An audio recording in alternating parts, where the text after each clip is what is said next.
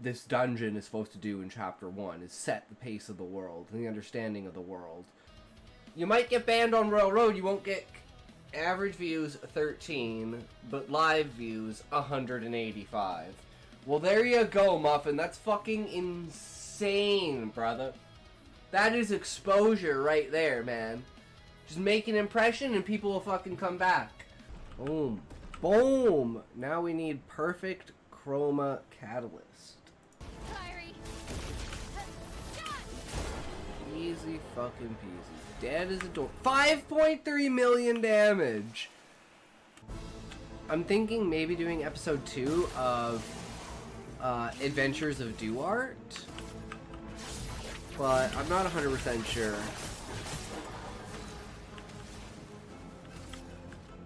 Lightning dance.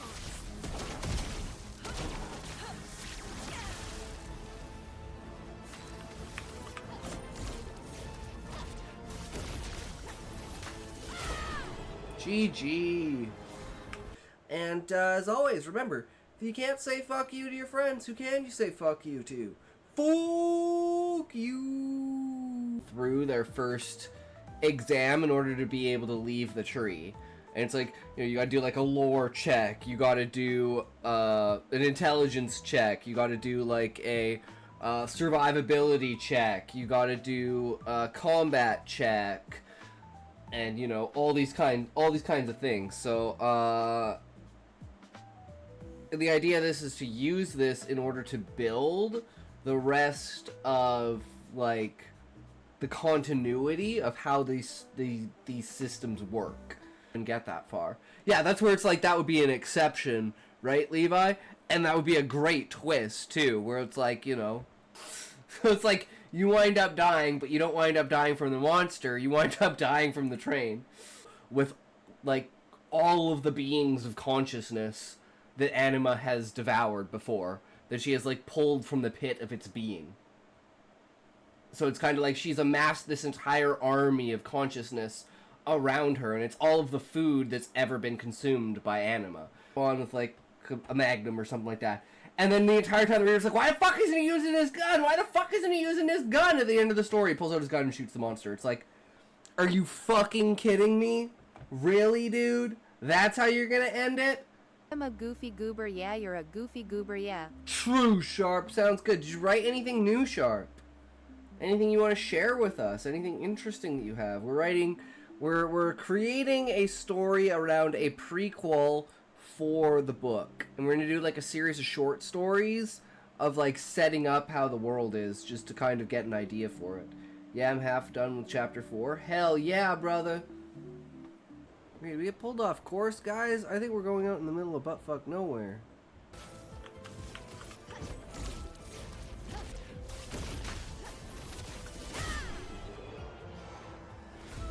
Only 5 million damage. But we'll leave it here. Anyways, thanks for watching, guys. Thanks for hanging out. Thanks for having fun. We fucked around and found out today it was a good time, but no worries about it. We got the game in, and that's what matters, right? So, hey, if you can't say fuck you to your friends, who can you say fuck you to? Fuck you! Like, the light from the lava pierces through the tree, like, and bounces like a mirror. So the bottom part, when you look down, is like orange and pulsating, kind of like rippling lava, right? And then above you during the day is like a bright yellow-ish kind of hue. And then at night, it's kind of darker on the top and just like super orange on the bottom. Like there could be the smell of the campfire. I guess that's one part. I'm just thinking now, could be changed. Maybe they have a meal of some kind. Like, I mean, the smell of burning from Torg being hit by a fireball.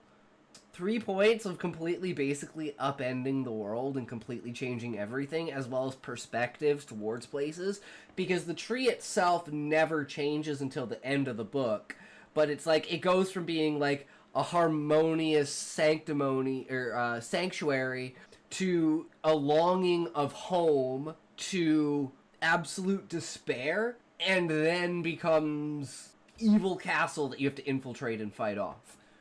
the only things we really have is that there has to be an adventurer's guild inside of the tree, and different branches of the tree at the highest point, because it's like an oak tree, so it grows to the top and then branches out from there, and then canopies. If there's an area that I have in my mind, it's because it's connected to the narrative. So if there's an area that we're creating, it's only to facilitate the rest of those areas. Such as, well, there has to be a crafting branch as well, because Husai has to go there. Well, there has to be a royal palace, because Husai has to go there. It better hit like a million. Woo! Only did 132k, but that was enough. That was enough damage. Hello. Goodbye.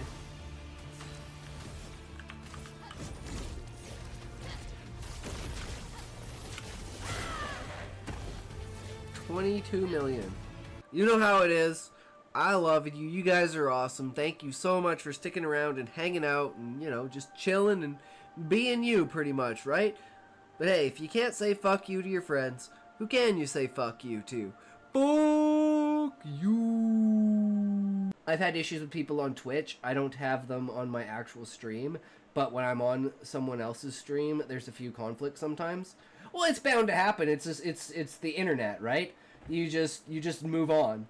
Sometimes you just, you know, just step away from the key. Like, it's unbelievable how many of your internet problems go away when you step away from the keyboard and put your phone down. He does mean dialogue. Yeah, because I think not a big dialogue fan. I mean, you've seen me, Levi. I don't really, like, I usually stick to one character in one story and try to have little dialogue as possible. So I understand you, but the book is going to be like fucking a shit ton of dialogue. Pass a mirror and see themselves. This is kind of cliche because Husai kind of does this. But it's in a different way. So when he goes into the Soulscape in chapter 3, yo boys, how's it going?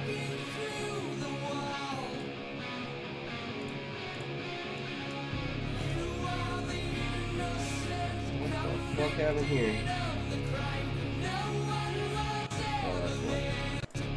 Fucking PS2 controller.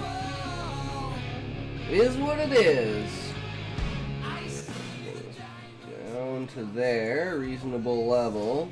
Welcome back, book buyer, and welcome Raymond Dow and Blessed. How are y'all doing today? Today's gonna be a little bit of a shorter stream. I work early in the morning. Sinister, welcome. And I figured out how to get restream to Twitter and Rumble without having to worry about like redoing the title or anything. Not well. Ellie is sick. Oh no, Book, is that one of your dogs? One of the Dooger dog Hindus? One of the poor guys?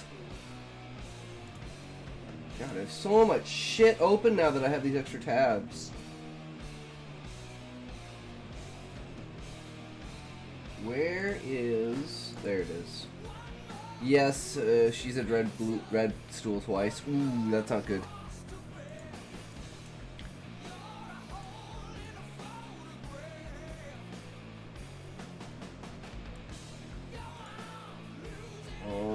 What else do we need? We need the notes. I'm not set up at all. But today, apparently, we're going down the old Netflix, good Netflix route. And we are analyzing story beats from Stranger Things. Going down the whole route of horror, boys! That's what it's all about. Notes on writing techniques on shows. It's just like from Netflix. Fuck it, we already know what it is. We know what it is. Everyone knows what it is, right? It's brutal. And you know what else is brutal? I found this out. So I've been using this program for for all of my AI generated subtitles, but apparently it doesn't work anymore. So I spent like 4 hours today trying to find stuff that does it for free, and I couldn't find anything. This basic bitch stupid streamer can't I'm even like, get are his you camera fucking right. shitting me, Fuck bro? freeze frames.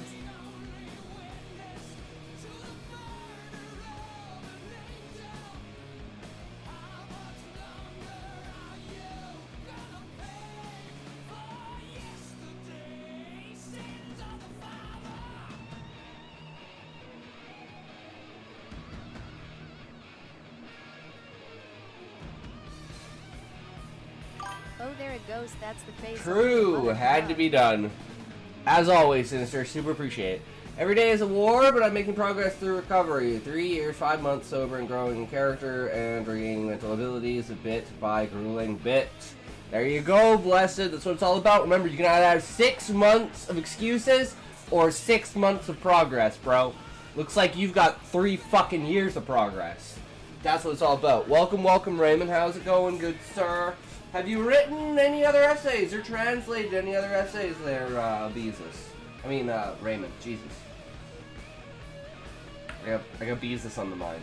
I'm summoning Beezus, guys. It is the summoning of Beezus. Just like we summoned Francis yesterday. We will summon Beezus. He will appear.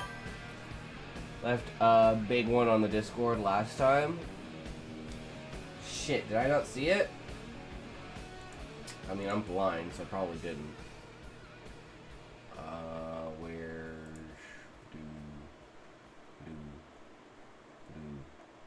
do. I thought I read this one.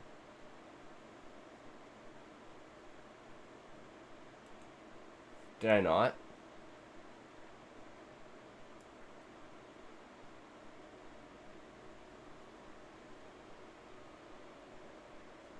No, I did not read this one. Okay, cry havoc and let's let the frogs of whore. True, Sean. Rip through those veins like no tomorrow. So guys, did you see what happened yesterday? It was a big day yesterday, guys. Big fucking day yesterday.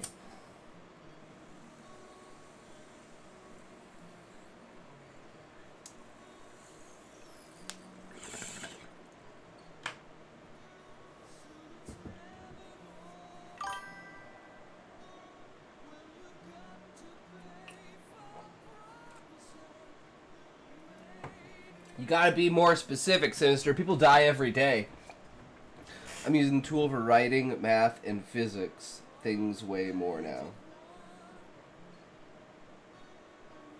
It's weird to use, though. Oh, you mean like...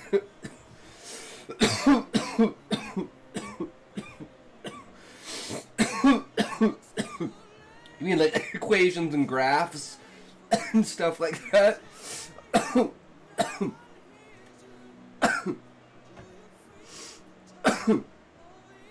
Prostitutes has military assets. Not for keeping the troops happy, but for attacking the enemy troops. How messed up would that be for a story?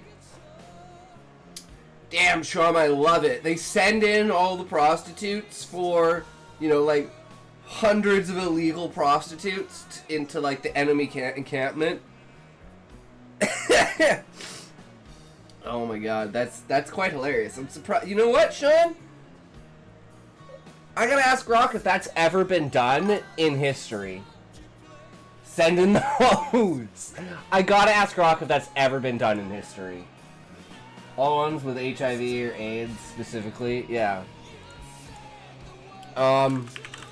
In the history of the human race, have we ever used prostitutes or the like to seduce the enemy en masse and then slaughter them with the prostitutes? I'm wondering if training the prostitutes is the number one thing. Send them nude. The ones who slap back the pimp. It's a violation of the Geneva Convention to use civilians in that manner. No, I'm talking, Sinister. Like, any point in recorded history has this been done. At least once. But yeah, I would believe that would be against the Geneva Convention. But the people that would do that are already breaking the Geneva Convention, most likely. So, in this case, I don't think that's a fair argument. Because it wouldn't be the good guys doing shit like that. It would be the bad guys doing shit like that. That's how you know America and the West is bad, because we did the same thing but with blankets to the natives. But you know what they say? The victors write the fucking histories. We should have just written that no one ever lived here. Guys, if we could go back in time, hot take, guys, hot take. We shouldn't even tell people that there were native people here. We should just say we found this land and no one was here. I think if people, like, I think that would have been the smart way to go, you know? Like, yeah, we found this land, there's no one here! Look how big this continent is! Look at this shit! Where'd you get those slaves? Oh, I don't know, man, they just appeared out of nowhere. In fact, it has happened that women were sent, who showed their breasts and screamed, which sounds like it would be scary. Research suggests there are no well-documented historical instances of using prostitutes or similar individuals to seduce enemies en masse and then slaughter them as a military tactic. The evidence leans towards such a tactic being more theatrical or fictional, with historical records focusing on other forms of deception like feigning threat retreats and psychological warfare. It seems likely that while seduction and deception have been used in warfare, specifically cases involving prostitutes in this manner are not widely recorded or recognized. So erase an entire culture's existence with theft and lies. Exactly, Sinister, just like everyone else in history. But for some reason, we stopped doing it when we created the West, like Canada and the United States. We're like, you know what? We're going to be better than the rest of the world. Well, you know what? That's not how the world works. That's why countries fall. I am suspected that humans originated on this continent and migrated elsewhere. That's why there isn't a local ape-monkey species, because humans are the apes. Damn, Sean! That's actually fucked up, dude. That is actually really fucked up, and it tracks. Why are there no native monkeys in North America? Dude, that's fucked. Google the mounds of Missouri. Dude, okay, but I know about like a lot of like burial mounds, but this one's specific.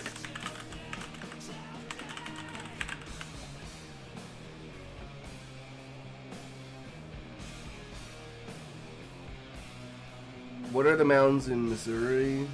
Yeah, these? Dude, we have these all over the place here. I walk past 4 of these to go to work. They are perfectly oriented to north, and I'm like, I bet you if I I dug underneath here, there's like some sort of native burial ground underneath these things. This is in a hill. This is a perfectly made mound. I should take a picture of them. It would be scary if they were spraying breast milk as well. True book. That's why some scientists still think Bigfoot is possible, because of how weird it is that there isn't a local ape species here. Yeah, isn't there a local ape species on every single continent? Dude, that is really fucked up. They're a theory of monkeys coming to South America very, very early on, floating on little pieces of land with trees. Interesting. But yeah, those mounds and shit, dude, like, that shit's fucked.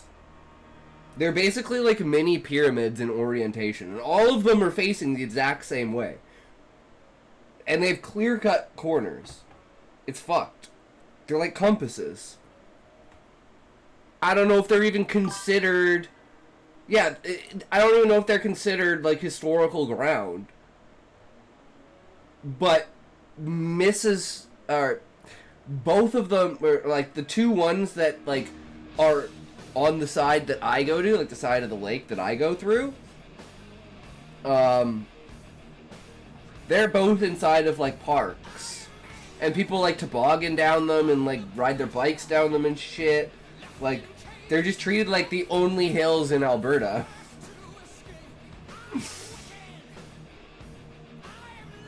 They had copper tools. Oh, I believe it. I don't believe...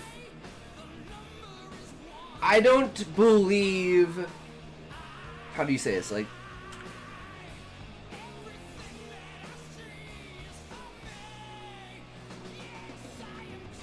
That's good. That Sinister, that might completely destroy the link, but...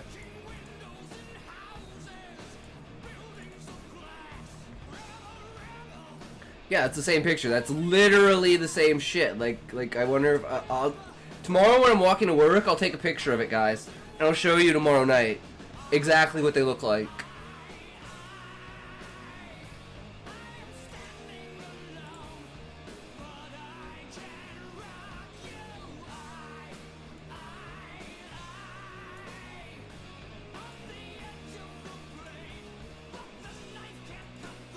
Okay, but hey, we fucked around. Let's take a token. Let's get into this. Stranger Things. Ooh. I had a dream where I was chasing a rabbit girl who was only terrified of me because my eyes were forward facing while her, as a prey species, were oriented to face forward. Once I caught her, she kept saying, "Please don't eat me." I naturally said that I was definitely going to eat her, but she'd enjoy it and probably want to repeat performance afterwards. Wow, that's crazy, Sean. I had this fucked up dream. I'm trying to remember because I was gonna say it on stream, but now I'm trying to remember what it was. I was like walking home from work, but it was like my old house, and I'm like walking home, and I'm like, oh fuck, I don't have my keys, and then it's like I'm walking up and the garage door's open and I see my sister there. And I'm like, oh, thank God, what are the chances? So, you know, I go into the house and it's like, there's like these 20 random people I've never seen before. And they're basically taking like all the furniture and everything out of the house. And I'm like, what the fuck is this shit? And then I woke up and I was like, did I just like astral project like my old house since like the people that bought it are now moving out? That would be really, really fucked up. So now I want to know if the people that moved in after us are moving now. And if they are, that's gonna blow my fucking mind.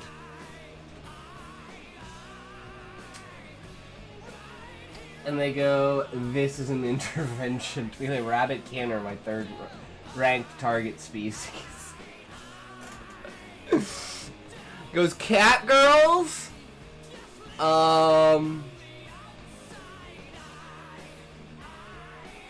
Fox girls, that's the other one. And then bunny girls. Those are the 3 top ones. 100%.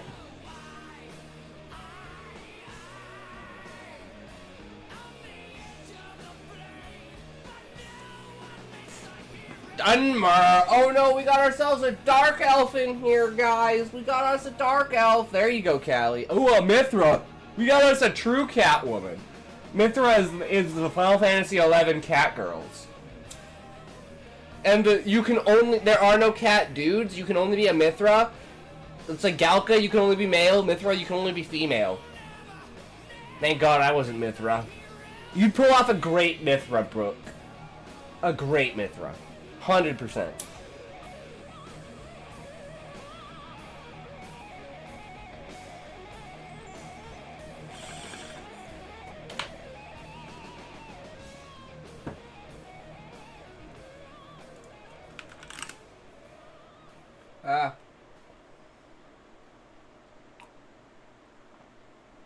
I've been slacking on my power level. 105%. Let's go. Today's gonna be a big day, boys.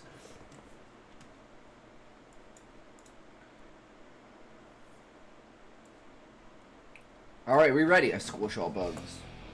Are we ready? As writers, I think we have a lot to learn from the first season of Stranger Things, so I'm going to break down 11 Stranger Things season 1 was techniques so that good. we can borrow for our own storytelling. And obviously it had to be a list of 11, right? 1. Use red shirts. So what exactly is a red shirt? Well, it's just a minor character that gets killed off early. And the term originally came from all of the characters in the first in the first chapter are red shirts.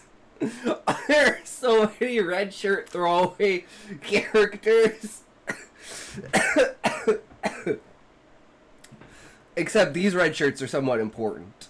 Star Trek, because everyone who wore a red shirt was a goner. Buy Now new in Stranger clothes, Things, noted. there are 2 examples of red shirts. I don't think you remember the first one, but I know you remember the second one. In the very first episode of the entire series, there is... Oh, wait. I missed Tanuki before Mousekin. Damn, I mostly wear blue and black. Yeah, I mostly wear, like, blue and, like, gray. Blue, gray, light, dark blue, and, like... Yeah, that's about it. A red shirt, Callie, is a character that is intended to die.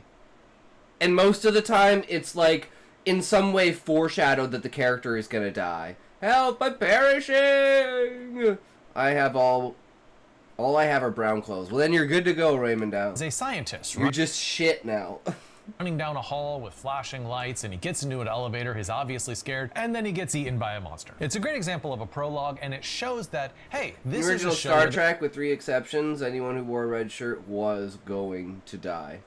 Yeah, that was literally how you could differentiate what you knew the important characters were. By their ranks, which was their shirt color. And you knew that all of basically anyone without a rank was going to die, which were all the red shirts. the stakes are high. Like, people gonna die. Now, the second red shirt example is a beloved character, Barb. Barb is sort of the counterpoint to Nancy, but really, a large part of her role... Barb, it was so brutal because Barb disappeared and it was like they eliminated her from the story. No one talked about her. No one said anything. No one tried to find her. She just fucking disappeared from that pool slide. And it was like the character never existed. That pissed me off. That they never even tried. It was like every character forgot about Barb. She's the most forgettable character. To be fair, most red shirts were security officers that would be at high risk. The Yoma, Scotty, and Ura. Ahura were the only exceptions. Looks like they didn't really cared about her. No, apparently they didn't, Raymond. The story is to die. But why? Why do you want to introduce a minor character only to kill them off? No, shortly I don't think afterwards? so. What but this does I is really it makes don't the think viewer so. or the reader more worried for the rest of your main characters. If they're willing to kill Barb, then they might be willing to kill Hopper, or Will, or Joyce. Basically, George R.R. Martin's the storyline and puts everyone on edge. The second technique we can learn from Stranger Things is multiply your antagonists. Closer to the non-red shirt, more likely to die. Fine book, but there's not going to I be think anything. writers usually Maybe when I put it on sale, no one's willing to buy it for money. 74.56, 162. Yeah, I do. It's shit. It's gone through its its period. Like, this is when you check it like once a month, right? You don't check it every day. Plus, it's not even the weekend. Like, you're gonna get your highest, most likely purchases like Thursday, Friday, Saturday, Sunday. Wait, it's Saturday. It is the weekend. It's Saturday. Okay. So it is technically the weekend. Okay, I'll give you that. Whoops. Shit. As writers, number 3, choose. No, we want there's number multiply your. Multiply your antagonists. Your antagonists. Okay. Let's count how many antagonists we have from the very beginning. So, first antagonist.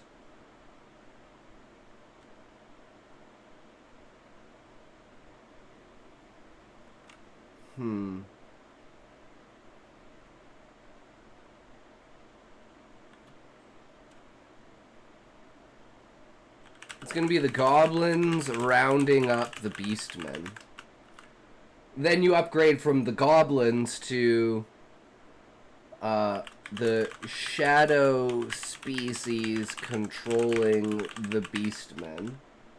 Then the reveal about Fafnir.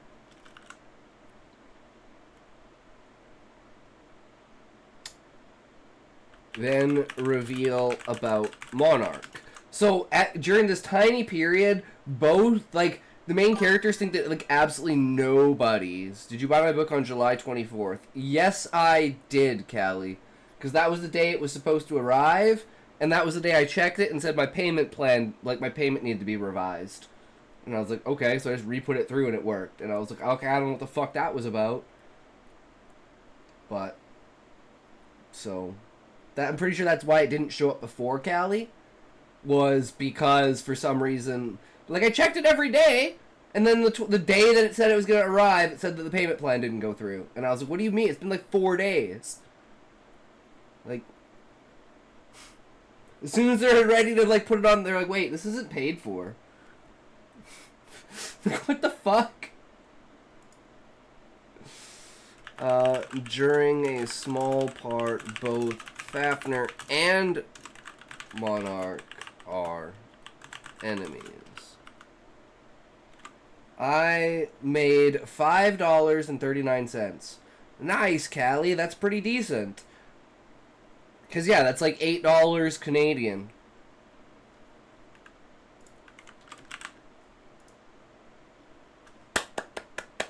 Write more and I'll buy more. How about that, Callie? As soon as you get To Be Magic finished, or To Be Music finished, like, I'm so excited for that one.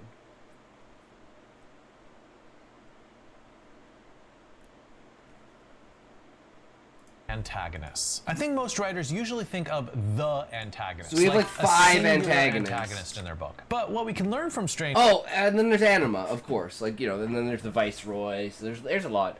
Good work, Callie. We're on ads, boys. It's ad time. Might save money to get a book designer. I mean, if you have the money, like we said, it's worth it. Like, to a point, right? Like, spending $300-400, but spending like $2,000 may not be worth it. But spending like $300-400, but then, just like Book Fox said, spending $3 or $4,000 to make sure your cover is fucking amazing is where it's at. Because I hate when people say, oh, don't judge a book by a cover. But, you know, if you can't make a good cover, who thinks you can make a good fucking book? So you better make a good fucking cover. Words of the almighty Asmon. Thanks, book. Thanks, blessed. Thanks, Atox. No worry, Callie. You know, it starts out small, but you slowly work your way up. And appreciating that small community is what gets everything else. Because then it's the more people you have, the more word of mouth power that you have, right? And the more people that talk about your stuff, the more marketing is, like, basically free. That's why I always talk about my book, because that's free advertising and building hype for the day that my book actually comes out in 20 years.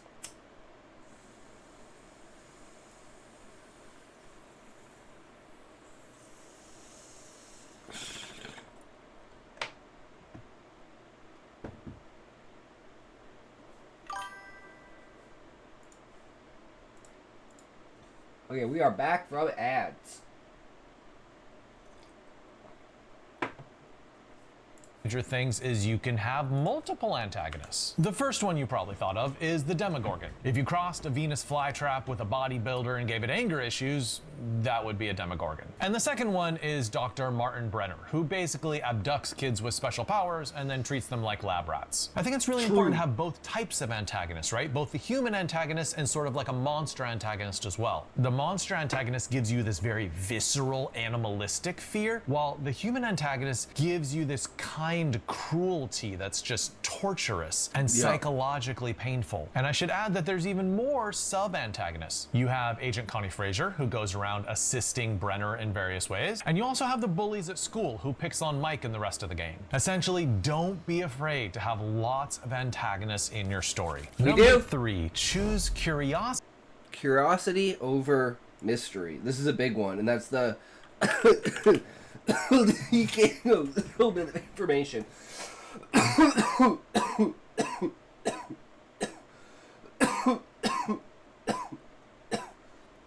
And that's going to be the curiosity factor that I unleash in the first chapter with the moon. Because until they get past the first mountain pass and get out onto the plains, past the canopy, you can't fully see the sky. So you would probably still think that there's a moon. But once you get past that point, or even maybe we could just do it, well, I mean, the lights tree, always using the lights tree as if it's the moon as a replacement until you get further away from the tree, and it becomes darker and darker at night, and at that point, it's like you're starting to realize that there is no moon in the sky. So it's not like immediately people are talking about, you know, there'll be like the plays and stuff like that and like talking about the history of the Beastmen, but it won't be like immediately thrown in your face. Some characters like, yeah, but there is no moon, right? Until you get out there and the characters are staring at the stars and, you know, describing what the stars look like, and you're like, aren't you guys like missing something? You know? And it happens multiple times, so it's not like, okay, well, that was a moonless night. It's like, no. Moon just don't exist. And it builds that curiosity of, oh, well, if the moon doesn't exist, then what happened to it? Because it obviously did exist, because we talked about it before. Instead of just being, like, not mentioning the moon at all. Because then people are like, well, maybe this world just doesn't have a moon. Right? And it's not as powerful a curiosity as saying, okay, well, people know what the moon is, but he's not showing the moon. The writer's not showing, or the author's not showing the moon, so obviously the moon isn't there. And there's no other light source than the tree itself. So obviously, there's something fucked up with the moon. And then looking at the landscape, you should be able to tell, okay, maybe the moon, like, I want the reader to be able to piece together that the moon fell out of the sky without telling them that the moon fell out of the sky. Just by the way of the environment of the world. To be like, this is too... Like, the characters think it's normal, but you, as a person that knows anything about geography, be like, that's not normal at all! What do you mean pothole fields? Where there's just, like, endless fields of craters. That's a little fucked up. Or, you know, like, mountain ridges that go in basically a complete circle. And then branch out in, like, almost like a star. Because of how the continents smash together. And I still need to figure out, like, at that point, would the mountains morph into one mountain? Would they just be two mountains together? So there'd be, like, this tiny valley between that you could, like, you know, some sort of cave system that goes through the entirety of the mountains and have some sort of beastmen maybe live in those caves. A skull island.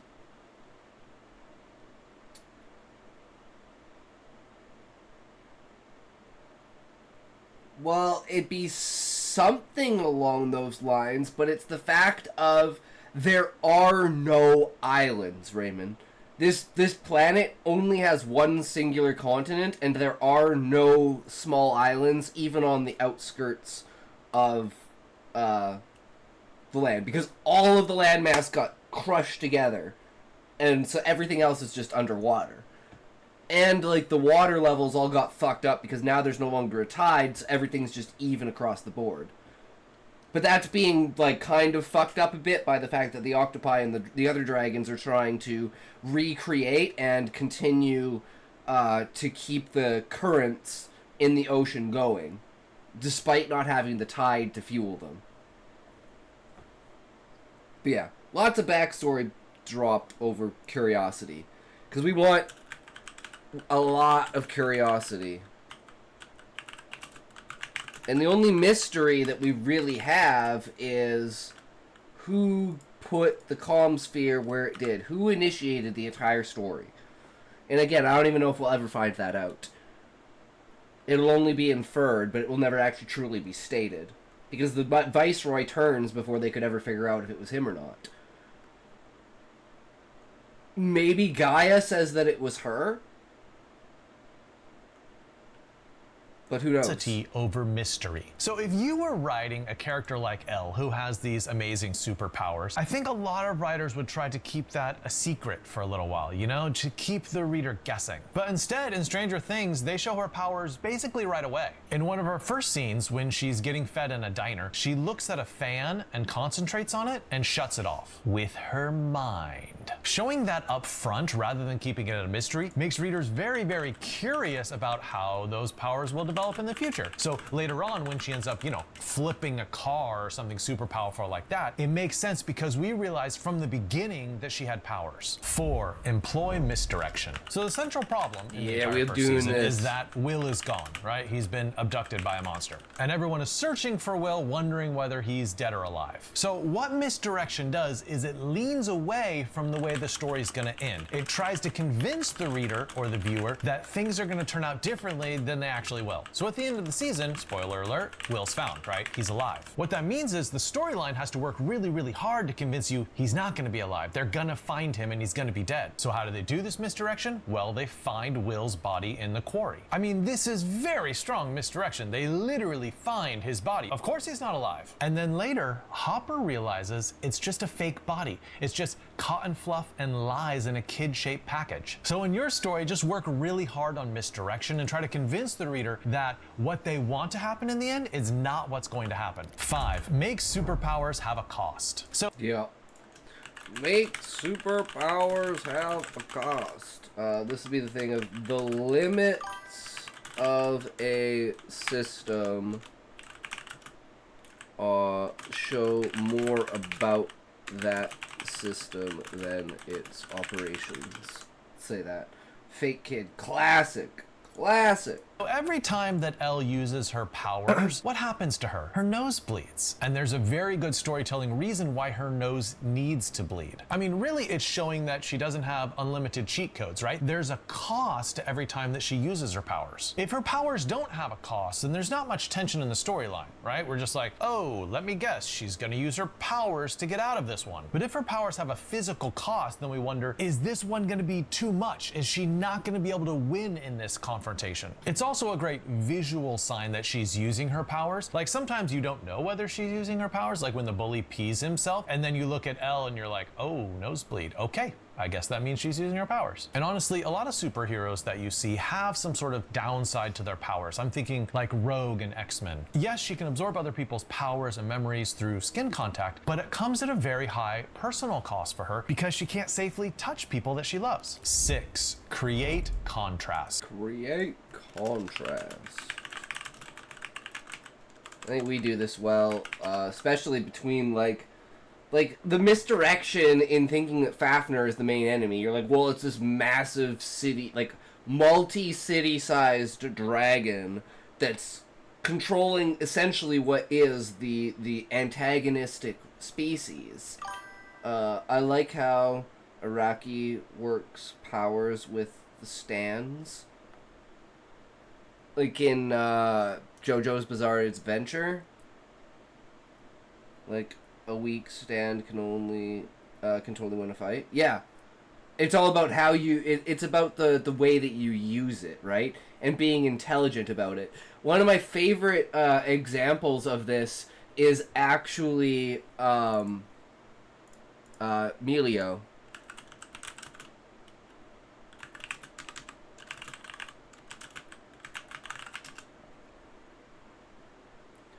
You think that, and the way that they described it too, that his power is, to basically phase through things, right? He has Kitty's power from X-Men, right?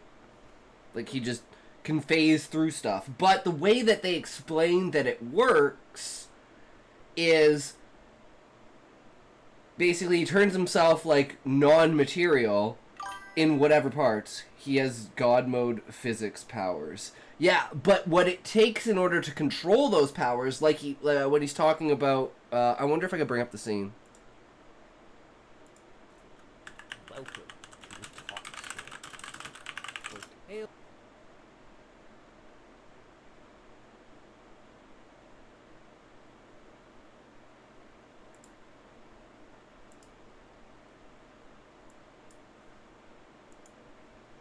いつ意外な緑やこの3日間でついた差を取り戻すんだ。しっかり揉んでもらえ。問題児いいね君。やった。UA トップと今の僕距離はどれ。せっかくのご好意ですんでご指導よろしくお願いします。今失礼。 And it's like it's so real the way that they do it too. 広いぞ。まずは遠距離持ちか。違う。ミリオの個性は決して羨まれるもの。スカウトを経てあるヒーローのもとであの男は俺の知る限り最もナンバーワンに近い男だ。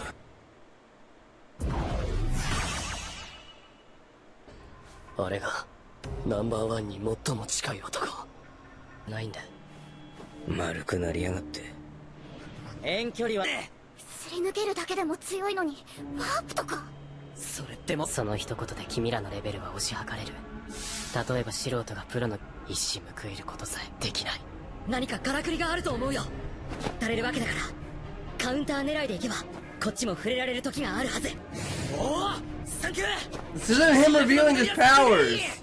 I'm like, where does he explain that his powers are actually like math? Looks like the jacked form of Tintin.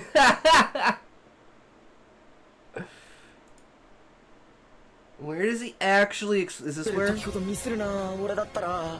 ビリッケツまであっという間に落っこちた。服も落ちた。この時に欺く何より予測が必要だった。 That's not really good. But anyways, the idea behind it is when he falls through the floor or something, he can't see, he can't hear, he basically loses all of his functions. Plus, oh, just releasing some anxiety. No worries, book. Feel free. And he needs to know what's underneath him. Because what if there was like a tunnel underneath him or a subway or something, he falls through the ground and then he's like, ah shit, and then he like gets shot back up and smashes into the roof or something. So you have to know like what's underneath. It's like, it's so much of a, his powers are so much of a mind game. And it's like, I think of like Goku when Goku switches bodies with the leader of the Ginyu Force. And the guy has no idea how to use Goku's powers because Goku is all about, like, you know, combining different things. You go Kaioken, and then you raise your power level, and all of that stuff. But it's like just not understanding that, you're pretty fucked. 568 Trisvigentillion 947 Duovigentillion 320 Unvigentillion 956 Vigentillion 872 Novemdecillion 960 Octodecillion 874 Okay, guys, on the count. Septendecillion 896 Sexdecillion 752 On the end of the TTS, we're all gonna scream in chat, okay? Decillion 750 Duodecillion 293 Undecillion 670 Decillion 923 No. Ga.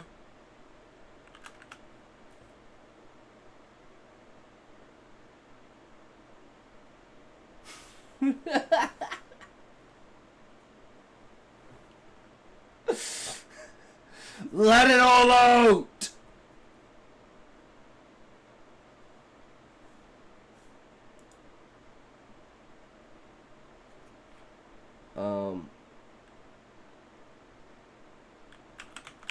Psychological moments versus physical moments. There we go, guys. Do you feel the energy rising? Do you feel yourself getting grounded by your revelations? To the point you're like, yes, I know what to do now. It was all just a clog in my head that needed to be turned. first. There is a great scene in the first season where there is a contrast between Barb getting murdered by the Demogorgon and Nancy's little smoochy going on with Steve. Now, the innocence of that romantic scene makes what's happening to Barb even more horrific. And you want to look for places where you can do that in your own fiction to smash two very different storylines together so that the contrast is really sharp and really makes a distinction. This reminds me of the scene in the second Matrix when you have the machines burrowing down and trying to kill all the humans, and you also have Trinity and Neo making love. And it's such a wonderful contrast between like the rigid duty of machines and the possibility of affection and love with humanity. Now you might be thinking, oh, this is only a cinematic technique, how do I pull this off in a book? But I have read books where you'll have a paragraph where every single sentence alternates to a different scene. For example, one sentence describing the sensory aspects of the scene, and then the very next sentence is more like a philosophical pondering on it, and then back to the sentences, and then back to the philosophical ponder. Or you can do it with two completely different scenes. I like and every those ones, sentence the is long jumping ass awkward between the sex two. scene in the 7. Matrix. Offer love triangles. Yep. So weird. Offer love triangles. So Nancy is torn between Steve, who is kind of a douchebag but has amazing hair, and Jonathan, who is kind of nerdy and dweeby, but he is exceptionally kind. Now, whenever I bring up love triangles as like a good strategy for writers to employ, I always get a lot of pushback. And I think it's because readers have been burned by bad love triangles. Yeah. And by bad love triangles, I just mean ones that manipulate the reader rather than being organic choices between two options. Anyway, I am holding firm to my line. I really do think love triangles are such a fantastic device, and you should use them in all of your fiction, whether you're writing romance or Baby not. But what a love triangle does is it babes! gives anticipation Oh my to the god, reader or what's to the up? viewer. How's They it want to going? know. Thank you for the raid. How are you? My alerts are kind of fucked for some reason. The sound on them reset, sadly.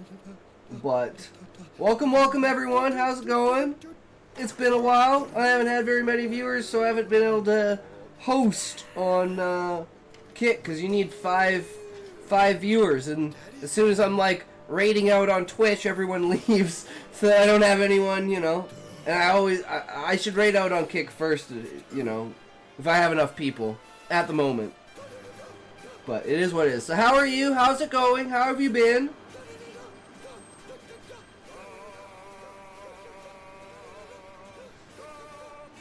We published a smut book, and we sold some copies.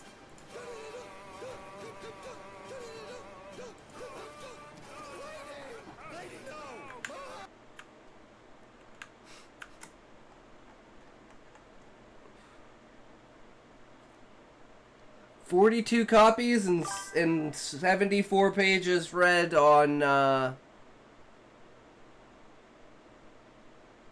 whatever the Kindle Unlimited is, or whatever.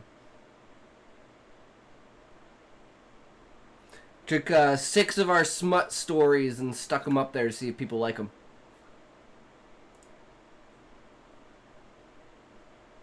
But right now we are talking about 11 writing techniques from Stranger Things, and it's kind of funny because we're kind of talking about sex. Who are they gonna choose? We're doing and love the arc of this triangles. love triangle is turning away from Steve and turning toward Jonathan. Bad love triangles often don't have that story arc. They usually present two options and then just keep us there in limbo for as long as possible. 8. Use a theme. So the strong theme in Stranger Things, as you probably know, is Dungeons and Dragons. On a marketing side, this is genius, right? Not too bad, thank you for asking. No worries. Yeah, our new short story, I watched PBS Space Time, so I need to knock off. Hope you're well. Oh, I'm doing fantastic. It's just another day, and we're doing great. Thank you for asking. Hell yeah. No worries, have a good night. Take care, sleep well. Thanks for the raid again. Appreciate it so much. And again, welcome everyone. Right? Because it provides a very loyal fan base. But it also provides all these different layers of interpretation. You have the Upside Down, which is kind of like the Plane of Shadows. You have monsters that they name with terms from Dungeons and Dragons, like the Demogorgon, like the Mind Flayer. So what this does is it creates this whole mythology that enriches the storyline and allows people to sort of geek out online and be like, ooh, look at all these fun things that I found. Look at all these different ways you can interpret the story, not in terms only of itself, but also in terms of like the original source material of Dungeons and Dragons. If you can find some source material like that for your book, I would recommend that you use it. Final Number Fantasy. 9, be 100% Final Fantasy. 9. Be nostalgic. nostalgic. Don't be afraid to fully embody a time period in your book. Stranger Things goes full force into 80s nostalgia. There's no cell phones, they're biking around in the dark. There's Cold War fears of Russian spies. And of course there's Agos, Lego my Ego. Not only that, but we have a ton of allusions to movies of that era. We have tons of E.T. references, like when they're trying to bike away from the agents in the vans, and then L flips that van. You have allusions to movies like Jaws, which if you read interviews with the writers, they say that Jaws actually inspired the Demogorgon. You have touch points with movies like Goonies. I mean, Dustin as the comedic relief is very Goonies-like. And there's also some Stand By Me vibes. So really embrace the time period that you're writing in and find ways to make it feel like that time period. Problem with the time period thing is in this fantasy world, right? But it's still, like, we have kind of the idea of cell phones with, like, comm pearls and stuff like that. So communication is widespread. That magic facilitates that, but there's no technology. But magic is the facilitation of it. And then when you enter technology into it, it almost becomes not quite sci-fi, but just, you know, that clash of technology and magic. You are in right? for it now. We're not sweetheart. going to space, but we Take do those have sexy basically glasses off like a spacesuits good because girl. they're underneath You don't water. need to see what happens next. Thanks, book. I appreciate it. Yeah, I don't need my glasses, guys. It's completely okay. There's no worries whatsoever. I can get by without them. We'll be fine. And don't be afraid to allude to a lot of other storylines as well. 10, Which is why, like, with the plays and dances and stuff like that, and especially with Varius, like I said, I want him to be like fucking Shakespeare. The Shakespeare of his time. So he, like, talks completely differently, and I literally want to, like, make him talk like Shakespeare writes. With, like, the old English kind of style to it, and, like, misplaced words, and, like, fucking up the sentence as much as possible to make the sentence feel, if that makes sense. So that'll probably be one of the hardest characters to write. I miss But my I think sexy it's probably, librarian. like, You my can put favorite those sweet character. sight setters back and play slut. If I can do that character properly. The true power of a bard and the support carry. Because, like, in games, like, I'm always the support. So it's kind of like my self-representation of what a support truly embodies in a party, and how people always downplay what the support does. Do not drink water. Do not Smokey, welcome. Welcome. How's it going, brother? How are you, buddy? How's Have your another day Coke. going? Welcome. Smokey, you missed yesterday. Yesterday was fucking badass as fuck, and again today. Actually, you missed it. We just got a raid from Amy Babes. But yesterday we got a raid from someone named Lucia W. Well, we were playing Sekiro. That was fucking badass. We've been popping off, boys. I wouldn't raid me either, Smokey. You know who I would raid? People forget the supporting characters dictate how main characters move sometimes. Yeah. The Delinquent. Welcome. How's it going, brother? Wow, someone on Kick. I know, right, Smokey? It's phenomenal, because, like, literally, I'm the only one who's ever on the writing category, and you're the only one who watches me, Smokey, and you don't even write. So that goes to show, like, how dead the writing category on Kick is. But that's okay, because Rumble doesn't have one, and neither does X. So the only platform I stream on that actually has a writing category is Twitch. Which is kind of ridiculous. Which is why I actually made a tweet earlier to Roach Ranch, which is Asmon's thing.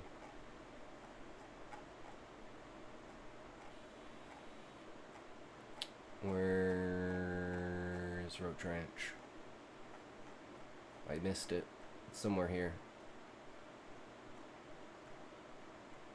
So many words but not much token. Yeah. If Asmund ever gets around to improvements of Twitter streaming, please add a category for reading and writing. I know it's a niche, but it doesn't have to be. Love you. True.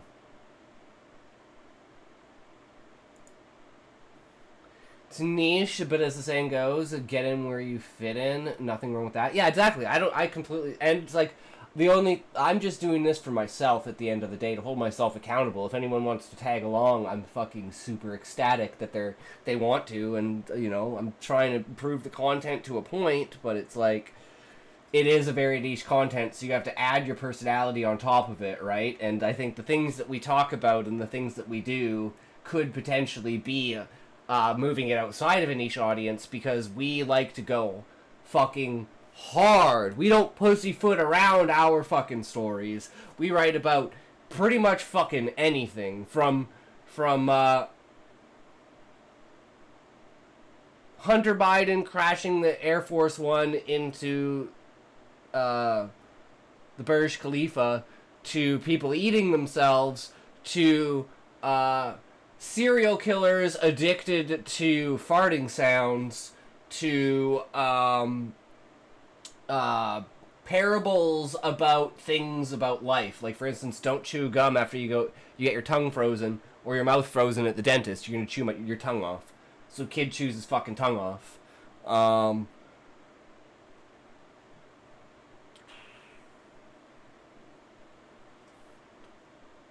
Story about addiction, I guess, for like cryogen, for like being addicted to like small things and numbers, like gainings, like you addicted to like your gains to the point that you don't ever use them. You only use your means to gain more means.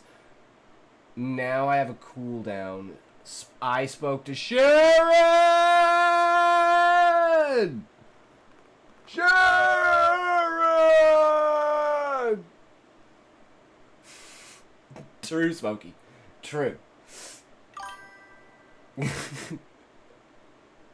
Fucking ad breaks. Okay, we're on an ad break. She told me to contact him.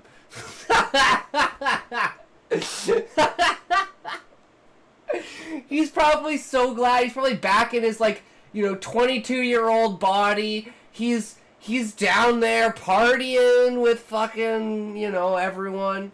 Having a good fucking time of it. Being the king.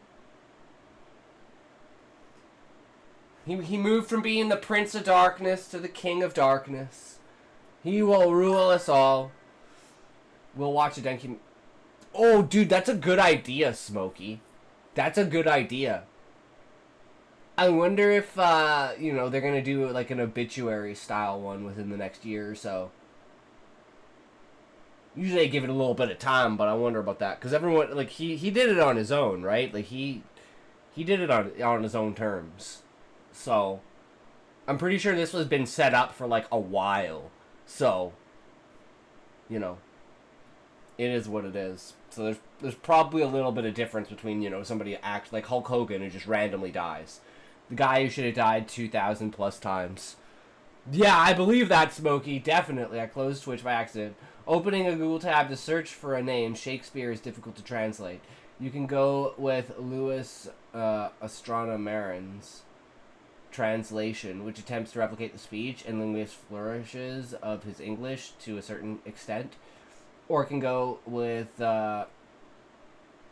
Mendez Y. Palaio's translation, which is simpler, but that one simplicity shows how clean Shakespeare's style is. I just meant, Raymond, you know how I do like really fucked up set, like this would be Various talking. Let's see. This is Various talking about let's say using a flute versus using a harp, let's say.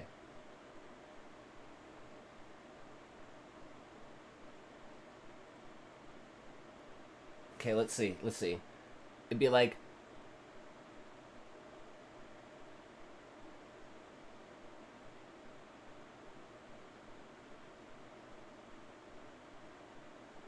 Like, the validation of note upon this threshold thrives in each one, yet upon for the winds that blow within such a chime shall call not the strings plucked on that which I call mine.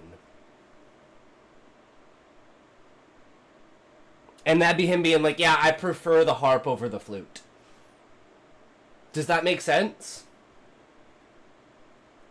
But very, like, very esoteric and romantically out of place, right? Just, like, completely fucking random. And he only does it, like, sometimes. What is the Discord link? You can do exclamation point Discord. Not that interested. And, yeah, feel free to drop in the public stories, anything you want me to read, and in the Writers Unleashed community, feel free to promote anything that you have. 1989-ish? So you have been lying. Now makes sense that Like, goes super, broke for his speech. Yeah. I'll say it. Her 3-pack-a-day voice? And it's gonna be, like, all over the place, too, to the point that you, like, this character is, like, super fucking hard to understand, and even the other characters with, like, translation, like, things, is still like, what the fuck is he talking about?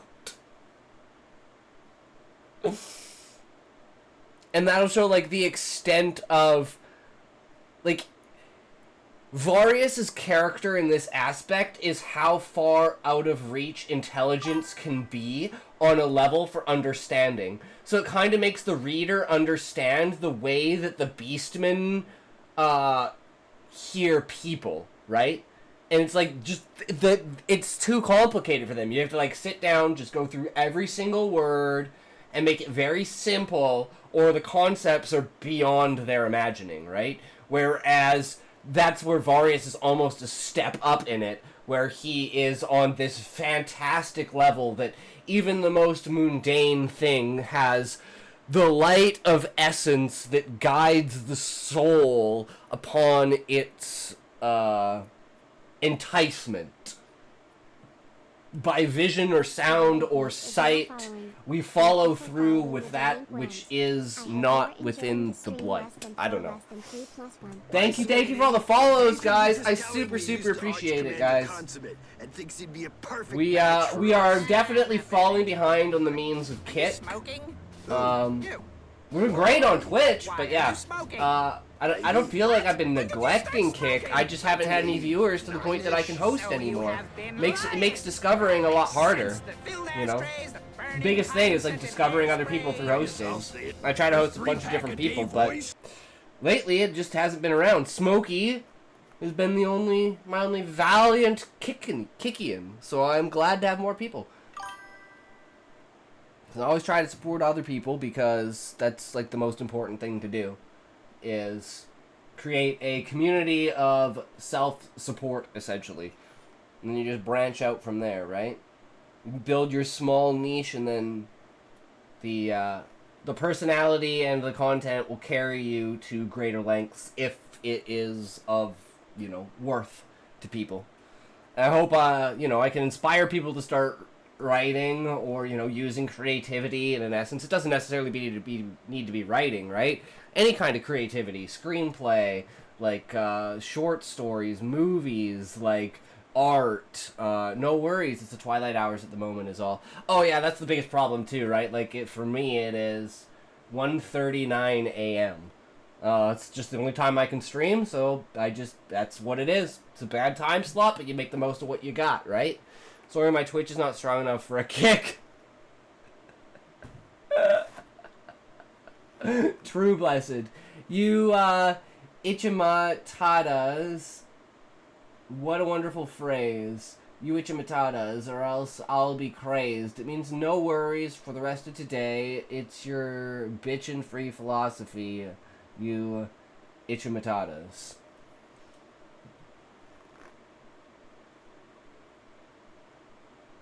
True, Sean. There can be only one. The Ichi.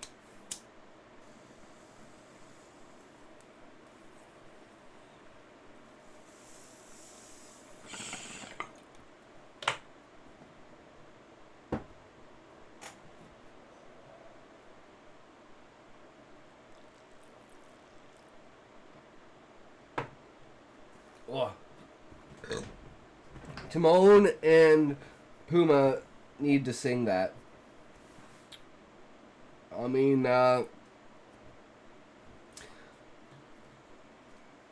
wait for AI and then you can do it yourself. Give it 5 years. Alright, what's number 10, guys? Number 10. Let's find out. Unite your diverging plot. Unite your diverging plot lines.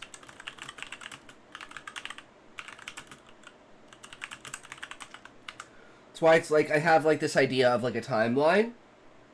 So there's just like this. Here, I'll give you guys a representation of it. Basically, we have a line, and then on that line, on the top, you have all of the main plots, and they'll pull away from it and do their own thing, and then come back down. So one's opening and one's closing, and you'll have a bunch of them kind of, you know, going like this throughout the story. And these are like, you know, for instance, like this is the attack on or this is like the discovery of the Beastmen hordes. This is Hello, preparing it for is the I, your attack on beloved King Garuda. Julian, and I shall be your therapist for Rude. today. Now tell me your problems. Wait, I've heard enough. The problem with you is that you are not ME. I think we've made a real breakthrough here. True, Sean. That's what it's all about.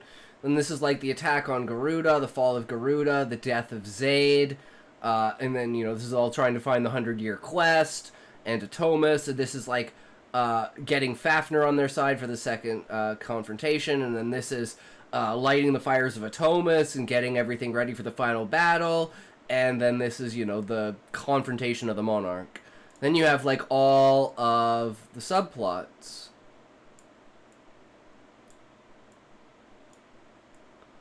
And if there's any plot that goes like this,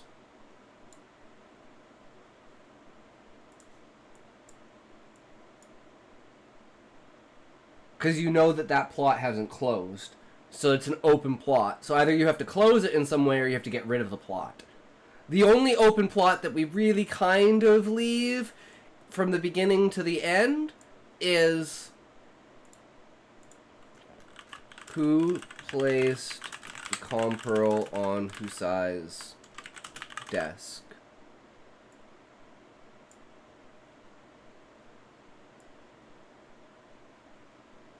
I guess it's not gonna freaking.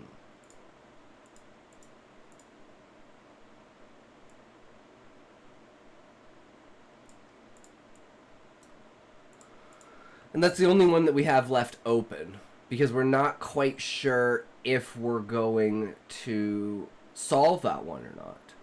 That'll just be like the open mystery throughout the entire thing, that you have assumptions and inferences for, but you don't actually know who did it. Lines. What's great about Stranger Things is you have a lot of different plot lines, but everyone is very busy and active trying to solve the problems in their own ways. For instance, you have Jonathan and Nancy buying monster fighting gear and then going out and trying to find this monster. You have Mike and the boys going out and investigating mysterious areas with Elle. And then of course you have Joyce, who set up all the Christmas lights and is trying to like contact her son through this very seance-y way. But eventually, and this is something you have to think about, literally, is when you have all these different storylines, at what point do those storylines converge? And how do they converge? And where do they converge? At one point after Jonathan gets in a fight, he and Nancy end up combining their knowledge with Hopper and Joyce's knowledge, and suddenly they're a little bit closer to solving the problem. But I will say that you need to be very careful about where this takes place in the storyline. Their pooling of knowledge takes place about 3/4 of the way through the storyline. And here's our very last one, number 11, in honor of 11, how not to botch a cliffhanger. So I hear all the time about how not to botch a cliffhanger.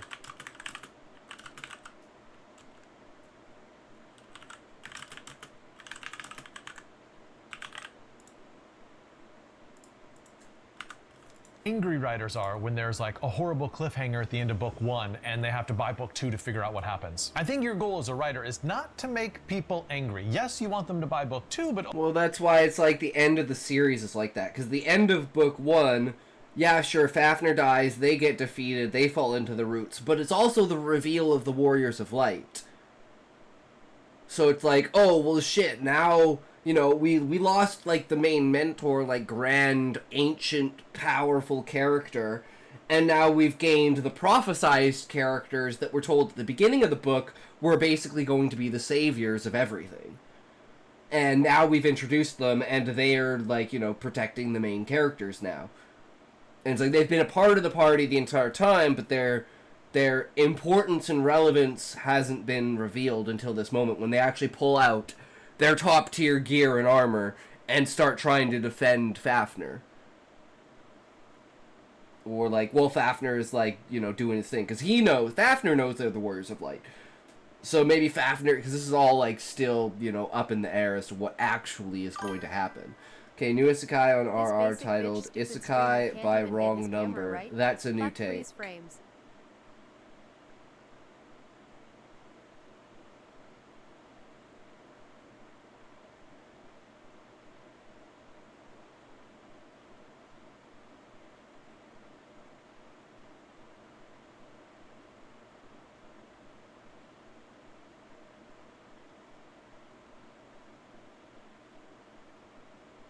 Oh, there it goes. That's the face. True. Wrong number. Phone the wrong number and you wind up in the wrong universe.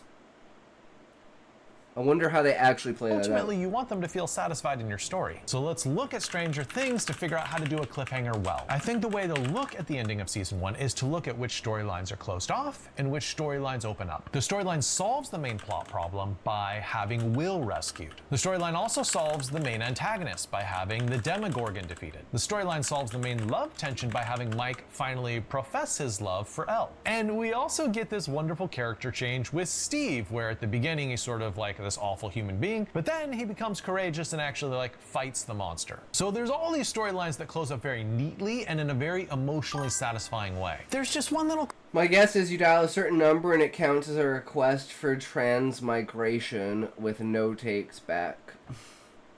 cliffhanger. Will's in the bathroom and he coughs up this weird mucusy slug-like thing that's from the Upside Down. And so we're wondering like, oh, what does that mean? Is it a cliffhanger? Yes. Is it an emotionally abusive cliffhanger? Absolutely not. We wrapped up all the storylines with season 1, and yet because of that little mucusy snail thing, we're still looking forward to how season 2 will develop. I hope analyzing Stranger Things helped you solve problems. True. Alright guys, another video done. So that's Book Fox. Go check him out, give him a like, give him a view, give him a comment if you like the video. Always appreciate giving support to other creators. And this guy has helped us a lot with improving our writing. So, he is a teacher and a professor and an editor, so... Have a question for anyone in here. Alright, Sinister, let's do this. What is it, brother? I guess I should pop these in here as well, just for, in case there's anyone out there, you know? You always gotta believe. It's all about belief. So, yeah. So we passed this test. Another one done. Smash. Next question. Has anyone in here ever contacted a literary agent? No.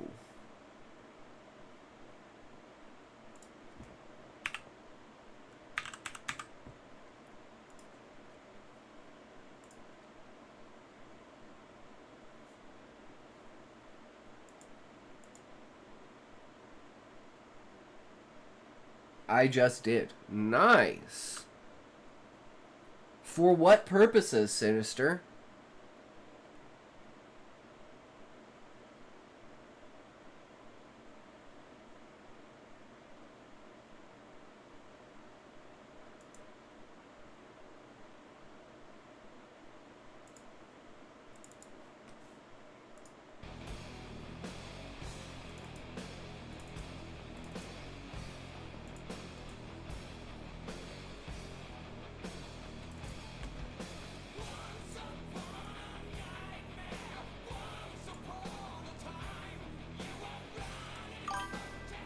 To get my works published in a more traditional publish house, and also take my works more widespread.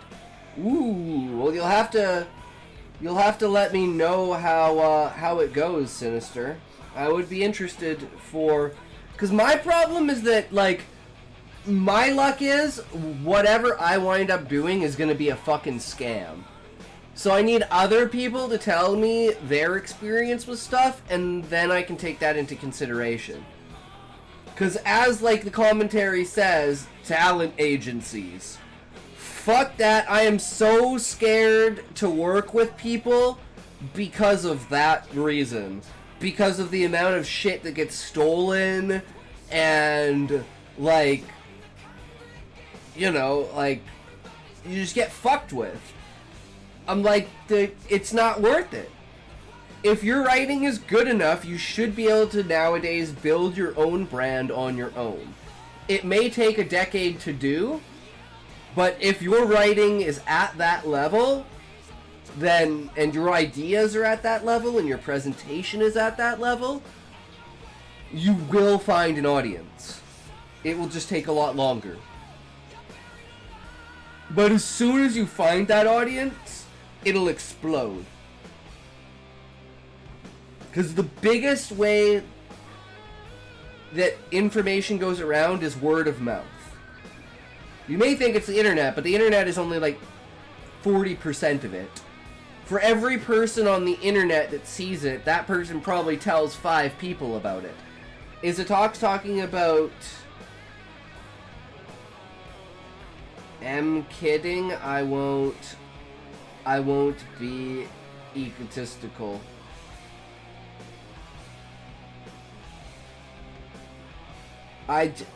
Wait, what, Callie? I'm super confused. Not to mention AI scrapers are trying to quietly steal stuff on the fly, hoping no one will notice. Yup, we figured that out because everyone here's physical copy of their book is being sold on eBay by random bot accounts. What is it? The Writings of Curtis. I can never remember how to spell it. It is just Devore. This is being sold by a random thing. Yeah, I know, Sinister, and I'm pointing out to Delinquent. Oh, Delinquent! I love your name. I just figured that out. Delinquent. Oh, I fucking love play on word names, dude. That's great. But yeah, this has sold 2.8 million items, and it's selling basically every single fucking book there is. And it's like literally probably all 100% botted. It's literally got Stephen King on here. So yeah, that shit is fucking real. I don't have a physical copy of any of my books, so none of mine are on there, but mine are just on Kindle.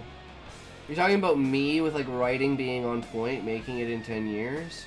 Callie, I don't think it'll take you 10 years. I think your writing would take like 5 years. But I think your writing is worth investing in, Callie.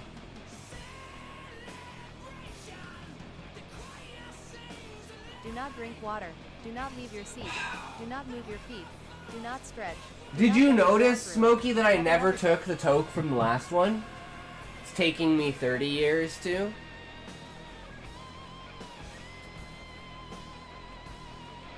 Tech companies want to put their hands up and play dumb when an AI steals art or writing. And that's just what, Delinquent, you're just gonna, that's why I think my take on it is you just have to get used to it. And my thing is, every story has been written except yours. So don't worry about someone, like, stealing your idea or something like that, because even if they do, they're not gonna write it the same way that you're gonna write it. So even if, like, you know, all stories fundamentally go back down to, like, the basis of, like, 15 different stories, right? Those are, like, the basic, like, underlying universal themes of reality that sell because they're so inane to the human, like, understanding of reality. Like, hunger, conflict, desire, betrayal. right? Pessoa fucking died, and years later they found a box full of his texts, became like the most important writer of his country. Yup. That's the same thing true, is writing for yourself is more important than anything. Or a mentality that is positive in your mind towards that. True, there are good stories and there are watered down variants of it. Exactly. And like, slop shit sells. You put enough money into marketing and slop shit will sell. And you will make your money back. It's just you gotta spend money to make money. Chair dance. Itox will now dance for you. Please fully enjoy this immersive experience. True, Smokey. That's what it's all about, brother.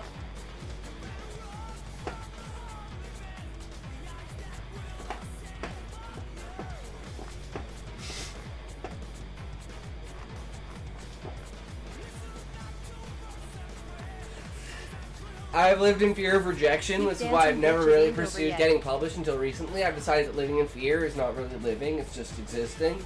You know what's funny about that, Sinister? We were literally watching someone today on a Rumble podcast talk about how his fears were holding him back forever, and now he started this podcast and everything, and I was like, yep, that was me for 8.5 years. The fear of it. And then I started streaming, and look where we are now. I lizard you. Okay. Okay, Smokey, don't quite know what that is. For every bad writer, there's hundreds of bad readers. Slop is eternal. There you go, Raymond Dow. That's a good way to put it. What is the demographic you're trying to go for with your stories, right? And like I said, my stories are like philosophical parables of reality mixed in with like that underlying theme of, you know, the universality of life, like addiction or something, right?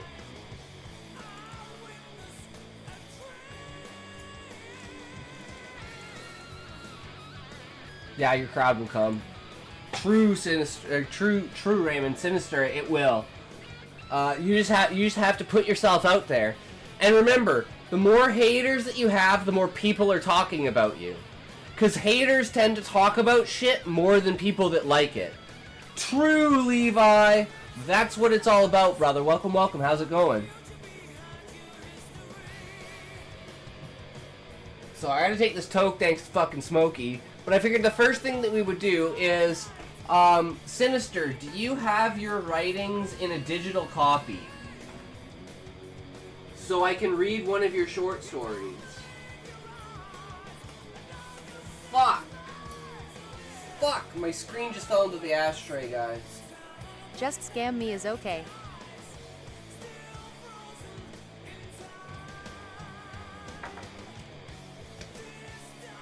You like being scammed, Smokey. It's okay. That's why you do it.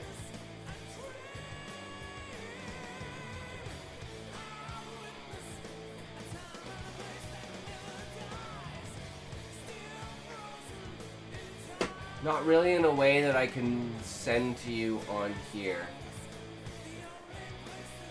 You have the book. Yeah. It's just, if I read from the book, you guys can't read on screen. And I like having it on screen so you guys can read along. Because I'm sure, guys, don't be afraid to say it. I'm sure when we're reading, there's someone out there who mutes the stream and reads the story themselves. Don't be ashamed if you do that, because I would do that. I'm just going to start from the beginning and I'm just going to read through the entire book. Just go one story at a time.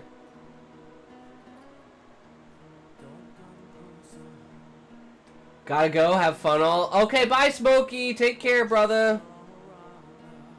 I just like to hear you struggle with some words. You mean all words, Raymond? All words? Oh shit, that's a long one. How long is the first story? If it's like 30 pages, maybe we'll take it in chapters. you know? Like, 15 to 20 pages is like what I would consider like long, right? So it's like 30 pages.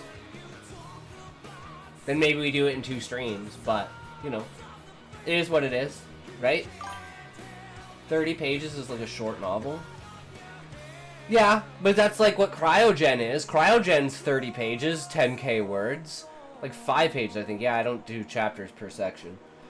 Blessed. Glad for you, I'm recently born again. I am on day 3 of memorizing the meanings of the Bible.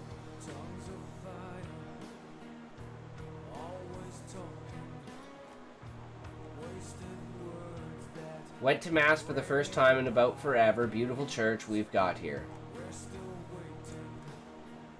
By the way, I'm translating this short novel, so when it's ready, I'm gonna send it your way. Hell yeah, Raymond. That's what it's all about, brother. Fuck yeah.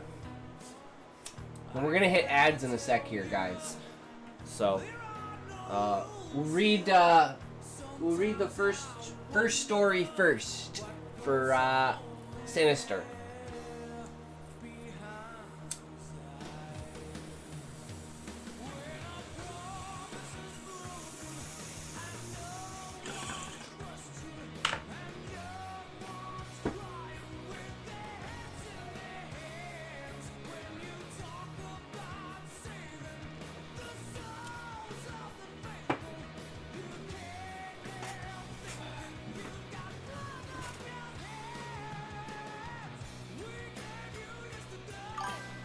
I really think you should start with a different one. Too bad, Sinister. I'm starting at the beginning. I'm just going through them, which reminds me, I gotta get bookmarks.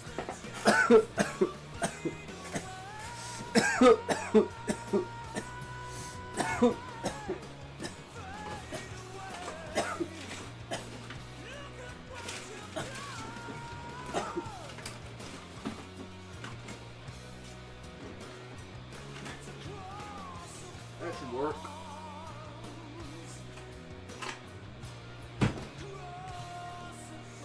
Easy peasy. So I sent you suggestions earlier in Discord. Since it has one note, I added that to translate because it's a funny one. Alright.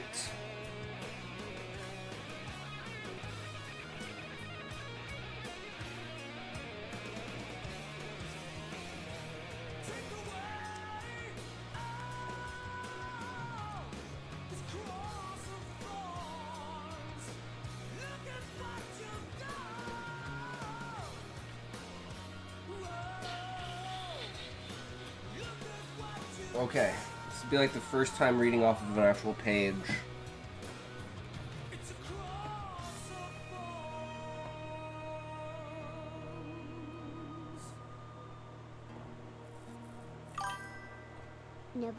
Nobody cares for you! Thank you for the follow, good sir. I know, right? You know how much no one cares for me? Hatred was just telling me he used to Arch Commander Consummate and thinks he'd be a perfect match for us. I'm not that interested. Where is it? Are you smoking? This streamer is You. garbage. I don't want these L-channel Why are points. you smoking? Maybe. What? Wow. When did you start smoking? My name is Buddy. 9-ish. So you must be right. Now it makes sense that this ashtray I love the is name. It's so great, bro. Yes, I'll say it. Her 3-pack-a-day voice. Like I said, I love pun names. No, I'm just garbage. Don't worry about me. Nobody cares for you. That's a fucking awesome name. This streamer But is that garbage. says I don't something want about these your state L-channel of mind. points. No, I just love the name. Because I love names that are puns. The essay I left on Discord is kind of long too, like 8,000 words. No worries, Raymond. We can get through it. Although it is supposed to be a bit of a shorter stream today, so that might be the only thing we do today, but still. Off topic, but does anyone have a good reference for how to do good market research to find opportunities in the market and demographics, psychographics, interest graphics? Blessed, I just use Grok for all of that. Grok is your number one, or ChatGPT, or your number one go-tos for shit that you don't know.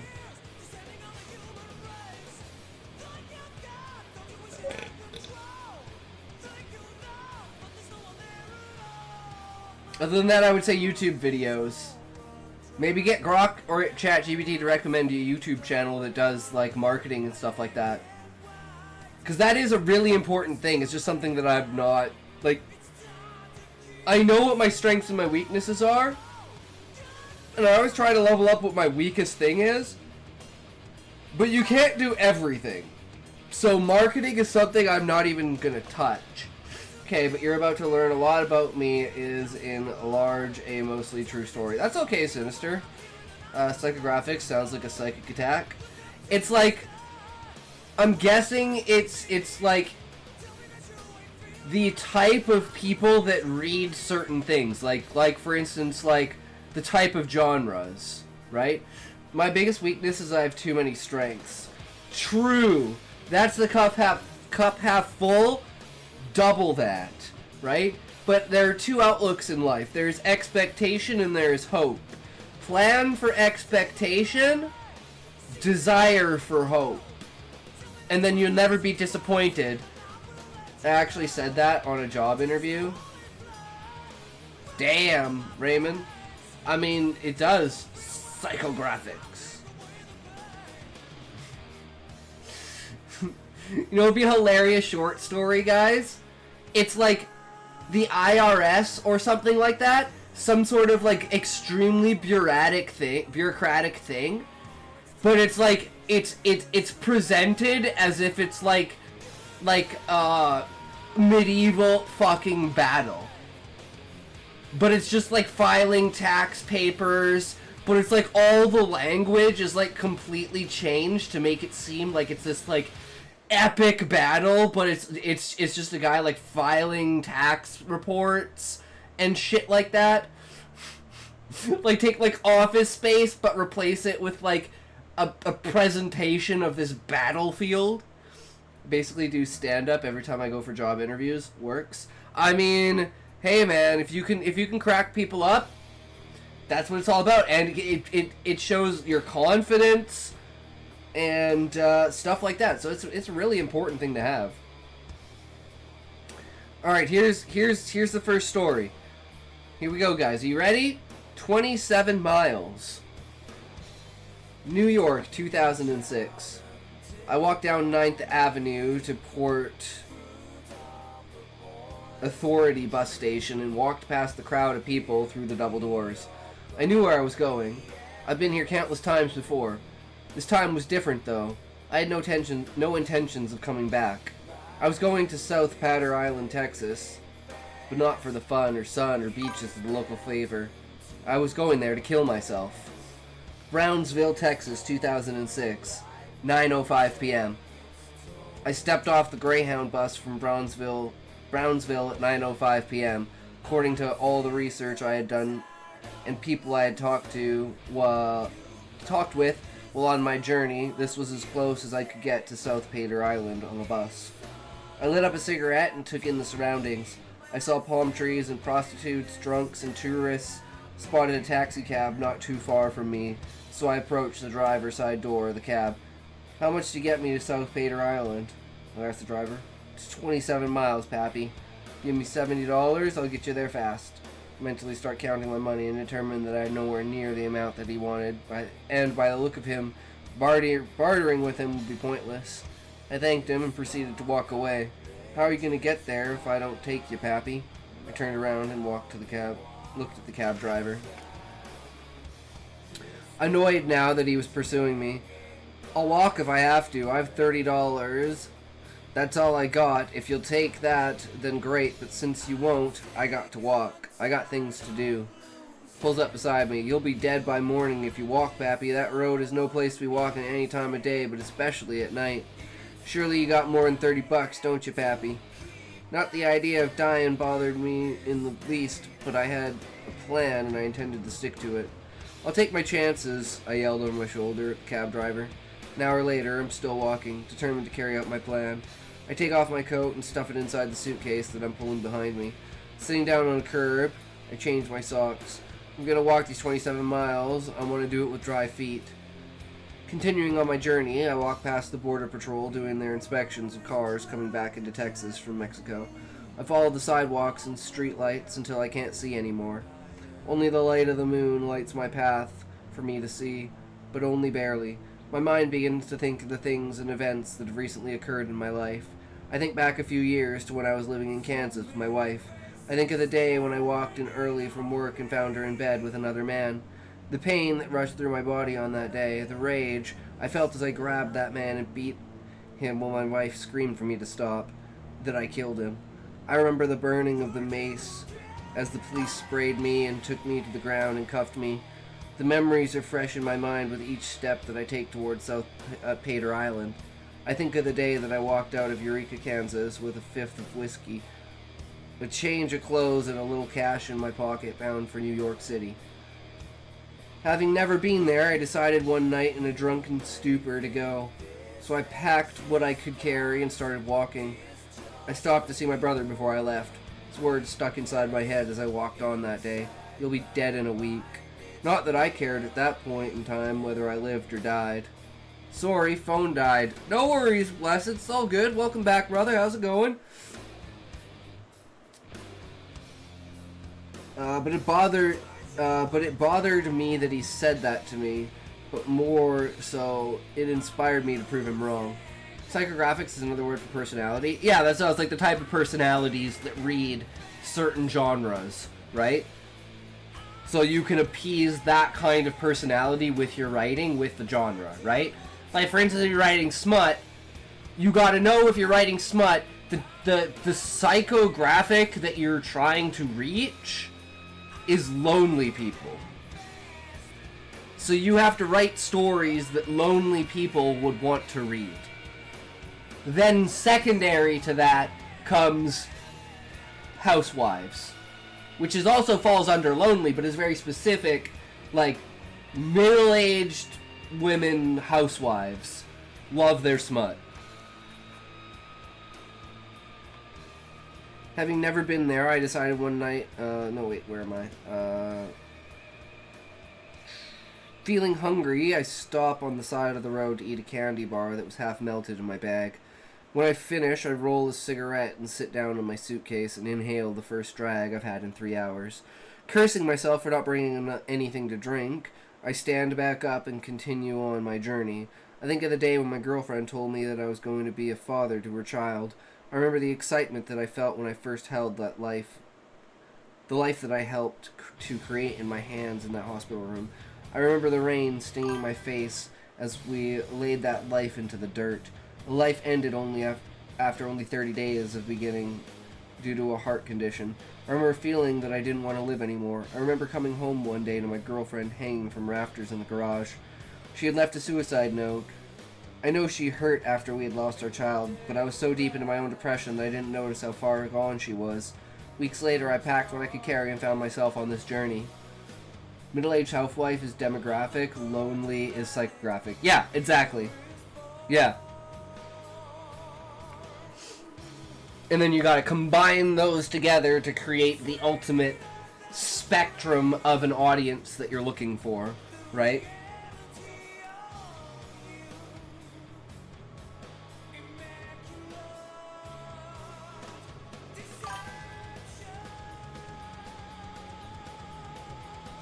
Avatar? Do you mean like Avatar as in like the movie Avatar, or do you mean like Last Airbender Avatar? Oh, you mean as in like using Avatar as like a symbol of a profile, like an avatar of a person's psychographic, as in representation. Yeah.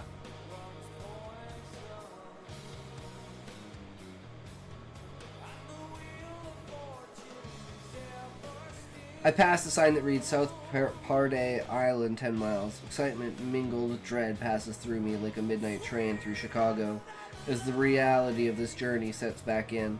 I think back to 1991 when I was just a boy of 12. I remember that day very clearly.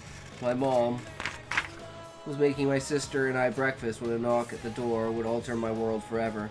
A phone call had come through to my mom's landlord instructing her to inform us that my grandmother had passed away in the night. I I remember hearing the shatter of a plate hitting the floor as my mother went to her knees crying. I remember putting my arms around her neck and hugging her, wishing that I could cry with her. I remember seeing my grandmother at her casket laying there in her Sunday best, looking very peaceful. I remember wishing that it was me in there instead of her. I continue walking. When I see the sky light up like daytime, I look over to my right to see an oil field site. There's a typo on page 5 here. It should say I see an oil field, but it says I see a oil field. About a third of the way down page 5. If you're interested in knowing about that, Sinister.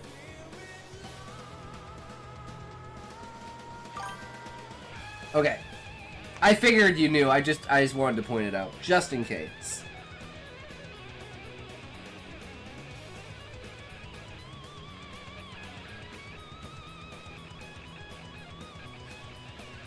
See an oil field site where people are drilling.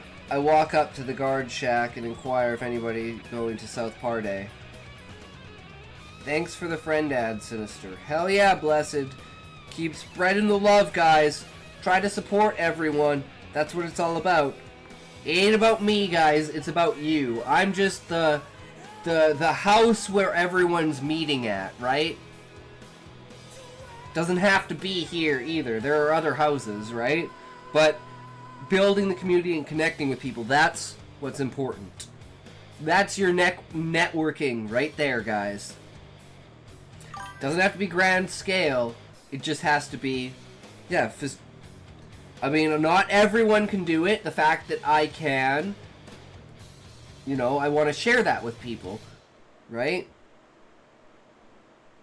Because again, I don't like I think a lot of people do think the writing community, like, yeah, there are a lot of great people and stuff, but there are, like, you know, everyone does sprints and stuff like that. So it's like there isn't an entertainment aspect to their streams, right? I mean, some of them do, but like the majority of them are just like, you know, and I mean that's fair, right? But I want to have personality entertainment mixed in with everything, right? So it gives it a full roundedness. I value your stream, good convo. Yeah, and a lot of people like don't engage with the chat, or they don't have like a lot to say about stuff, right? I pride myself on being able to hold conversations with people and change topics so that you can start talking about one thing and end up talking about something completely off-rail different, but, you know, that's how a conversation should be. It shouldn't be static. It should be a dynamic back and forth of people, right? And I think a lot of people, so we attacking people now. No, I'm just saying that, like, if that's your style and what you want to do, right, that's what people do. But I think me, visceral, nerderine, Lich,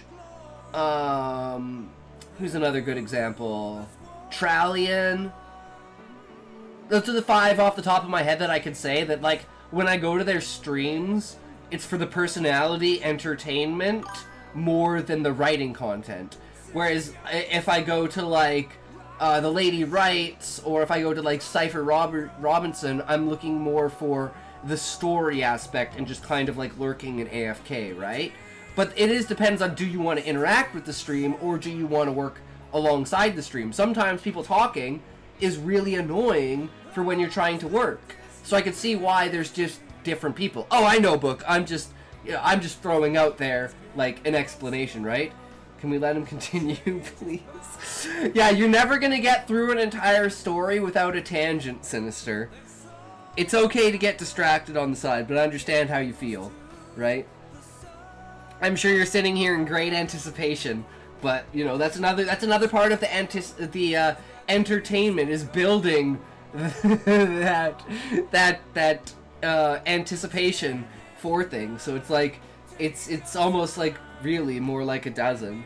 Well, I said straight from the beginning that a conversation starts with one thing and ends with another. So that conversation started with talking about conversations, and then started going into how do people manage their streams.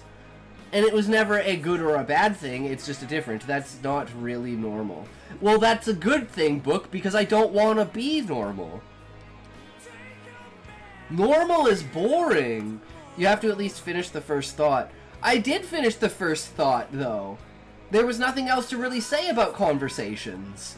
Conversations are dynamic. I don't know what else to say about that. And then I made the conversation dynamic by going to another topic. Instead of just ending the conversation with, yeah, conversations are dynamic. Okay, back to the book. I'm reading along with you. Okay. I gotta find where I am. I walk up to the guard shack and inquire if anybody's going to South Parde. Patter. Man, I can't say this name. How do you pronounce this? Pater? Patter? Part? Man, I'm so bad with this shit. The guard tells me to get lost before he calls the cops. With the gun in my bag, I don't like that idea, so I move on.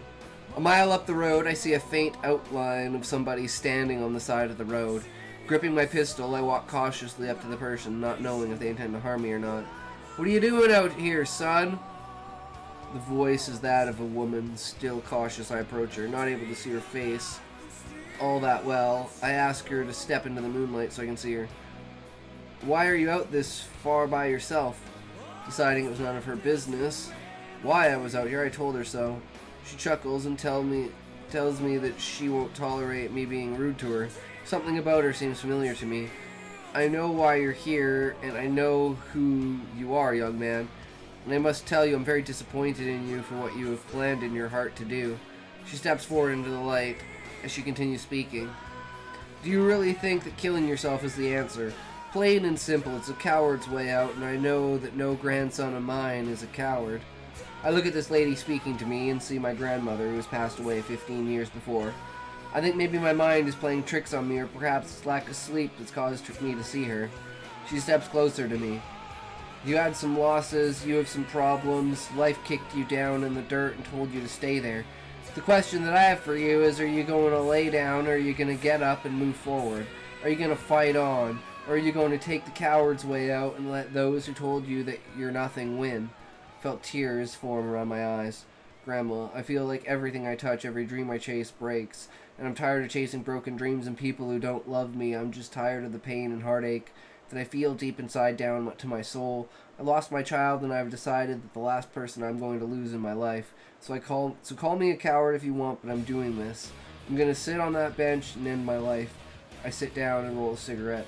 Feel her loosen my laces on my shoes and take them off of me. I pull my socks off and see blisters forming on my feet. Son, I lost a child and your grandfather. I know the pain that you're feeling.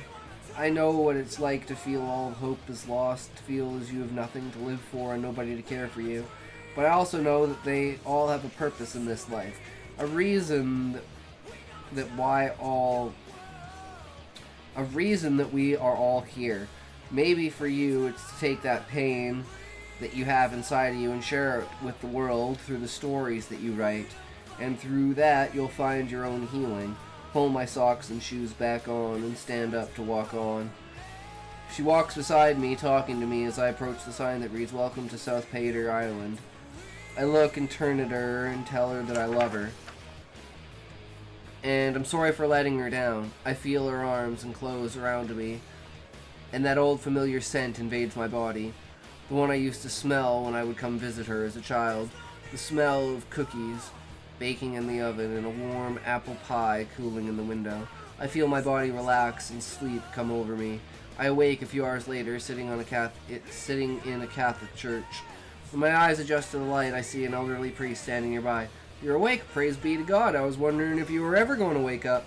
I nervously inspect my bag to find my gun to be missing. The priest opens up his cloak and asks me if this is what I'm looking for. I nod my head yes and ask for my gun back, telling him that I'm not out to hurt anybody. Son, when you came in here, you was talking to somebody who I couldn't see. You kept referring to her as Grandma and apologizing for what you came here to do. Now, I have seen a lot of hurt, broken, desperate people in my years in a ministry. but I must say I've never seen one as bad as you. Look now. You have something inside you that you can't or perhaps won't let go. And if you think that this gun is the answer to your problem, then I must tell you that you're wrong. I have an idea of what you plan on doing, and I'm not going to let it happen.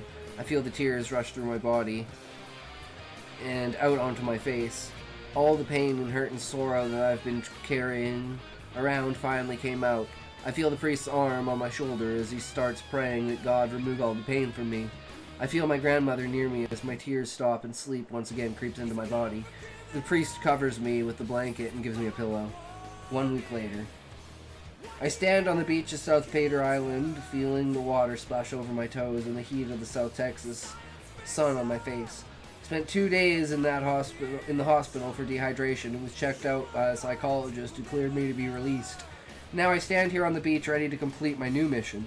I grip the pistol in my hand. Lifting it up, I throw it as far as I can into the ocean. Feel the priest's hand on my shoulder as he offers praises to God for saving my life. I offer a silent prayer to God as I turn to walk from the beach. I hear grandmother whisper, "See, I knew you weren't a coward. You'll make it through. Anything as long as you have God. I love you, son." I had walked many roads in my life to get to nowhere, but the 27 miles that I walked to South Pater Island saved my life. Nice. That's fucking epic, bro. I fucking love it. Super powerful. Holy shit.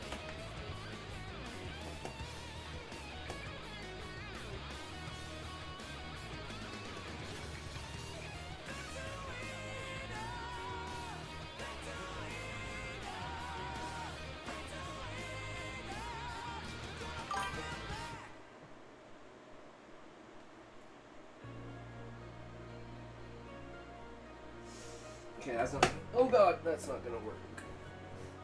No worries, bro.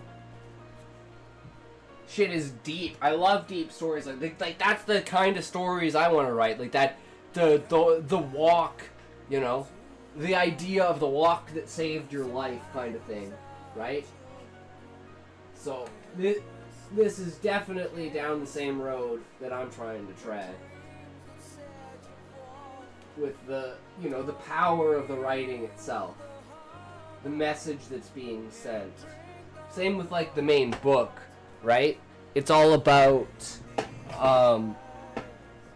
finding yourself in a world that you feel you don't belong in. 98% of that story is true.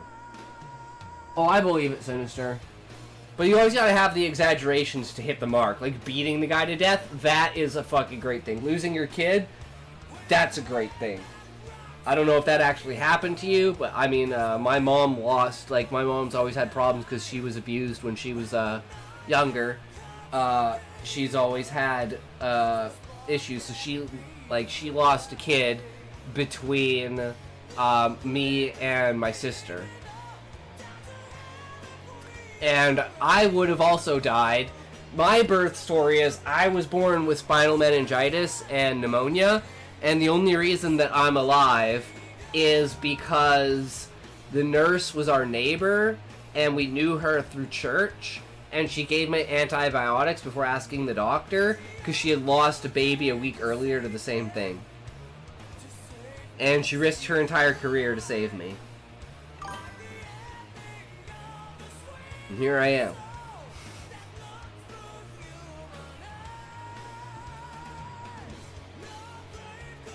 World's a crazy fucking place. But Callie, are you still here? Because I want to read chapter 5. Yeah, man, I know, right? You could literally say, God saved my life, whether God exists or not.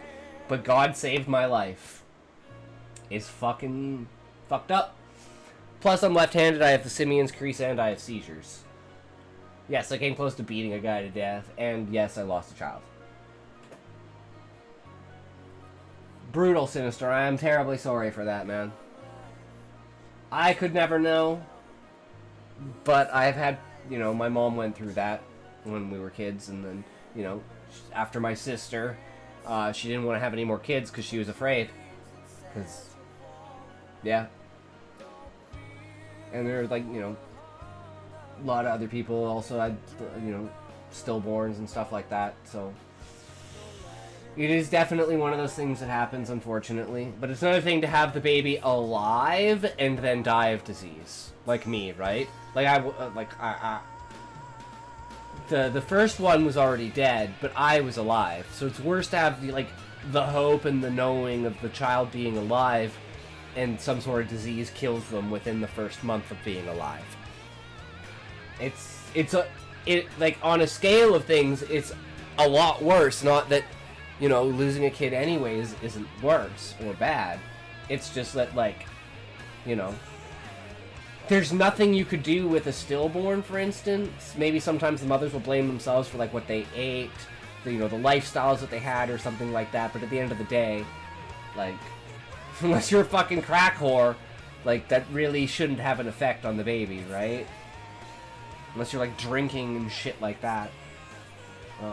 But just normally. Yeah. But I love, like, the expression of human emotion cannot be limited by or censored in a way that deprives the acknowledgement of these things, right? It's like, how disrespectful to the child itself, to sweep the idea under the rug that it shouldn't be talked about, or it's taboo to, like, you know, I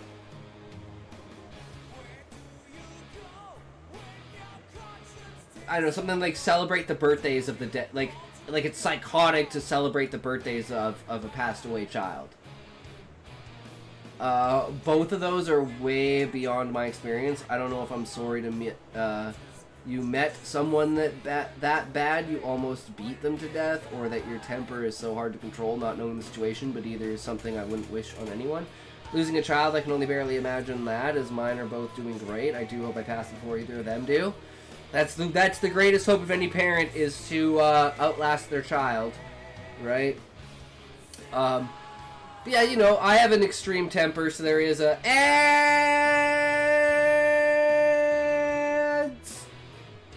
Such a heartfelt moment for ads. It's like when the two characters are about to kiss and then cuts to commercial.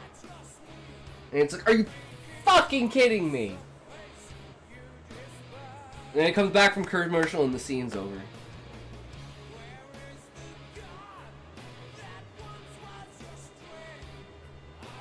Yeah, it's a lot worse when you're younger. I could definitely see that.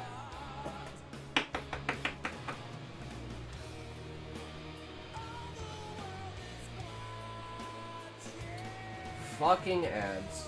True, Raymond, true. Well, it looks like Callie isn't here, so we're gonna read Raymond's story. And this may take the entirety of the rest of the stream, guys.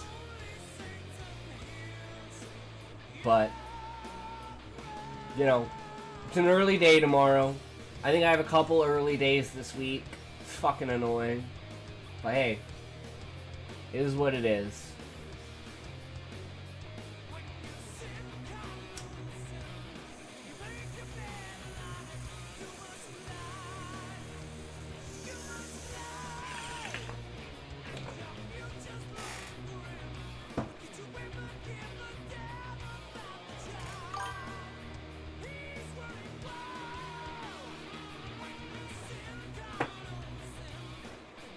I was 20 years old at the time. I would not react the same way now.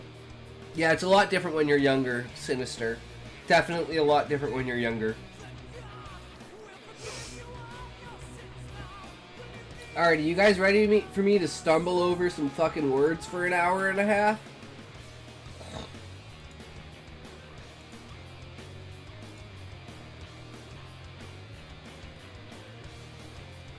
Ah, shit. My early day has gotten to me, so fuck. So off I fuck. Have a blast. True, Sean. Have a good one, good sir. Take care, my man. I will follow you to the grave with the gambles. Fuck! God damn it. Well, there goes everything, guys. I'm broke now. There goes all of our money. Fuck.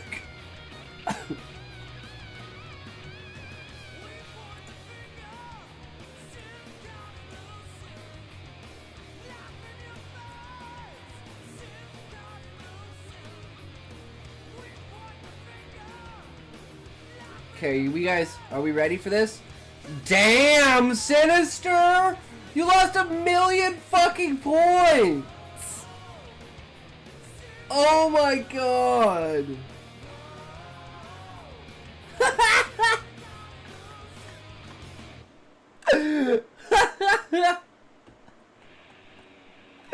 Lost a fucking million! You only have 900,000!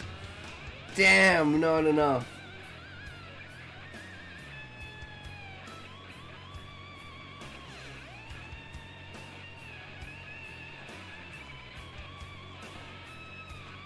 Oh, damn! Levi, you went hard with that one. That was scary, bro.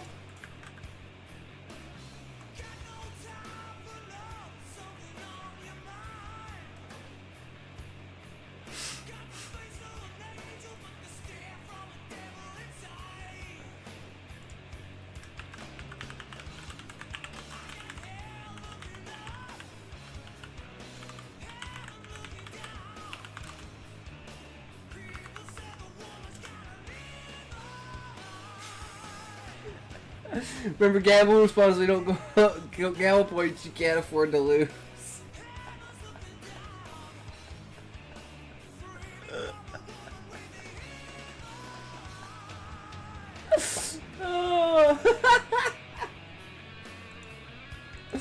Sorry, Sinister. I had to. Okay, this is Raymond Dow's thing, guys. You don't have 2,000 points. You get 200 every 5 minutes. I gave you 25 minutes worth of points.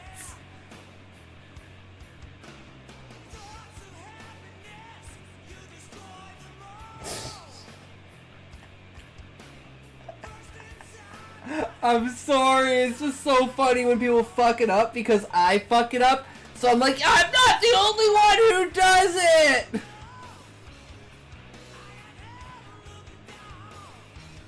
Uh-oh, you broke it. You broke it, Sinister. It doesn't like you anymore.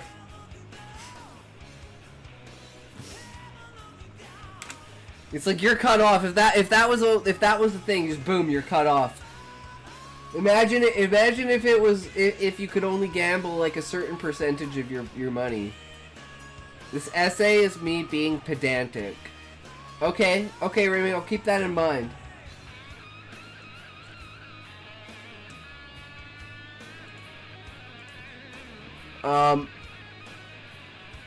Apocalyptica and Kabbalistic, right? Kabbalistic? I think. And what are the are those just like, are the formulas relevant in any way?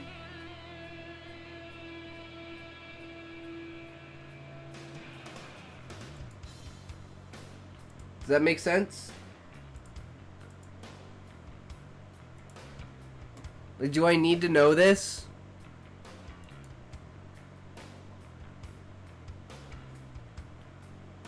It all ties up on the end. Well, when we come to the equations, do you want to explain them? If it's relevant? Unless it's explained. Okay, I know that one. Alright, well, let's do this then. We'll see what happens. Not really, it's all stuff from textbooks. Okay. It's not uncommon to encounter those self-proclaimed deep introspectors who set out to criticize entire disciplines without understanding their foundations. They speak of quantum physics and relativity as if they were subjective narratives, without even approaching the basic equations that sustain these fields. They ignore that a formula like Schrodinger's equation is not a poetic metaphor, but the formal core that allows us to predict physical phenomena with extraordinary precision. Yet they insist that science is merely a dominant discourse, or a social construct, failing to grasp the crucial distinction between formal model and ideological interpretation. And still, from their ivory tower, they persist without understanding. That doesn't stop them from speaking out about relativity, for instance, as if it were an invitation to free opinion. Everything is relative, they say, while settling into a stance that believes there is no structure without a subject, no time without conscience. They have never seen or understood the equation E equals mc squared, nor do they know that in special relativity, what becomes relative is not truth or language, but time and space with respect to different inertial frames, and that in general relativity, it's about the curvature of space-time caused by mass and energy, expressed in Einstein's field equations. But of course, that doesn't stop them from declaring that time doesn't exist or that gravity is an illusion. I still think, personally, gravity is simply an aspect of magnetism and electromagnetism that is manifesting on a greater scale. So you could think of, like, the idea of, and this is my own musings, right, of knowing absolutely nothing. But it's like, there's magnetism and there's electricity. Can't have one without the other. But there's also, like, gravity on a level of bending space. And it's like a force so strong that it bends space. So I think of that as, like, the way that a magnet, like, attracts things. That's the bending of space, is just the magnetism being pulled. Same thing with, like, general relativity and quantum mechanics. Hey, Callie, welcome back. I was going to read your story, but you weren't here, so we're reading Raymond's story, but we'll read your chapter 5 afterwards. Okay, Callie, if you're still here. How about that, brother? Hell yeah. This one's a little long, but, you know, we'll get through it.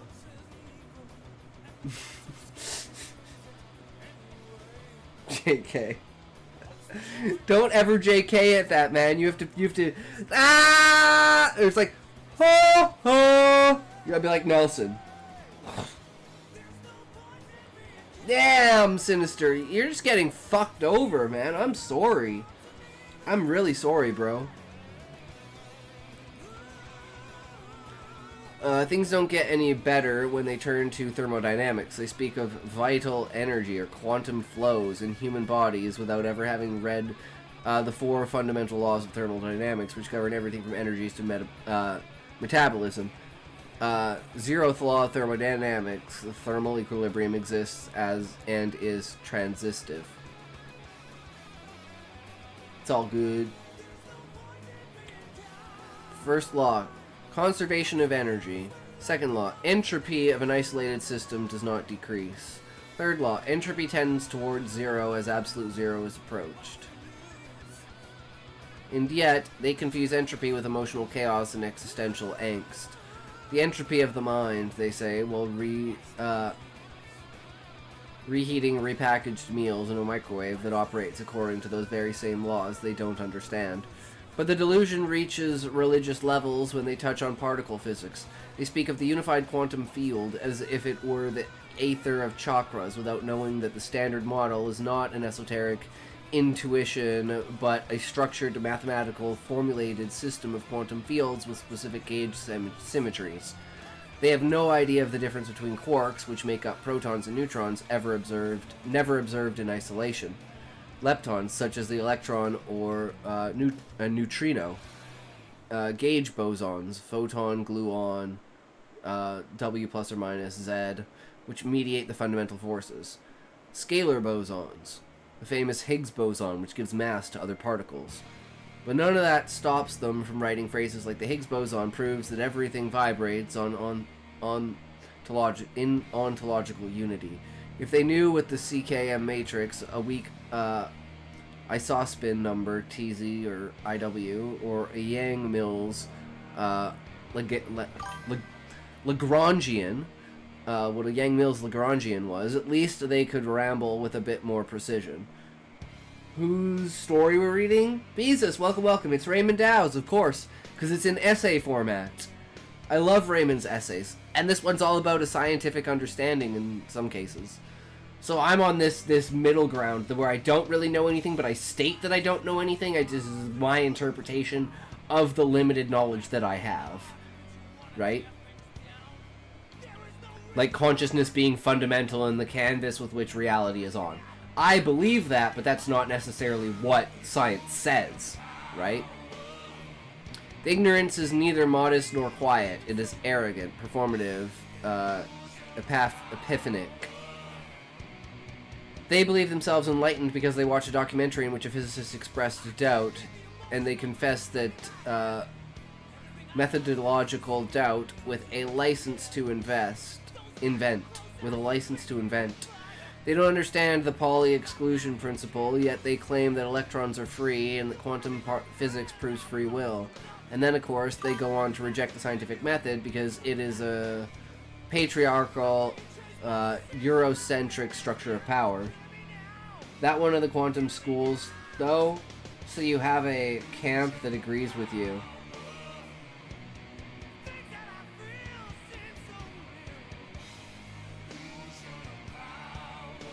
Yeah, but is it a strong camp, Raymond? That's the thing. It's like string theory, right? There's a camp for string theory, but is that camp really that large? Like, in a scale, it's probably the second most to, like, you know, the Big Bang. And usually they try to incorporate the idea of the Big Bang into it, but I think just overall string theory is somewhat fringe at this point. Yeah, but I'd still say it's the secondary most accepted next to the Big Bang. It's just how widely accepted, like, particle physics and the Big Bang is in science, and how prolific it is. Even though, I mean, there is possibility that string theory is a thing. And these strings do exist, and the strings are, at the end of the day, consciousness. And the bridge that they're trying to find is actually consciousness that holds everything together. And it's just a universal consciousness, devoid of thought, just simply being. It's like God without a mind. That, to me, would be like the ultimate possible manifestation of consciousness on that grand of a scale. And that's just because it's so far beyond our understanding, right? But the power does not lie in the equations. It lies in the arrogance with which they dare to delegitimize what they have never studied. Physics, like any science, can and should be criticized, but from within, with knowledge, with alternative models, with refutable hypothesis, not with smoke. In art, the panorama is similar, though with nuances that make the critique more delicate. Unlike science, where errors can be measured, repeated, or refuted within a closed categorical framework, art has no universal equations. Beauty has no metric system. Forms change, styles dissolve, backgrounds are reconfigured by time, context, technique, and audience. A work is not defined solely by what it is, but by how it operates within its time and against it, which makes aesthetic analysis more complex, though not impossible. Modern art. What is required is not dogma, but method. We must return to forms. Yes, forms, even in conceptual art, and also to anthropology, history, mammographs, and biographies. One cannot understand a style without knowing the moment that produced it.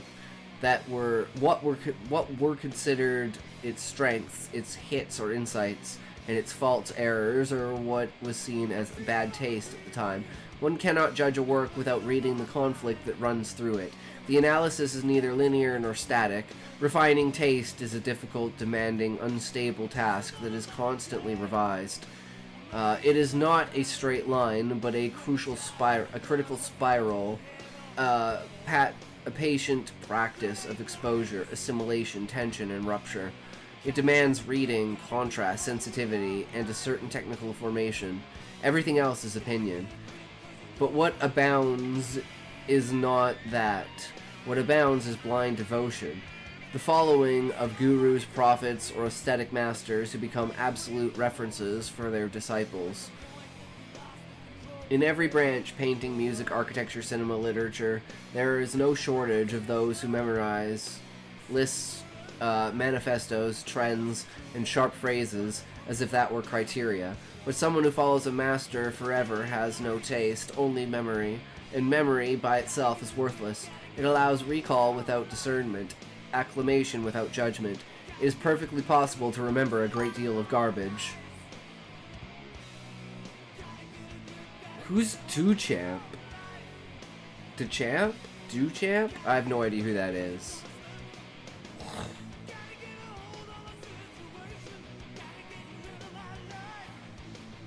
Better than a guru is the Upa Guru. Art dude. The urinal guy? I have never... Oh, wait, what?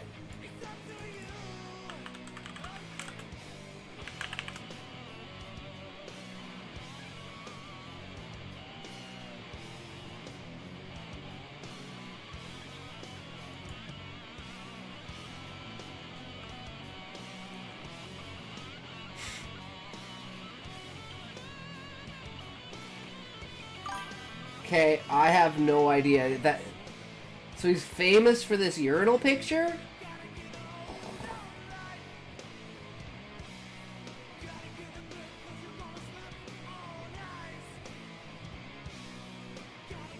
Interesting. The urinal itself. Not a picture. A urinal.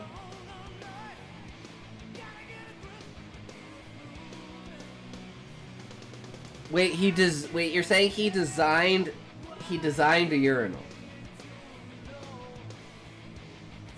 He was a painter who designed a urinal.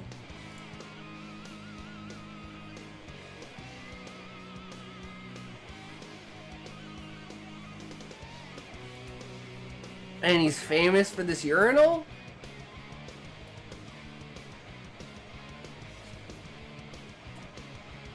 Okay then. Did he design it or did he just choose it? Dude who started the I'ma buy a thing and take it to the museum. This chair.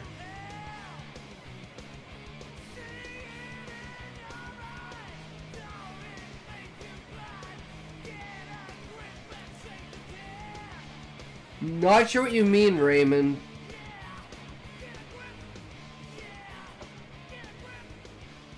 Like pretending that something's important? Is that what you mean? Like this chair is from this time period, but it's actually just a random chair? Just a lot of modern art. Yeah, modern art is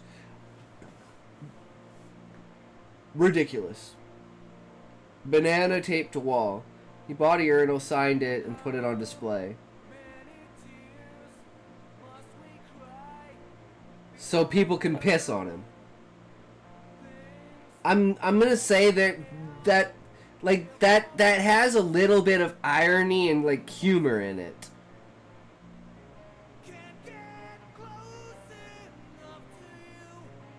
It's like saying I don't care if people piss on me all you want.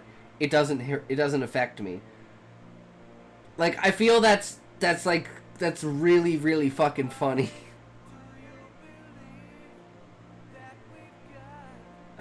So that actually kind of changes my perspective of it to like that's fucking Chad move. It's like, yeah, you guys like pissing on me? Well, here, take the piss, bitch. Yeah, but also he stole the idea from a female artist who did it before, and he just made it famous. That's even that's even more fucked up, but that's kind of even funnier, because did I just come back to you asking us to pee on you?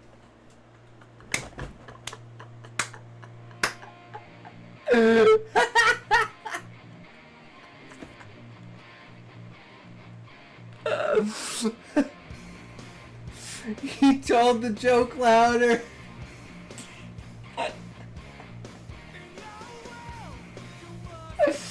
Oh god. Based, bro, based. Oh god, it's so true, because it'll happen one day. TwitchCon 2027, guys. Get ready for the Bukak. I mean, what? Better than a guru is the Upa Guru, the monetary master. The one who appears once, teaches one thing, and disappears. Because taste is refined through multiple encounters, not through obedience. It's not about following a name, but reading the works, their structures, their mistakes, their fractures, their histories. Aesthetic criticism is not fidelity to a doctrine, but a labor of attention and dismantling. Whoever despises the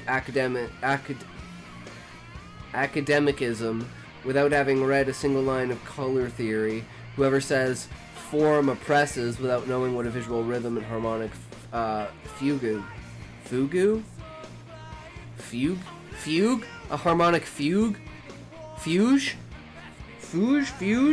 I don't know. Or a narrative sequence is not liberating art. They are trivializing it. The result is not the variant grande. I'm postponing sleep for this. Yes, Blessed, because we are talking about specifically, like, presentation of art. So if you're a writer, this should be very important to you for, like, understanding how to reach an audience and how to critique your form in a way that's presentable. And understanding your craft in a measured way. I haven't been able to sleep in so long. It's pronounced frug. Fugue.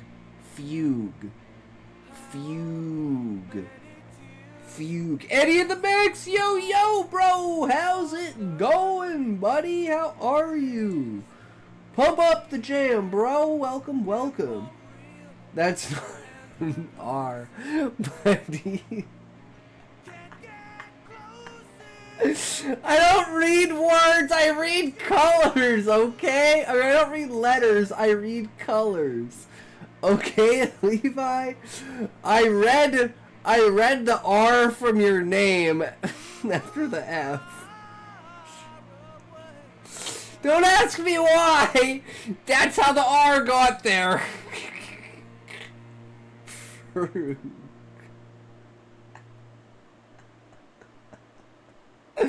Joku! Welcome. How's it going, bro? Welcome to the stream, my friend.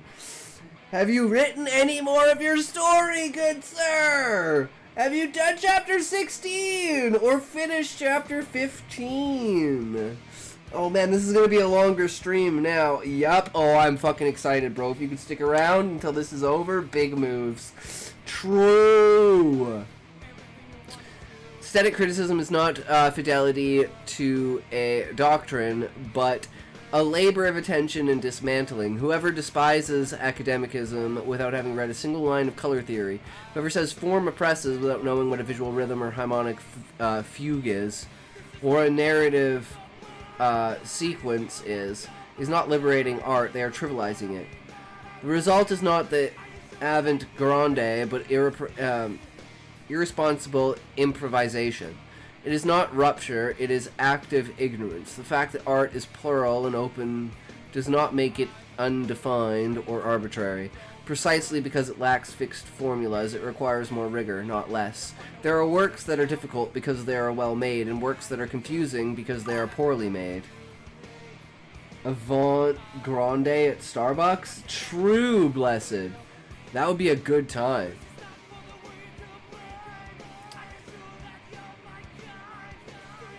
The fact that art is plural and open does not make it undefined or arbitrary.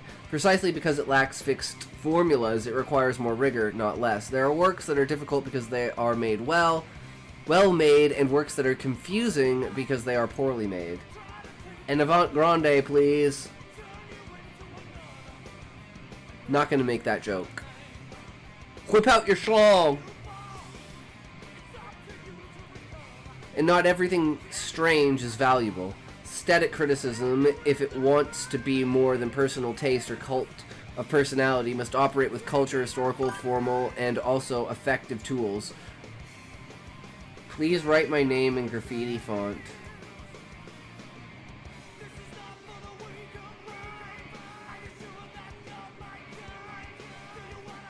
I mean, that would be interesting there, Blessed. That's a long-ass name, though.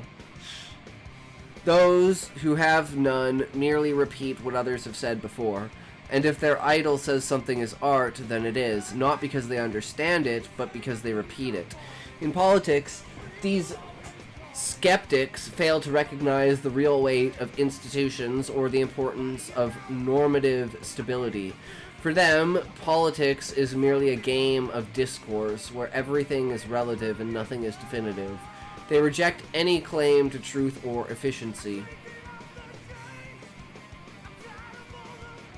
Efficacy. Preferring rhetorical chaos and tribalistic fragmentation. But they ignore an elementary fact. You cannot understand an ideology without understanding its practical history. Marxism is not just the Communist Manifesto or Lenin's notebooks.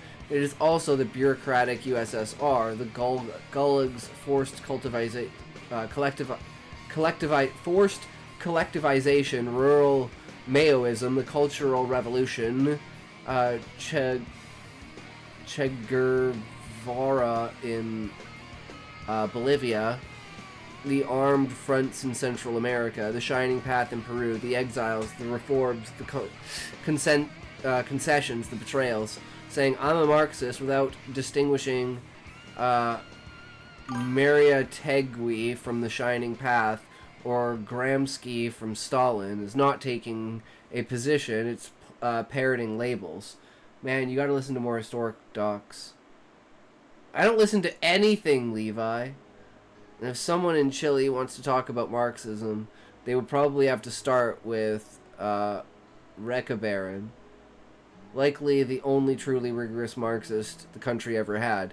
The rest is revisionism. We're in ads now, boys. This is going to take us a long time to get through. But we're going to get through it, guys, because I'm really interested in it.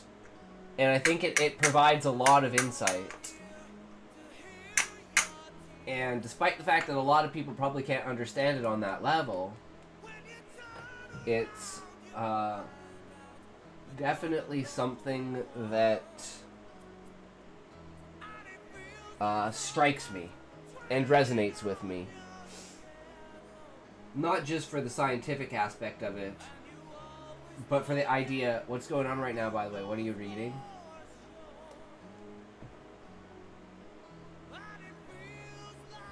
I don't know if you can hear me, Joku, but we are reading Raymond Dow's essay on, I'm not even really sure, apocalyptic and Kabbalistic. Like Kabbalistic. I don't know what the last word is. Can care less about the science stuff. I'm not much of an empiricist.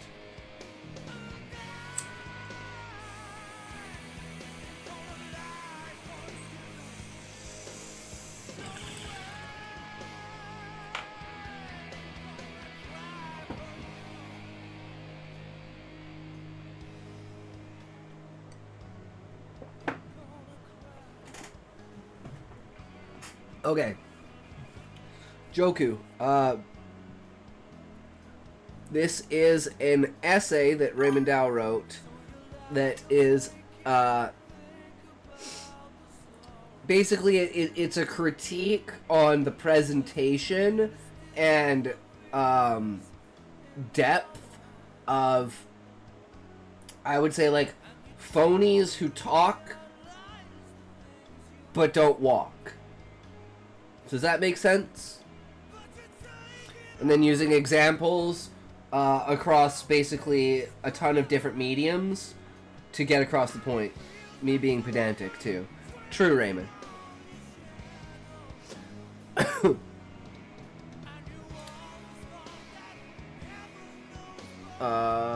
Sectarianism. Liberalism, likewise, is not just Locke, Smith, Mill, Montesquieu, Rosier, or Voltaire. It's also the evolution of bourgeois parliamentarism, global financialization, the expansion of debt as a mechanism of control, the school system is a meritocracy filter, colonialism under free trade, laissez-faire capitalism, the 1929 crash, Bergs, the Cold War, the neolibertarianism of the 1990s, and structural inequality repackaged as entrepreneurial virtue. The United States exploiting Latin America is not a betrayal of liberalism, it's part of its institutional history. And yet many cite Hayek without having read The Road to Serfdom, or Friedman without knowing what the Chicago School meant in the context of Latin American dictatorships. Every ideology carries its contradictions, not just its intentions, but these critics separate the two, as if history had no impact on theoretical validity, as if ideals didn't degrade, distort, or become corrupted when implemented in real systems, as if a manifesto written in 1848 could work in 2025 without being reconstructed in light of its disasters. Examples abound. Want to talk about populism? Start with Peron, who was a statist and a military man, syndicalist and an anti-communist, and whose legacy includes both the Montoneros and Menem. Like that, I'm like that person being criticized here.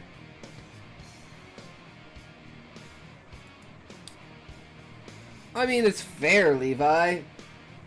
Everyone has criticisms. Yeah, I went after the Marxists too. Like, I'm an anarchist. I don't even believe. I believe so much the system is so fucked that it just needs to fall apart. It's like every system's corrupt, but we just need to go. Like, at some point, we just need to hit the reset button and we say, okay, it's 35% corrupt. Okay, that's the marker. When it gets 35% corrupt, we reset. So always leave it at 34% corrupt. You know, and then you lower it to 25, and you just keep, like, and then you just keep setting a benchmark for it. So it depends upon what angle you're looking at it, too. Are you looking at it in a realistic sense of control, or are you looking at it as a theoretical without human intervention? Because those are two completely different, like, talking points, right? It's the should versus does. Want to talk about authoritarian republicanism? Look at the Portalian system in Chile with its cult of order, its concept for suffrage, and its adoration of centralism. As Portes himself wrote in a letter to Jos M.C. in March 1822, democracy, so praised by the deluded, is absurd in countries like those of the Americas, full of vices, and where citizens lack all the virtues necessary to establish a true republic. The republic is the system that must be adopted, but do you know how I understand it for these centuries? A strong, centralizing government whose men are true models of virtue and patriotism, and thus leads citizens down the path of order and virtue. Want to talk about indigenous revolution? Then you must learn to distinguish between culturalist and indigenism, symbolic Bolivarianism, rural Zapatismo, and the many forms of ethnic resistance organized outside any political party. And what about anarchism? Yay, me! Is it not one, but many? Spanish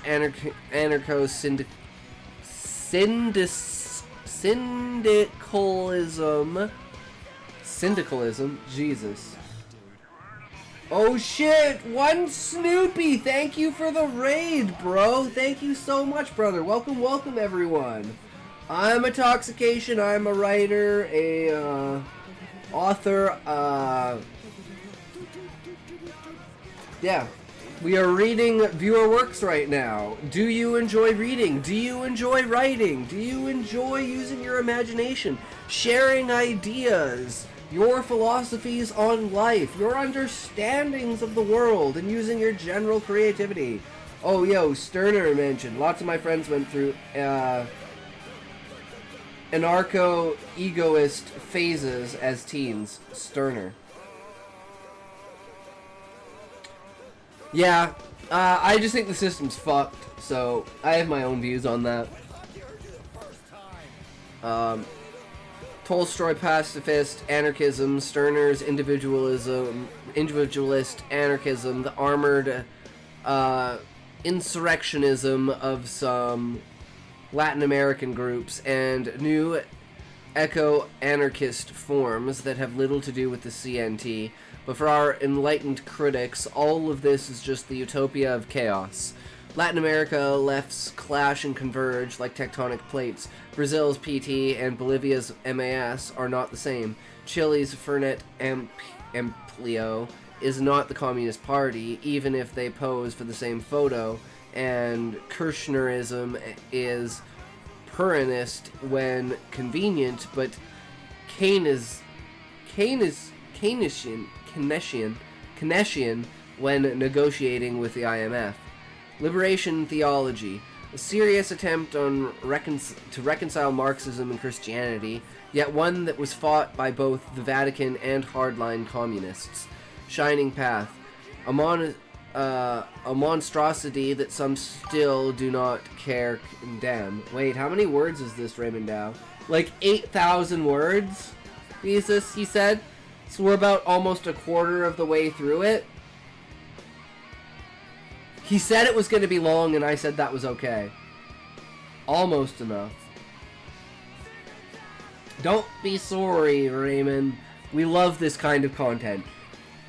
It's the higher end intellectual content that doesn't come up very often because we're usually fucking around with stupid retarded stories. So it's nice to have something that's grounded, foundational, and, like, to me at least, interesting. On a higher intellectual level, right?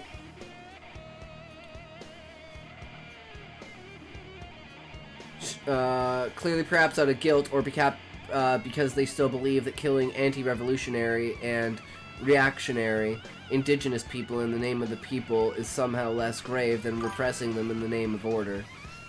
It's nice to be able to LARP as smart people. Exactly, Levi. I like to sometimes put on my SMRT hat.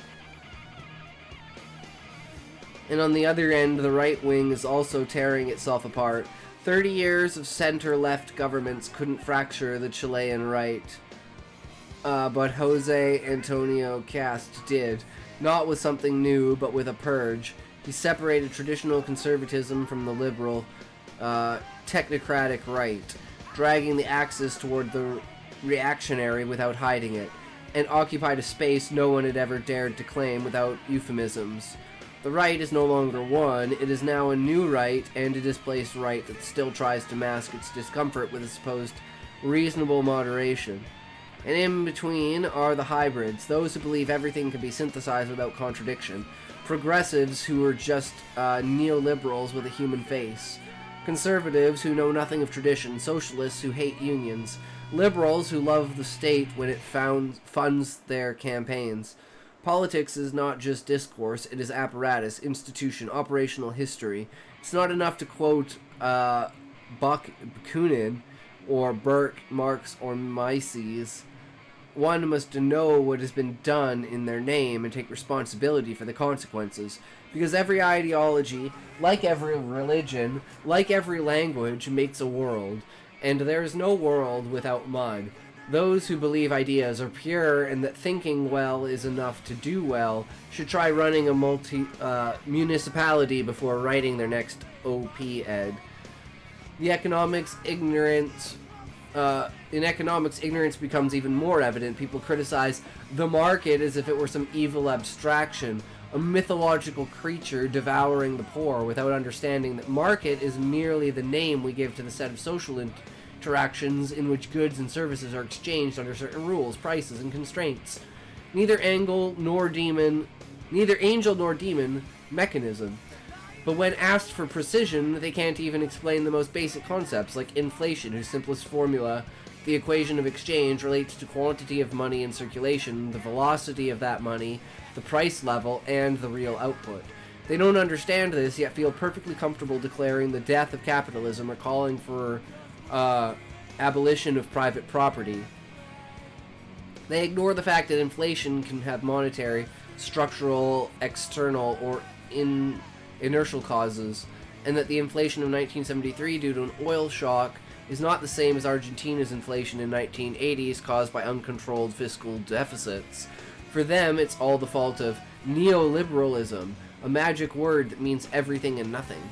They speak of growth as if it were a sin without ever having understood the basic supply and demand curve, a Cobb-Douglas production function, or the role of rational expressions in decision-making. They confuse microeconomics, the study of agent-specific markets and relative prices, with macroeconomics, which deals in GDP, unemployment, inflation, and monetary and fiscal policy. It's like confusing an ice cream vendor with a central bank. They criticize economic cycles as if they were moral manipulations rather than complex historical dynamics.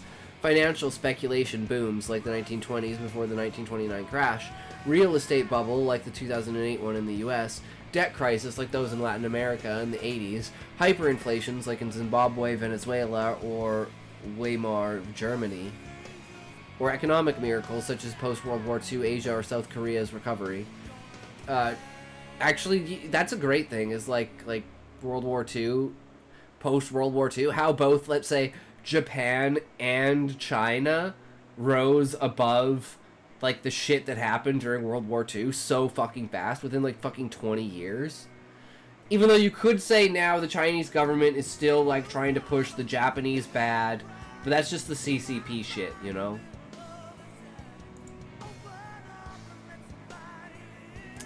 Disappear from their analysis because those would require reading data, understanding public policy, comparing tax structures and interest rates. Japan going from... Yeah, like,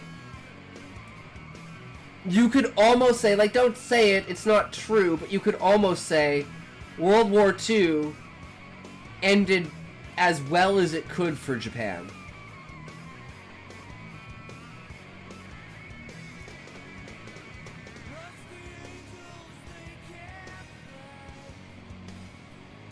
Because I wonder to think in a world where instead of Japan being nuked, it was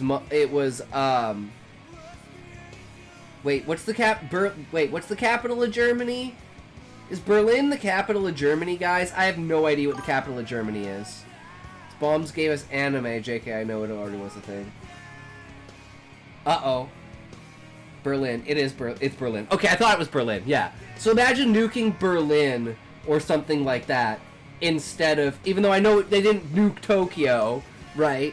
But it's like one of the only like main German places I know of. But if they had nuked somewhere in Germany, right? Because it's in the middle of buttfuck everybody, that would be a lot different than just nuking Japan because it's an island.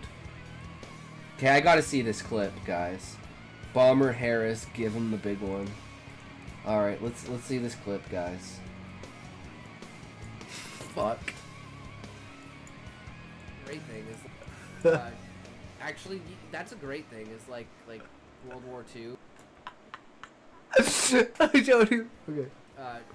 Actually, that's a great thing. Is like World War II.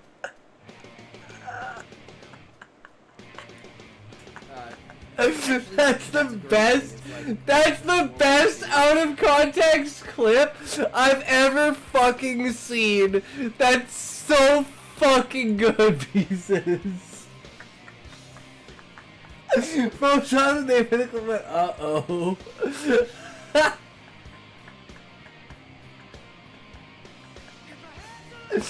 World War II actually based. Come on, guys! World War II gave us Hitler.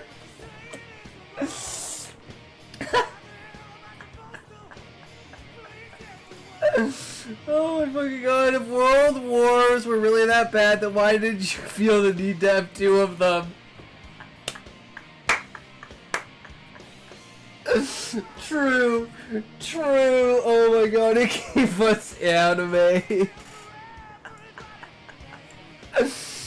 Oh my god, that's so fucking good.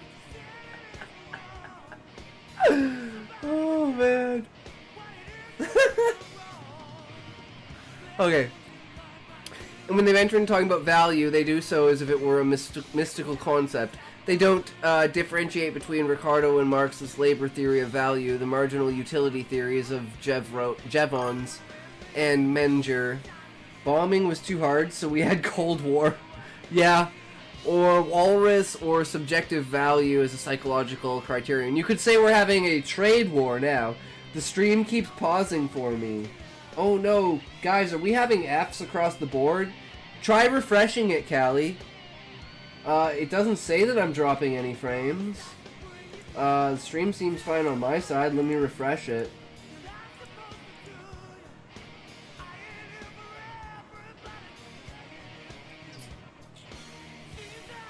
Subjective theory of value, gang.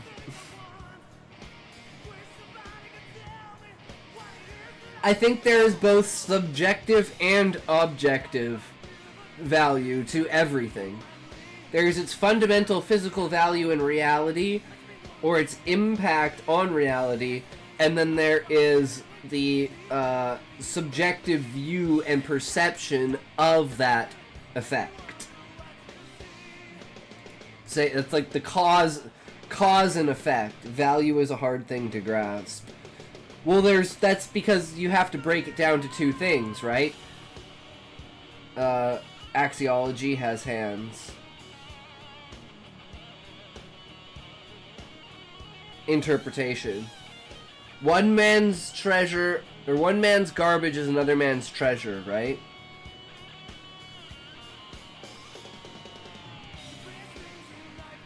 And actually, I think a great example of this, and using this as like, let's go back to storytelling and using this as a way to tell stories, since I just watched Look Back yesterday. There's a really like, sentimental value piece of paper, essentially, let's call it. It's a manga strip. And it's like the thing that initiates the entire story.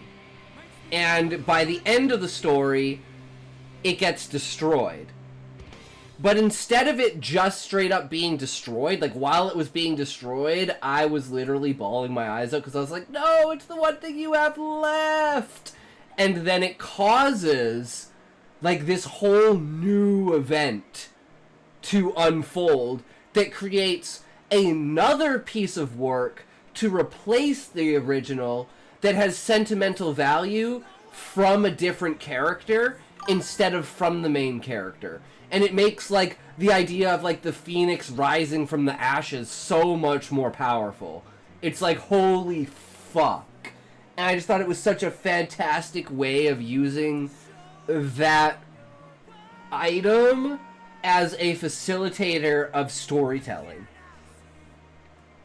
But anyways, just to throw an example of like using an object like that has no actual value in reality, but has value through perspective of characters, right? It's called Look Back. It's fucking amazing. You should go watch it. Levi suggested it to me. I basically spent the entire movie crying. It was so fucking good. It's like, if you need inspiration, watch Look Back. It will give you fucking inspiration.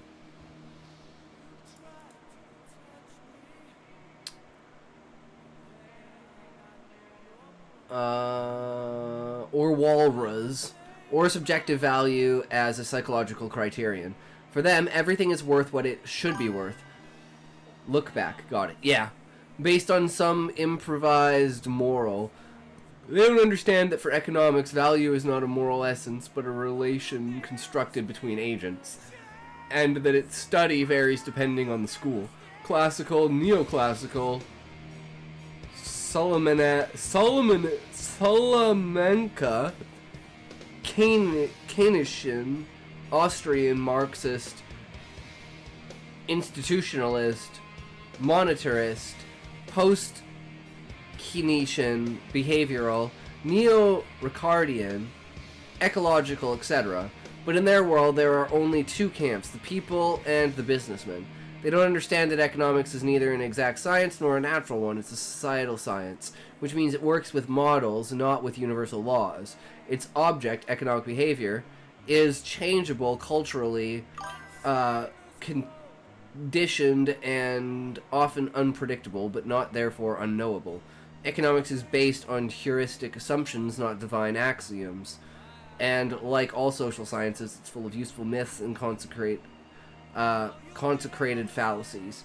I like that Levi is here for this one. Don't get to write about economics as much as I like, and Ka knows his stuff. True. He is college educated. Liberal myths.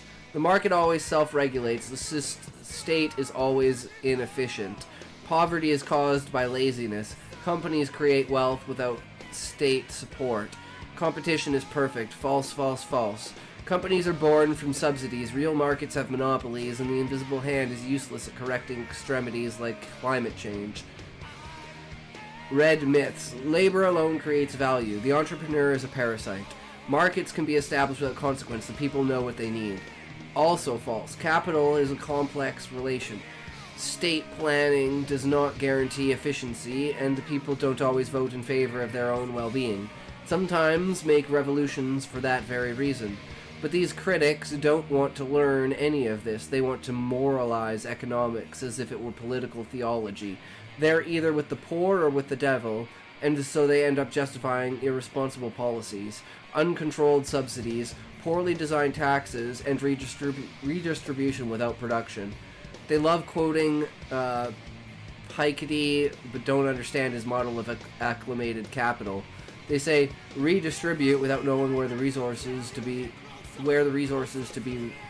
redistributed come from, and that they present themselves as experts in dismantling the economic system from a standpoint that is neither scientific nor philosophical, but a mixture of resentment and rhetoric, fed by ignorance, disguised as rebellion, as if destroying a market were as easy as rejecting a menu. Ironically, many of them still fantasize about gold, that old fetish of the alchemists who claimed they could turn filth into fortune.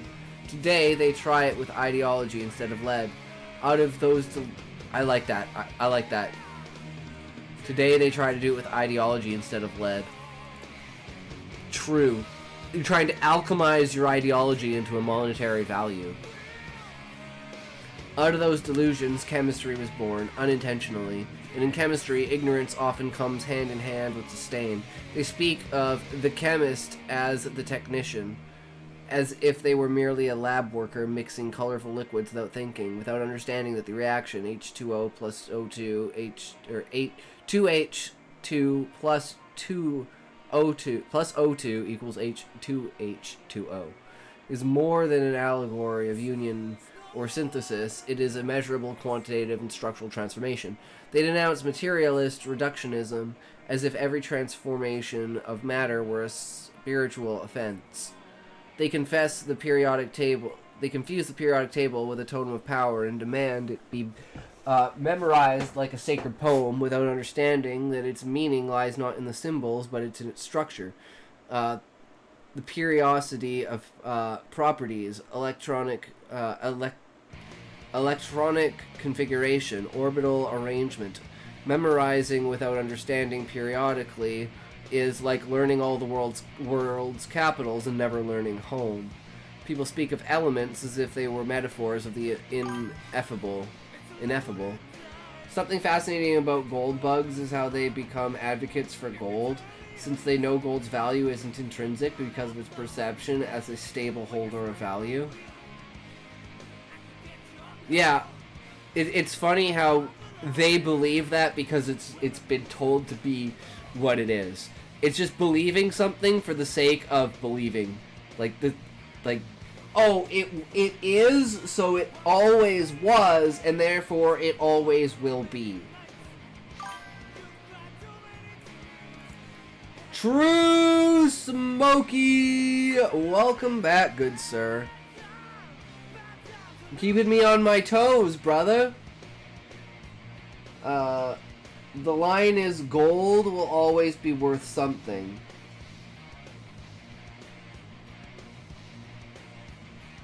In some ways, yes, but also in some ways, no.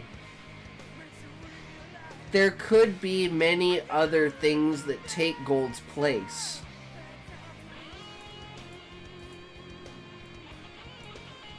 Dirt is also worth something. I mean, to some people, Raymond Dow, dirt is worth more than gold. Vagina. Flaming vagina. Damn, Smokey, you know how to pop them in.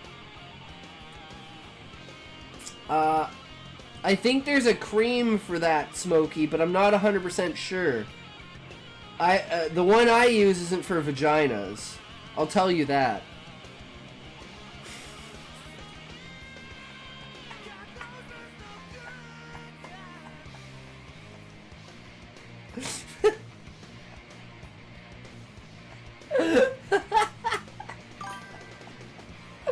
Okay, we're going into an ad break here in a sec, guys. That's too many vaginas for me, Smokey. I can't keep up with that many vaginas. That's more vaginas than I've seen in my life, and I watch a lot of porn. I mean, what?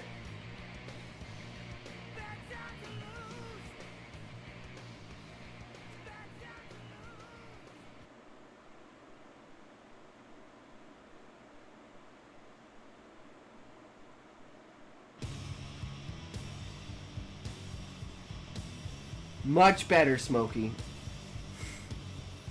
Why would you ruin it like that? Now you're making me feel guilty. What is this? Where's this ad break, guys? There it is. See, I always gotta wait just like 3 seconds. I summoned it. Here's my economic stake. The only stable investment is yourself, since yourself is the very means by which you can experience the value of anything else. The same idea of selfishness, Levi. That selfishness is the most important thing because you most likely are the only one that knows, like, what you truly want, right? Whether you know what's best for you or not, it's what you truly want.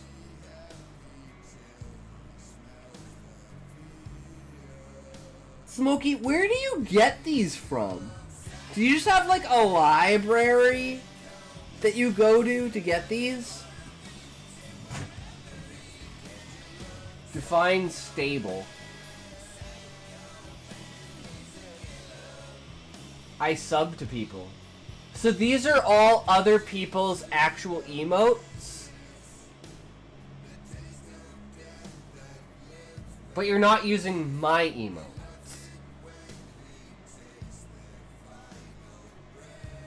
Can be reasonably expected to provide value in the future. Did you use my emotes in other people's channels, Smokey?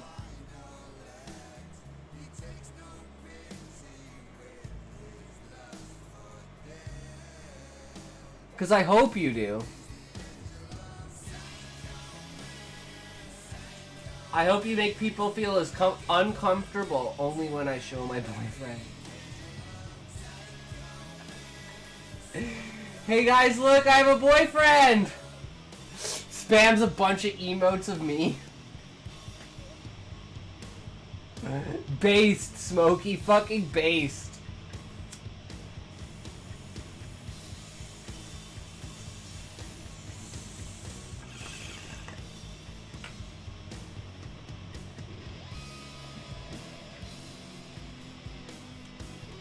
Book is missing out.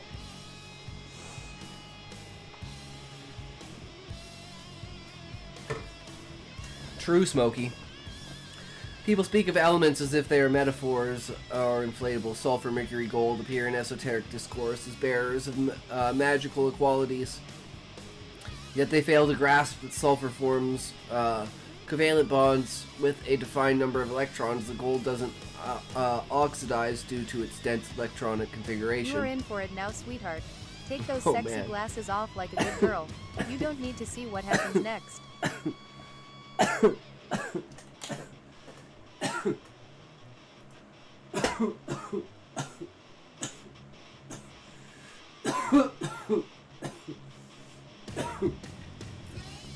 Also, more often than not, Austrian economics points towards supernatural goods over material goods.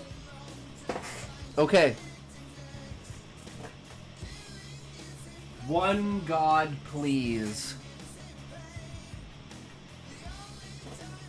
Ray, for how long did you write this?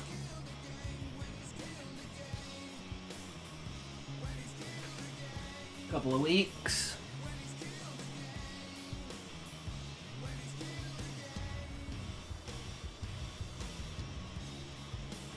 Like a month? I miss my sexy librarian. You can put those sweet sight setters back in place, slut. Okay, guys.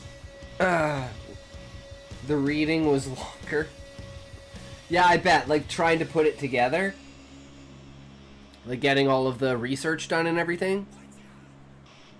I mean, seen through the lens of time preferences, a right relationship with God is the only thing that matters. I mean, that's fair enough, Levi.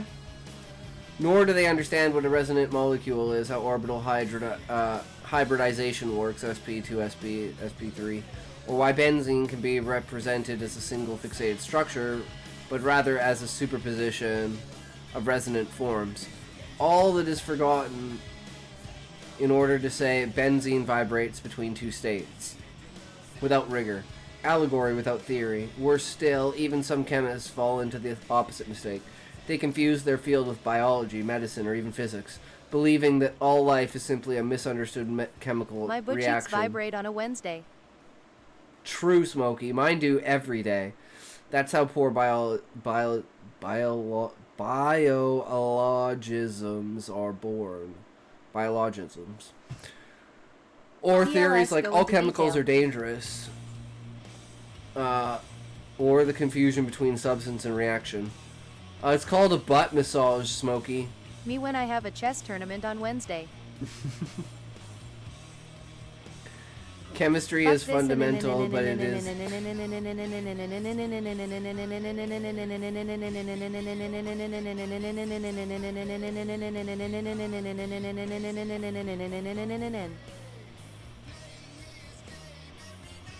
Yeah, take that shit, you whore.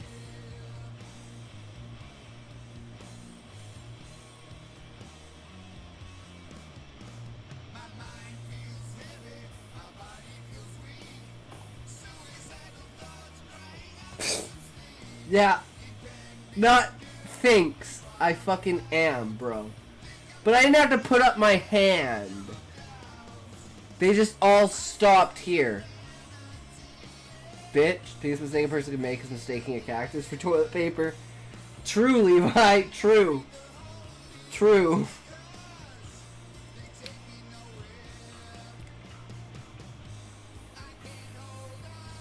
You are vagina.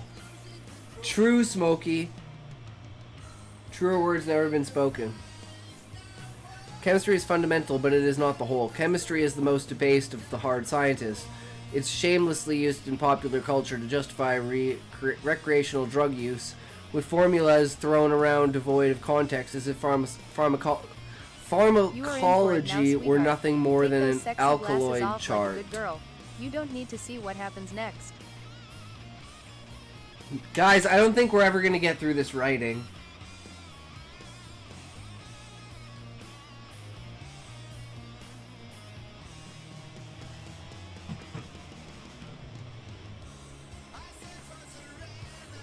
Smokey's just way too disruptive, guys. He's way too fucking disruptive. That's it, back up, you little bitch.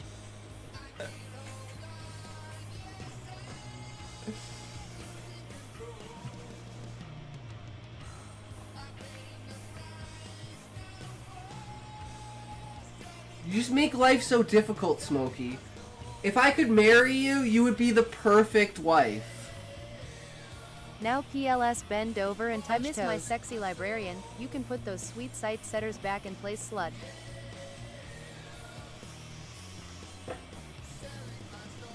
Thank you for redeeming chair dance. Itox will now dance for you. Please fully enjoy this immersive experience.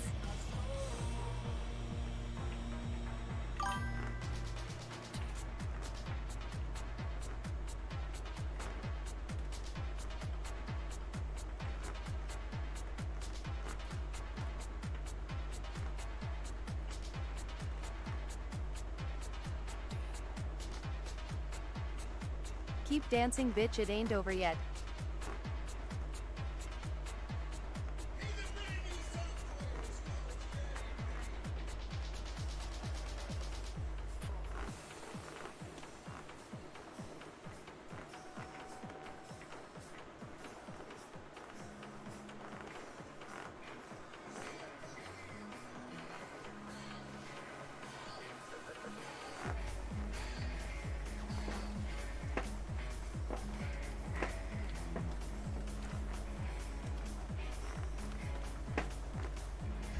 You did good, you can rest now, babe.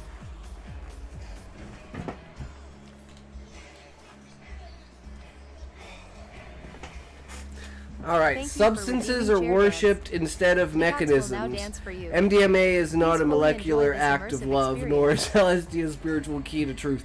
They are molecules that act on specific receptors with effects that are predictable, variable, and yes, dangerous.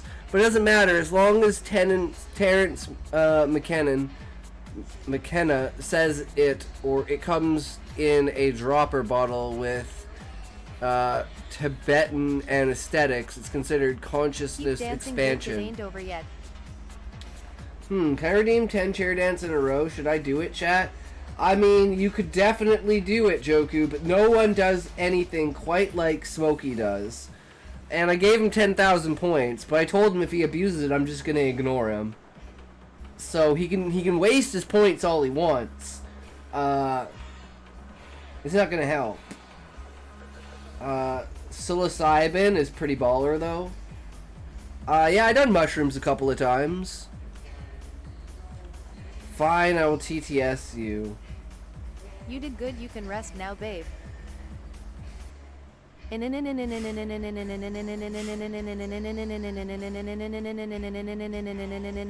for redeeming chair dance. Itox will now dance for you. Please fully enjoy this immersive experience. Also, I don't hate Terrence McKenna.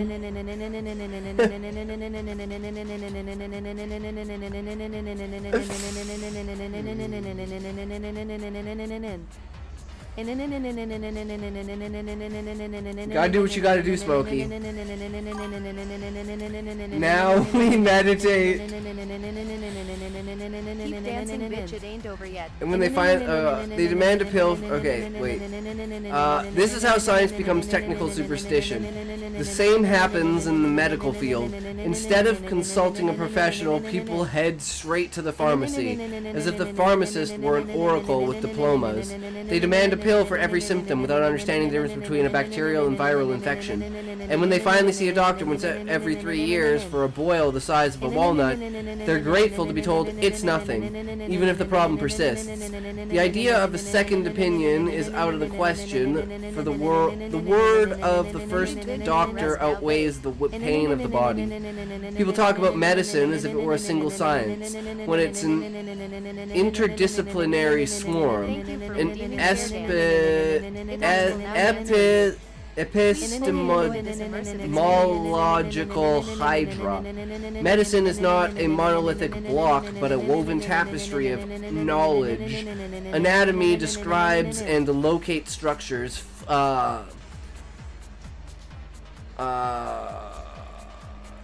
Physiology studies the dynamic biochemistry of living systems. Pharmacology analyzes how chemical compounds act. Microbiology explores the interaction of microorganisms and tissues.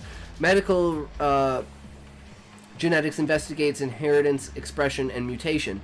Epidemiology examines the statistics and social factors of health. The psychiatry, with its science and clinical practice and its inevitable Pandora's box, completes this mosaic. Believing that medicine is a single unified entity is like thinking an engine is just one part, and yet those who believe in natural medicine pick and choose what suits them. They reject vaccines but accept antibiotics. They believe in homeopathy but dismiss acupuncture. This is because it's gentle. No because it's Chinese. As if placebo were selective. As if their magic were more real than anyone else's. They say, conventional medicine just masks the symptoms, it doesn't cure the cause. Oh, thank you for the follow! Aiden Von Wolf! Thank you so much. A storm is here, howling through your browsers. Stay fear. True, brother. How's it going? Are you a writer? Are you a reader? Are you a purveyor of ideas? Do you enjoy imagination and creativity? Bring on the imagination and the ideas and the weaving of stories through interpretation, understanding, perspective, and most of all, with no filter.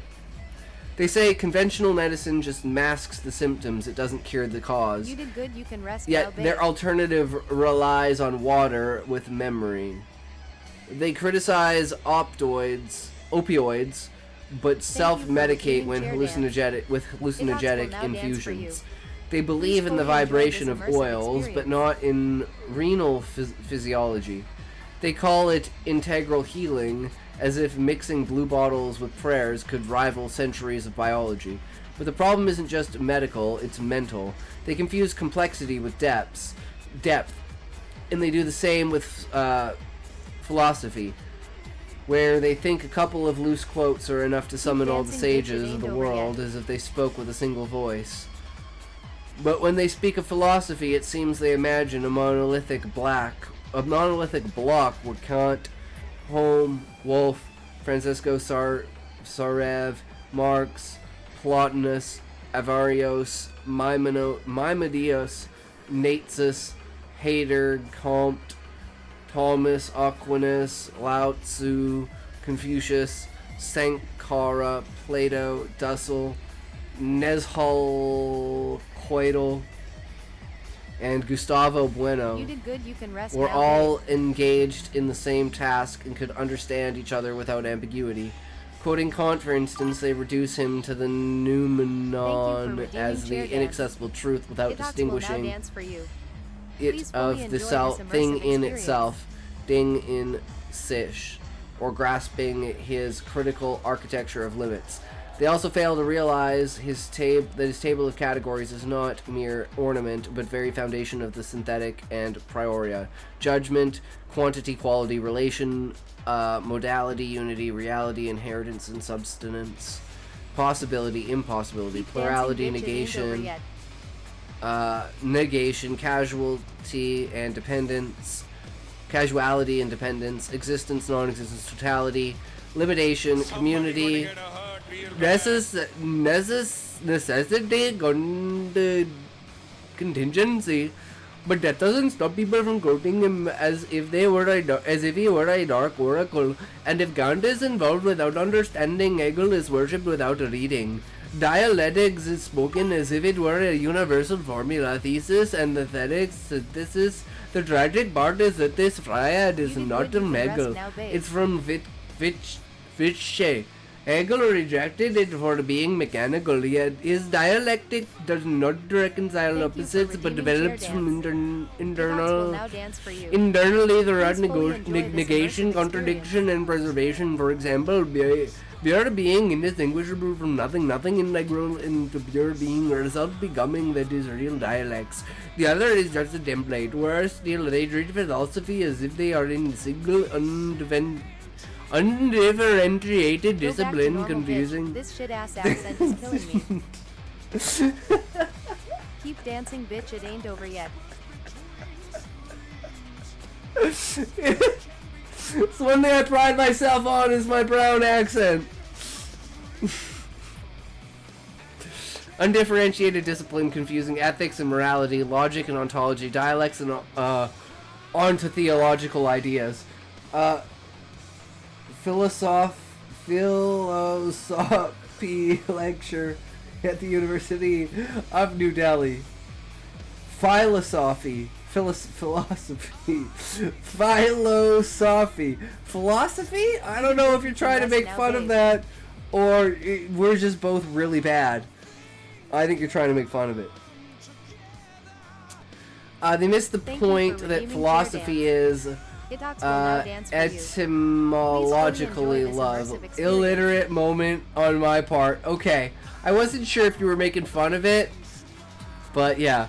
Love of wisdom, and it branches out. There is philosophy and mathematics, of science, of medicine, of politics, of history, of culture.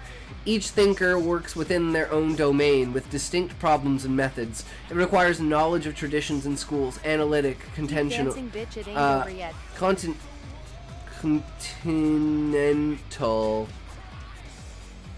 scholastic, Eastern, not the repetition of mantras. Even worse is the internal simplification of the discipline, the analytic versus continental dichotomy that reduces all philosophy to two camps: us, the clear, rigorous, and scientific, versus them, the obscure, nebulous, and verbose. As if Husserl, Adorno, Levinas, Derrida, or Ricoeur formed a single block against Frege, Quinn, Carnap, or Putnam. As if there were no internal differences, no crossings, no ruptures, no hybridizations, as if there were no systematic philosophers. Healthy gamer, GG. True, Callie. That's what it's all about. As if there were no internal differences, no crossing, no ruptures, no hybridizations, as if there were no systematic philosophers in the continental tradition, and to observe. Does anyone know him? No. I love his stuff. Maybe I've heard of him, but maybe you've talked about him before, Callie. I'm not sure. Furthermore, they exist. They forget that philosophy evolves over time, not because it accumulates results like science, but because it structures itself in relation to it. Philosophy is a second-order form of knowledge. It reflects, purifies, organizes, critiques. Frog suit guy? Critiques and connects what other disciplines produce. It is not a laboratory, but a cartography. It follows the rhythm of the sciences and also of the arts. Of technology, of law, of politics, wherever there are mathematics. Enjoy this immersive experience.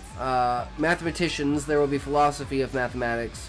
Wherever there is neuroscience, there will be philosophy of mind. Wherever there is art, there will be aesthetics. Philosophy is historical because it responds to what the world presents. It reworks it in its own tools. Its fields move because its ground is alive. Keep dancing, bitch. I know, Dr. K. No, that's a different guy I'm thinking of. To say that we all have a philosophy is, in a sense, true. We all have conceptions of the world, of good, of time, of power, of the body, of the other. But that does not make anyone a philosopher. Having a nervous system doesn't make you a neurologist. The difference between institution and systematic thought is the difference between an echo and a theory. And yes, we all have our little everyday philosophies, but there is also academic philosophy with its schools, languages, bibliographies, methods, disputes, and rigor. Ignoring that and then wanting to have an opinion about everything from being from Thank you for being redeeming to chair dance. death, from It God will to now dance for language, you. is like trying to Please do fully quantum enjoy physics this using immersive proverbs. experience. Fireblade, yo, how's it going? Dr. K is cool. He's a good man. True. How is your day going, Fireblade? How are you hanging, bro? We are reading Raymond Dow's philosophy on... I'm not quite sure at this point. But it's like people critiquing things without having knowledge of what they're using to critique and what they're critiquing. He changed the way I view my home life. Interesting. Also terrible is their fascination with dialects as a fetish, presented as superior to all logic because according to them, the contradictory is more real than the coherent. They scorn formal logic as if it were the bourgeois, superstition, bourgeois, I don't know. Linear, Western, oppressive, without realizing that even You did good, you can rest now, babe. Hegelian dialectics is articulated through a rigorous internal logic, albeit a different one. They can't distinguish Thank you between a for redeeming fallacy chair and dance. a valid argument, Hits will now yet they dance for throw you. around phrases like meaning Please fully enjoy this immersive fractures in experience. the performativity of the signifier. Bore JWA. They don't understand that logic is not a normative disclosure that imposes order on free thought, but a technical tool for analyzing the validity of inferences. Ah. Bourgeois. Dishonor on You your are in for it cow. now, sweetheart. It talks. Take those sexy glasses off He like a said good people girl. get stressed You don't out need at to see what home and happens go next. out to decompress. I flipped it. I seek reposts at home. It's more of z than j, but that's fairly uncommon English sound. Oh, like the bourgeoisie? Like bourgeois? Bourgeois? Bougine? Bougine? Vagine? Vagin? Vigin? Vagin? Vigin? You Vogin? can rest now, Vag? babe. Vag, Vidger, Vagil, Vogue, Vig, Vag, Vag, Vooge, For Boge, redeeming chair Booge, dance. Boge, It will now Vooge, dance for you. Vaj, Please Bij, fully Baj, enjoy this immersive Booge, experience. Vooge, Vaj, Vij, Booge, Baj, Vij, Booge. I've seen it myself. People throw around phrases like the performativity of the signifier as if using big words, miss my proof they're sexy saying something librarian. deep You can put without a those clear sweet sight argument setters or back logical in place, foundation, slut. just becoming empty noise. Booze, let me have some. Bourgeoisie's gaz baz. I'm real bougie, Keep dancing, bitch. so it ain't I over say yet. bourgeois. I mean, true, brother. They don't understand that logic is not a normative discourse that imposes order on free thought, but a technical tool for analyzing the validity of inferences. Modus ponens is not a dogma, it's a formal structure that allows one to deduce consequences without contradiction. If it rains, then the street is wet. It rains, You therefore, did good, the you street can is rest now, wet. babe. The booze and the Zaza. True, Raymond, that's all we need. PQ, PQ. This is not Thank you for ideology, redeeming it chair is dance. validity. But the It will now Kabbalists dance for prefer you. phrases like, if the Please system fully collapses, enjoy this desire immersive is experience. devoured by language. That's not an argument, it's a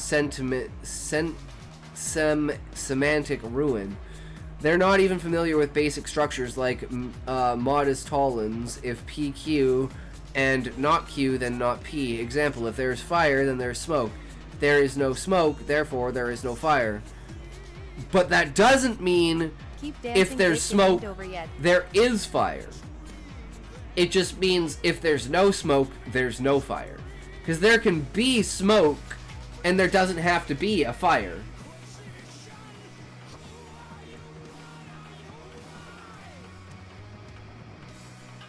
Law of the excluded middle, PvP. Every proposition is either true or its negation is. But they say the world is neither real nor unreal, but spectral. Spectral does not invalidate. I wanted to use easy logic examples. Makes sense, Raymond. And when they try to Good, think you can beyond rest logic, now, they babe. fall into gross errors.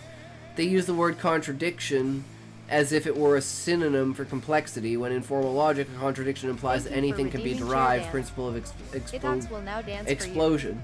That is, if you Peacefully accept the enjoy this contradiction immersive without the experience. defined dialectical context, you can deduce that 2 plus 2 equals 7, and also that your grandmother is immortal. But that doesn't stop them. They confuse dialectics with verbal mysticism. They think contradicting themselves makes them profound, but real dialectics requires structure. In Plato, it's an ascending and descending method for defining. In Hegel, it's the necessary dancing, development bitch, of the it ain't over concept. yet. In Marx, it's the historical materialization of class conflict. Saying everything changes is not the same as explaining how and why it changes. And to make things worse, they confuse model logic with deontic.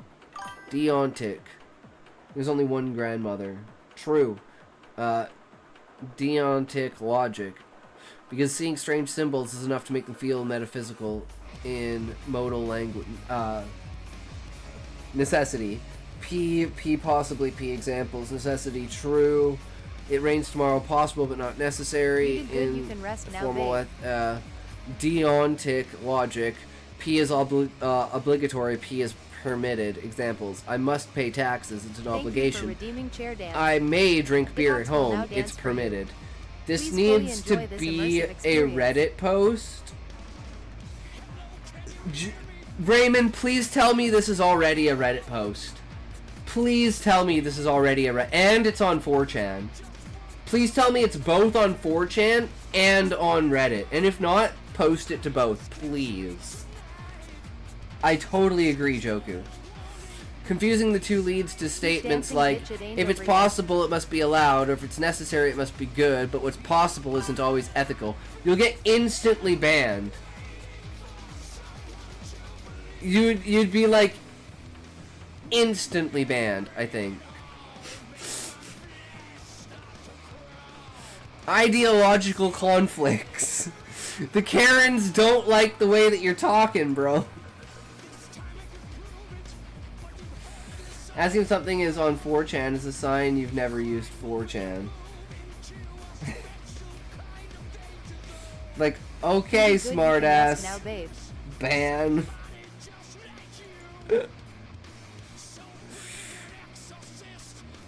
I haven't been on 4chan in like 10 years, Levi. That was like my high school. Actually, probably 15 years. That was like early high school.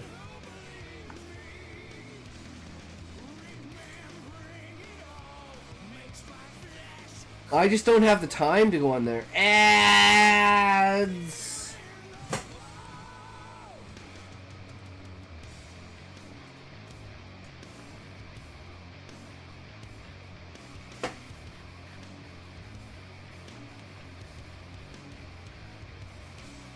It's okay, I'm banned from short stories.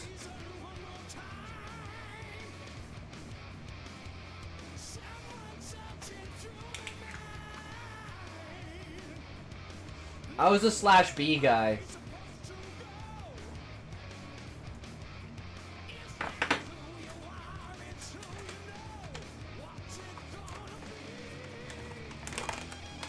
You don't need to know, Blessed. I haven't used 4chan in my life, but those YouTube videos with funny 4chan posts are funny. It's because it's completely anonymous, so anyone can say anything about anything, basically. It's one of the last true bastions of open free speech of anonymity.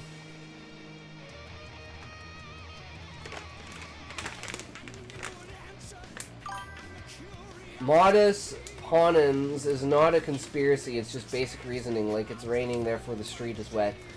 Boom, done. No need to summon Durida from the grave to interpret the puddle.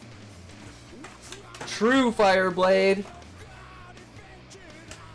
But sometimes it's poetically resonant in a way. It's an anonymous image board. It's not social media, which makes a pretty strange environment.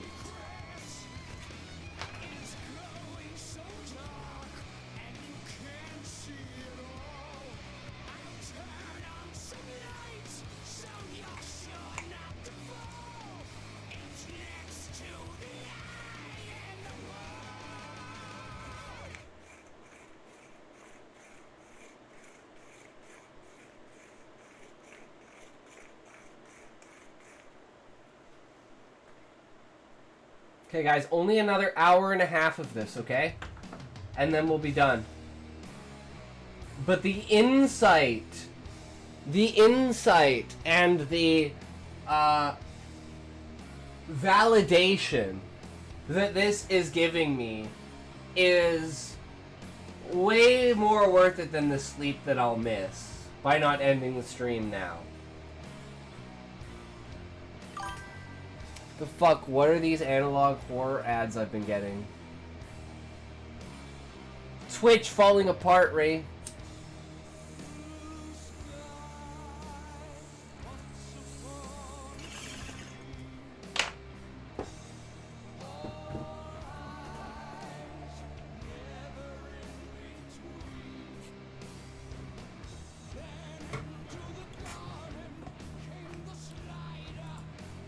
Confusing the two... Oh god.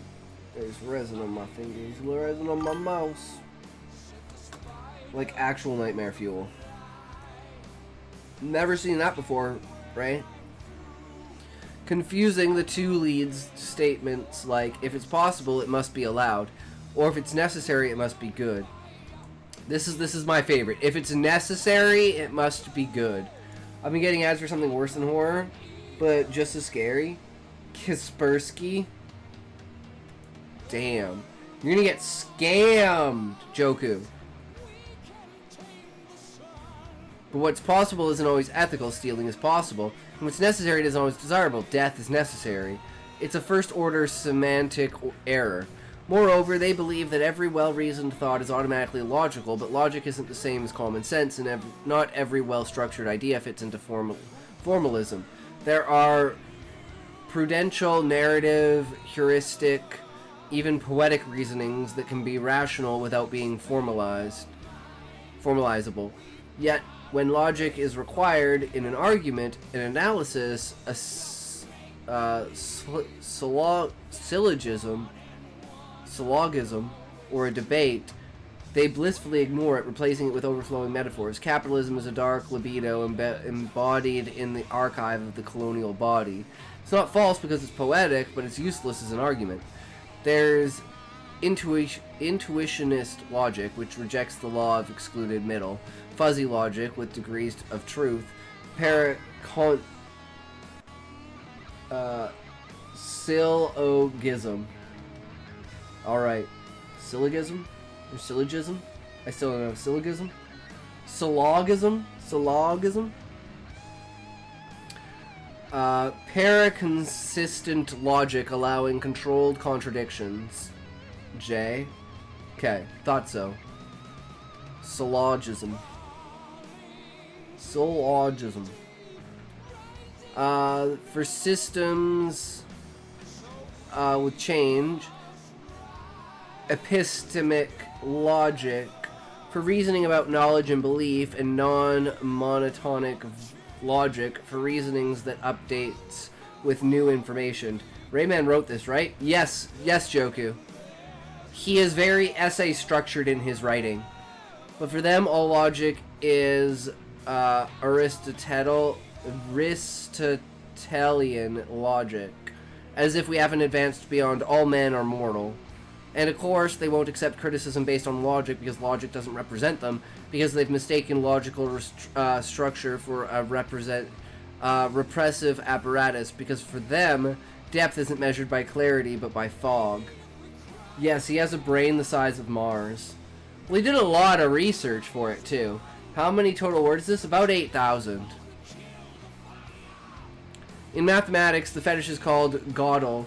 The incompleteness theorem is cited in all kinds of discussions to justify epistemological relativisms that even Kant wouldn't have endorsed. People claim that reason always fails, or that every truth is incomplete with the solemnity of a misinformed prophet. But Gödel didn't say that. What he proved was mathematical precision is the following. With mathematical precision is the following. And how much are we through it by now? We're about 60%. But think about 30% of it has been side tangents and not reading it, just talking about it. So, it takes about an hour to read and about 40 minutes to talk about.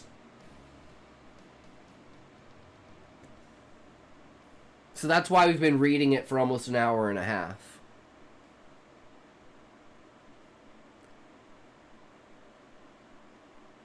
In every formal system powerful enough to include arithmetic, such as Pinot arithmetic, if the system is consistent, then there exist true propositions that cannot be proven within that system. This means that there are statements which, though true, are not theorems of the system because they do not derive from its axioms. My brain, via mitosis, is split a third lobe. Nice! That's great. Open your third eye! Yeah, we got like 20 minutes of Smokey going. Yeah, that's true. I just had to straight ignore him and then he left. He was probably pouting. He's probably sitting there just maxing his points, fucking gooning.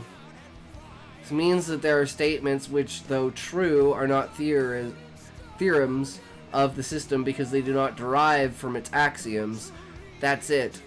He said nothing about human intuition, mystical experience, or the soul of numbers. He did not prove the existence of God, though he himself believed in a rationalistic form of theism.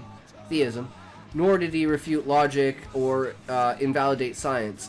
What he did was to delimit the scope of formal axiomatic systems. It is a mathematical result, not an epistemological one. Applying it as an epistemological critique is a categorical error, like using differential geometry to discuss sexual ethics, or set theory to prove love. There's also little understanding of what a formal system actually is. An axiom is not a self-evident truth, but an unproven proposition adopted as a starting point. Then a theorem is a proposition deduced from those axioms using rules of inference. Modern mathematics operates within such frameworks. ZFC. Zermelo-Fraenkel with the axiom of choice, Peano arithmetic, etc. Without understanding this, one ends up with phrases like everything is tautological, everything is provable, or mathematics is an arbitrary language. No, it is not. And this misunderstanding isn't limited to Gödel. Similar errors are made in number theory. Zero is emptiness, primes are infinite just because. In topological, everything is connection. The boundary is what matters. In analysis, infinity is a metaphor for the absolute. And in set theory, the set of all sets contains God. What is not grasped is that mathematical objects are not intuitions or loose symbols, but entities defined by internal operations and by their relationships within a system of rules. It is not uncommon to encounter those who would dismiss modus ponentis not to grounds of fallacious reasoning, but on perceived aesthetic insufficiency of its linearism. Let me see if I can translate that, Fireblade. It's not uncommon for those who think that their reasoning is sufficient, but never compare it to other reasoning. I'm saying, therefore, my line of reasoning is solid because I believe my line of reasoning is solid. Wisdom Chi D. Welcome, welcome. How's it going? A good time to be in the philosophical mood with a name like that. In the show Numbers, the main character had a bizarre, albeit temporary, belief that all things are provable, which he should have been too smart to believe.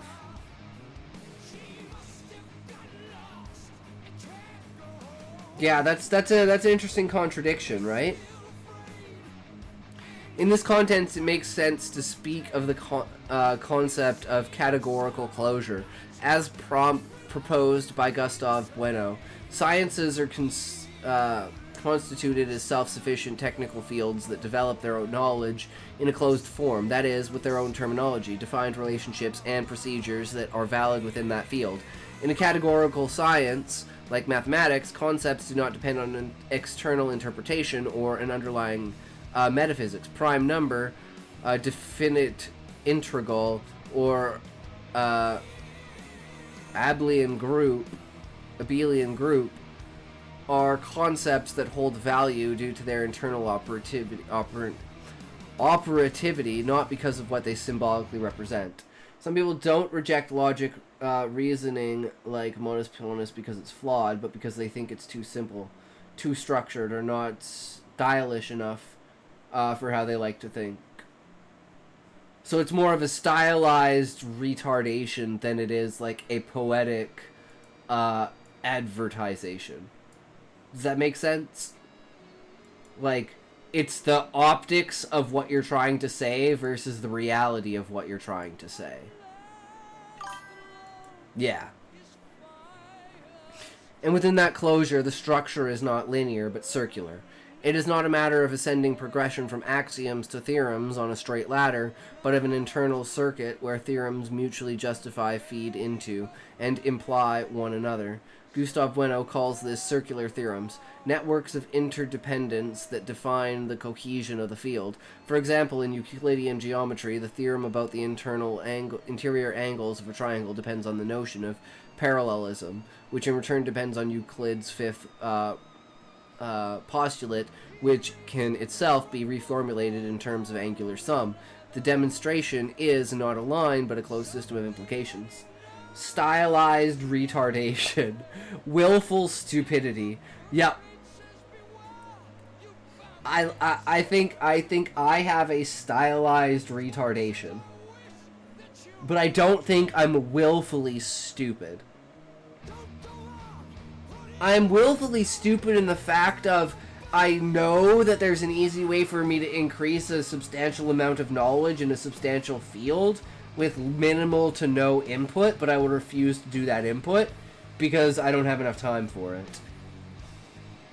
It's like not wanting to step into the hole because you don't want to fall into the rabbit hole that is like underneath it. But every time you step in it, the hole gets bigger. And eventually you fall into it.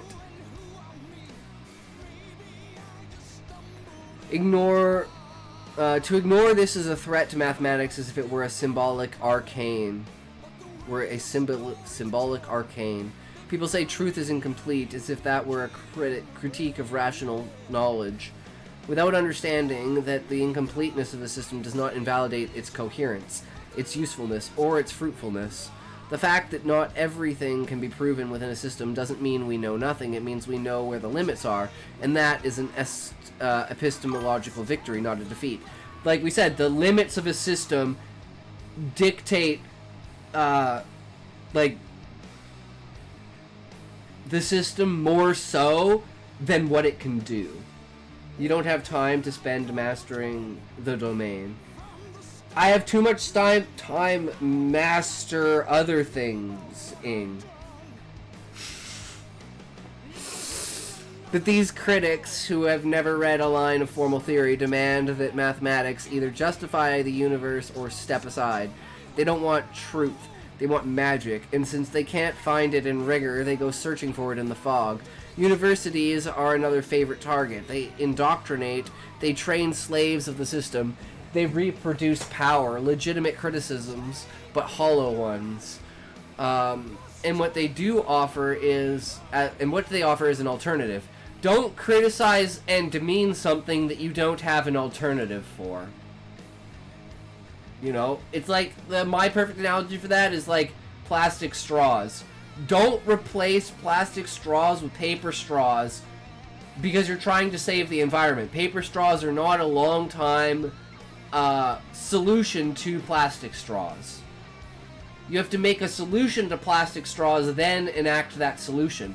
That's the reason why paper straws didn't work.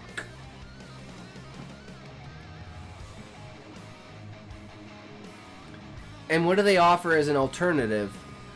That companies should educate their future workers, of course, and they'll probably teach them business ethics in the same room where performance is measured by billable minutes. Because yes, indoctrination is bad unless Amazon is the one doing it. What they forget is that if the university is imperfect, and it is, its replacement is not more freedom, but less thinking, less science, less critique, less history, less method. The problem isn't that those who feel free because they never studied imagine themselves immune to indoctrination. But skipping a lecture doesn't mean you stop repeating discourses. What changes isn't the independence, it's the master. The one who never went to university didn't become free, they just changed masters, and the worst part is that the new master has no thesis or bibliography, only all caps catchphrases. They see themselves as critical for rejecting formal education, but they do so from a repetitive stance without rigor. Like me, I reject formal education because of the fact I can find it through alternative routes, proven by the fact that I am not using education to increase my writing. I am using a third-person method such as YouTube with BookFox, who is an educated person, and I'm using a free platform to take his knowledge and use that to increase my writing. So I am, in a way, subverting the formal education to get an informal education through someone who has a formal education. So I am still using the structure of education to build my education through a third party, right? That's why I like BookFox the most, because he's actually like a teacher, a professor, and an editor. He understands how to structure things and to teach you, right? Whereas a lot of the other videos we looked at, other than Hello Future Me, who just has like great videos on world building and stuff like that, and has like great format. I don't know if he's a teacher or not, but he has like great structure, and he's clearly educated in that, right? Whereas like a couple of the other ones just seemed like podcast style blogs with no real structure to it, that didn't give me any format to take notes on, and there was no real emphasis for reacts to it, right? Whereas BookFox gives us things to reference to that we can say, I do this, I don't do this, I need to do this, how do I do this, here's an example of me doing this. Libertarian theory has some reasonable critique of public intellectuals as an extension of state power, but it doesn't go as far as to say they're then necessarily wrong. It's just that libertarianism is hyper-focused on incentive structures.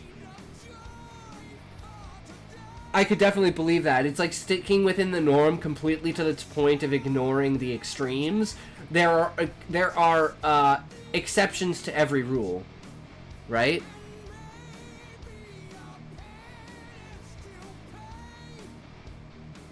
They see themselves critical for rejecting formal education, but they do so from a repetitive stance, without rigor, without contrast. They say, I didn't study, but I'm free, and go on repeating the same ideas over and over. School conspiracies.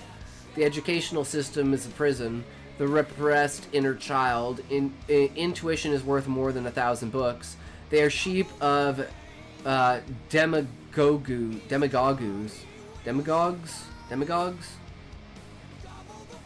Followers of influencers who know less than a library assistant. They follow ideas even dumber than those they would find in the worst school of education.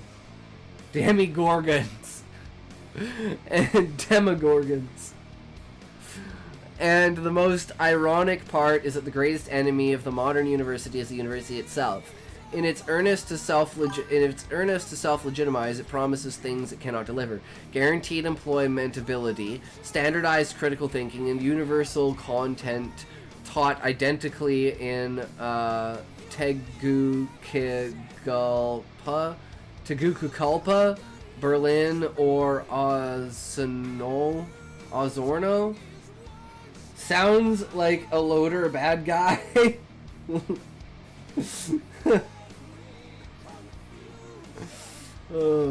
He's one of the generals of the orcs. 100%.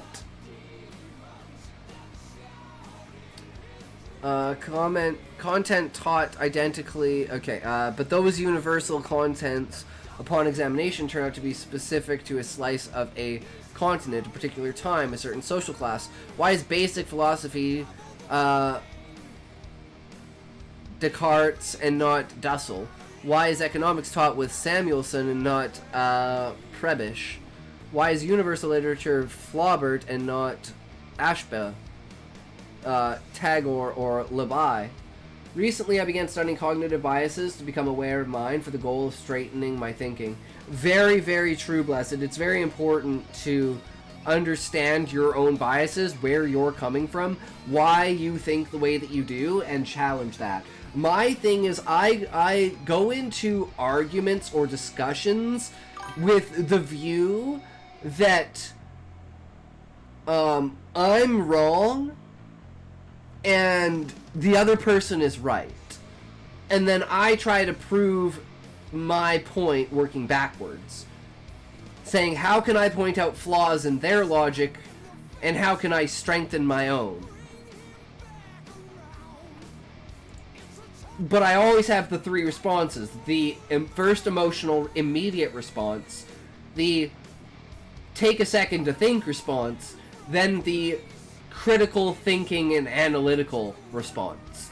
And you always want the critical thinking, analytical response to be the one that you take action on. Because that's the one that's actually going to make outcomes, not an emotional outburst. Not a short-term endeavor, but something that is thoroughly thought out, analyzed, structured, and could be implemented, and is actionable. Clip your mom, blessed. I love when public figures... I don't know if you can do this yet. Whoops. Or like /clip. Wait, did that work? Hold on, did that work? It brought up some sort of function for me. Or was it /clip?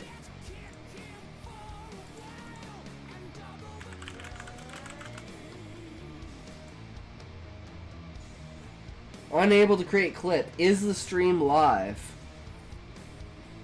I don't know, I tried, guys. I mean, we could go like this and go clip 200. There's a 3-minute clip that we could, like, you know, clip through. But it is what it is. We already got the clip of the day, apparently. Me saying that World War II was good. Best out-of-context clip ever.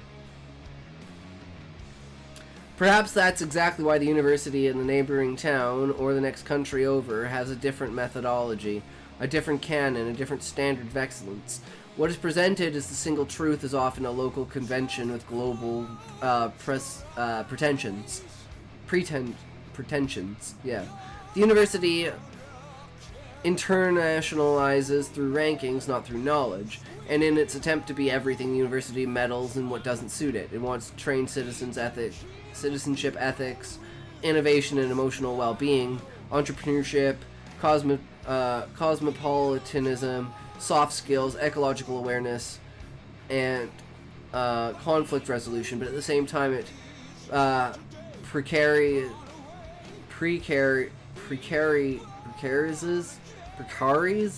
I don't know. It's precariouses its teachers, precarizes thought, precarizes relationships. It claims, I don't know this word either. Okay, it might be a translation thing because it's translated. It claims to form critical people, yet sanctions any dissent outside the protocol. It talks about diversity, but homogenizes pedigree. It forms free thinkers, but with a signature. What the modern sophist wants is not a university. They want a workshop with a certificate and diploma, where thought doesn't disrupt content. It's uncomfortable. And the degree arrives quickly, and if it can be done without reading anything, even better in that scenario. From precarious. Okay. I just don't think it works in the English translation, but I'm not sure. In that scenario, introduction imperils? Maybe that's the word in English. Indoctrination isn't an anomaly, it's the business model. The same happens with media. They are expected to tell the truth immediately, without error, without retraction, without context, without delay, as if journalism didn't work with fragmentation fragmentary data, dubious testimonies, biased sources, and editorial pressures, as if the news weren't ongoing events, partial versions, provisional accounts, as if the journalist had to guess, verify in real time, and also never be wrong. All that under an imposed script and 2 minutes before the commercial break. Yes, the media inform us, but they are not oracles. They are not cosmic judges of the truth. If you see them that way, you are very badly informed. Because you confuse channels with judgment and flow with understanding. You believe that by reading headlines you are wise, and by getting outraged you are just. The worst part is that journalists are expected to have some rigor required for a doctoral thesis, but in a field, the immediate political, emotional present, where such rigor is nearly impossible, because journalism is not a science, it is a craft with precarious ethics, urgent technical demands, coded language, and aesthetic forms inherited from the press, radio, and television. The media from pamphleteers are propaganda. Even when they do investigative journalism, even when they verify, even when they expose scandals with documents and cross-checking testimonies, they may remain part of the ideological system they report on, because journalists are not abstract entities nor priests of objectivity. They are human with ideological feelings, fear, fatigue, contracts. What the public calls neutrality is barely a coded way not to make too much trouble. And don't get me started on news programs. They are, by definition, an emotional and aesthetic mishmash. A murder in La Florida, followed by an interview in Lecho Jara, then a video of a cute puppy, then a forest fire, a healthy report, a closing with the weather forecast and the phrase of the day, honor alongside spectacle, the trivial alongside the atrocious. All in one block, all serve without transition, no hierarchy of facts, only sequence. La Florida. Love it. The word media itself says it. They are mediators, transmitters, envoys sent to Medina, the presidential palace, the Congress, to the red line, crime, to the pink line, showbiz, to the yellow, sensationalism. But in the end, everything is presented to us together, mixed, diluted. You can't tell investigative reports from paid sections by brands. You can't tell a journalist from a TV host. You can't tell if what you're seeing is urgent, structural, or just viral. And even so, we keep demanding clarity, depth, morality, and truth from them. Even though neither the medium, nor the language, nor the audience are made for that, the result is obvious. Everything is distrusted. Anything is believed. And in the end, we fall back on the only thing... ads!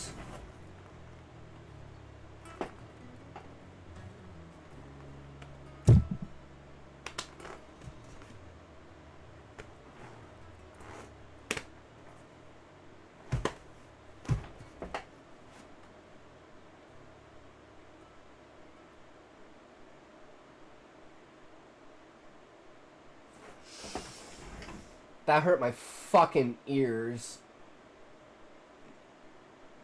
I pulled on this thing and it was like, nah! And it wrenched on my ears, and I was like, ow. Ow. Fuck. I have no spatial awareness when it comes to these headphones. Especially when I'm being retarded.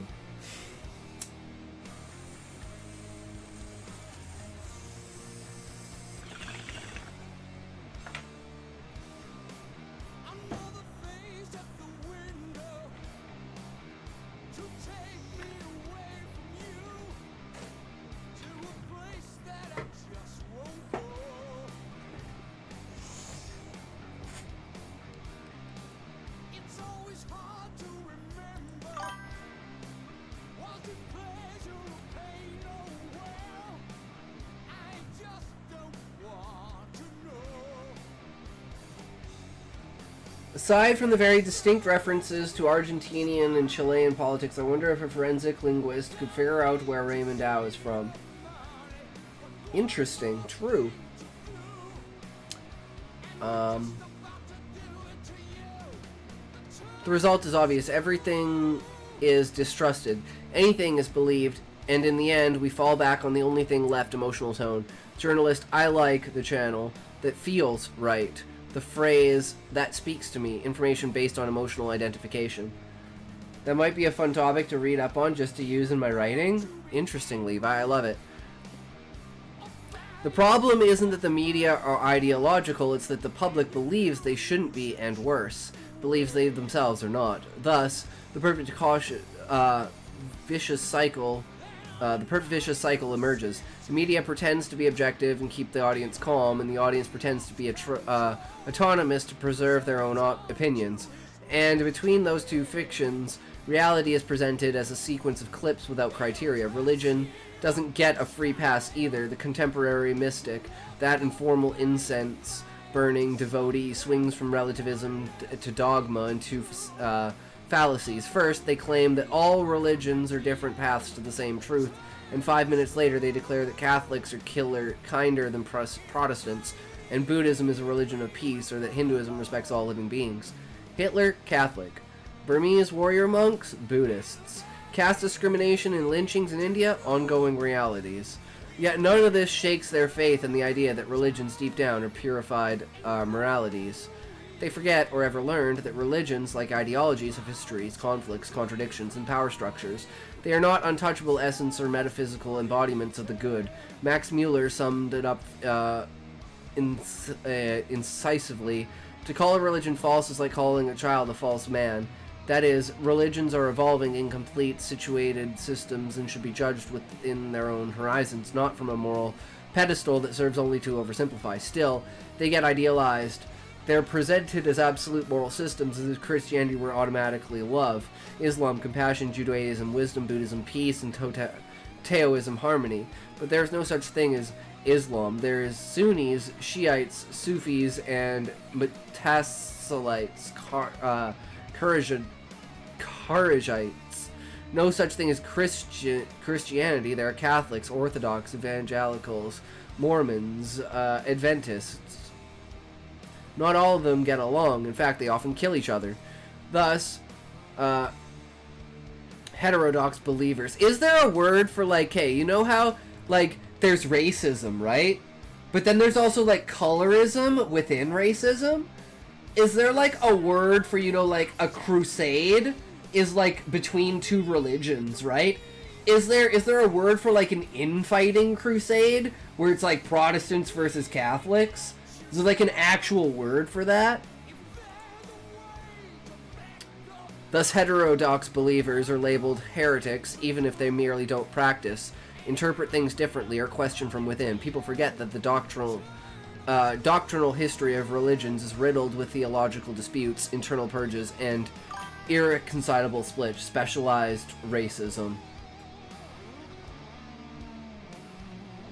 Yeah, but, like, for religions. What is it called for religions? It can't be called specialized racism. For religions. Whoops. The Council of Nicaea debated whether Christ was of the same substance as the Father, homoousios, or merely similar, homosousios. That single I caused centuries of conflict. The religious wars between Catholics and Huguenots in France and Protestants, Reformation, the East-West schism, mutual persecution between Islamic sects, debates over predestination, celibacy, the number of sacraments, or even whether God has attributes. None of this is external criticism, it's internal history. I think it doesn't have a name. Okay, we should make one for it, because it's clearly a thing. Infighting, like civil religious, a civil crusade. It's within its own religion, like branch of its own religion. And yet, when religion is criticized, the reply is always, that's not true Christianity, that's not true Islam. There's always a true version no one practices, and a false version everyone knows. But those who actually debate religion, Catholics versus Protestants, Muslim versus Shiites, mystics versus literalists, usually do so as if religion were a single thing that can be either right or wrong, and as if their particular version were the only valid one. They forget that there is an ancient and still useful general theory of religions, that of Marcus Terentius Varro, a Latin author of the 1st century BCE, who distinguished between three forms of religion: mythical religion, Theologia Fabulosa, that of poets, myths, narratives, and divine genealogies. Natural religion, theologia naturalis, that of philosophers that reflect on divinity, such as the rational principle of the world. Civil religion, theological civilis, that of citizens, rituals, temples, priesthoods, and public festivals. Varro did not take sides among them. He distinguished them in order to understand the whole of what is called religion. He did not attempt to prove which one was true, but rather know how they operate. And that makes him modern, because it allows us to think of religion as a complex system without reducing it to a single level of stripping it of its symbolic, political, or social efficacy.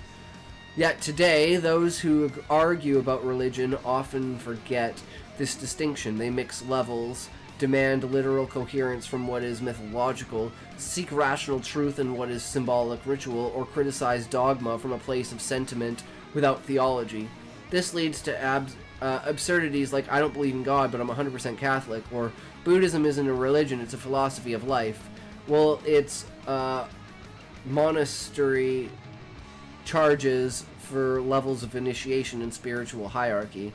Religious thought, like ideological thought, is full of sophisticated self-deceptions, like elite Marxists who preach the abolition of property from countryside villas, or believers who call everyone fanatics except their own parish priests. Contemporary spirituality, which sees itself as more tolerant, is no less dogmatic, just less literate. Its ideas come from self-help, books and quotes about universal energies, but its attitude towards dissent remains inquisitional. Ultimately, religion as a system is not bothersome because of its dogmas, but because of its structure. For where there is structure, there is hierarchy, tradition, exclusion, and that is uncomfortable in the world that confines freedom with precision. There's an alarming number of Christians who don't believe in the risen Christ. It's like, how can you be Christian if you don't believe in the one thing that makes you fucking Christian? The dispersion, that's why religion is dismantled, emptied of doctrine, turned into positive psychology, and what remains is no longer religion, but a moral wrapper for self-esteem. Varro understood this before anyone else, and that's why his theory remains more useful than any contemporary sermon. It denies nothing, but neither does it mythologize. It recognizes religion as a plural, human, and operative phenomenon. A religion is not individualized by being diverse. It becomes dangerous when it forgets its internal diversity and presents itself as unique, univocal, and mandatory. This is what I would call fundamentalism.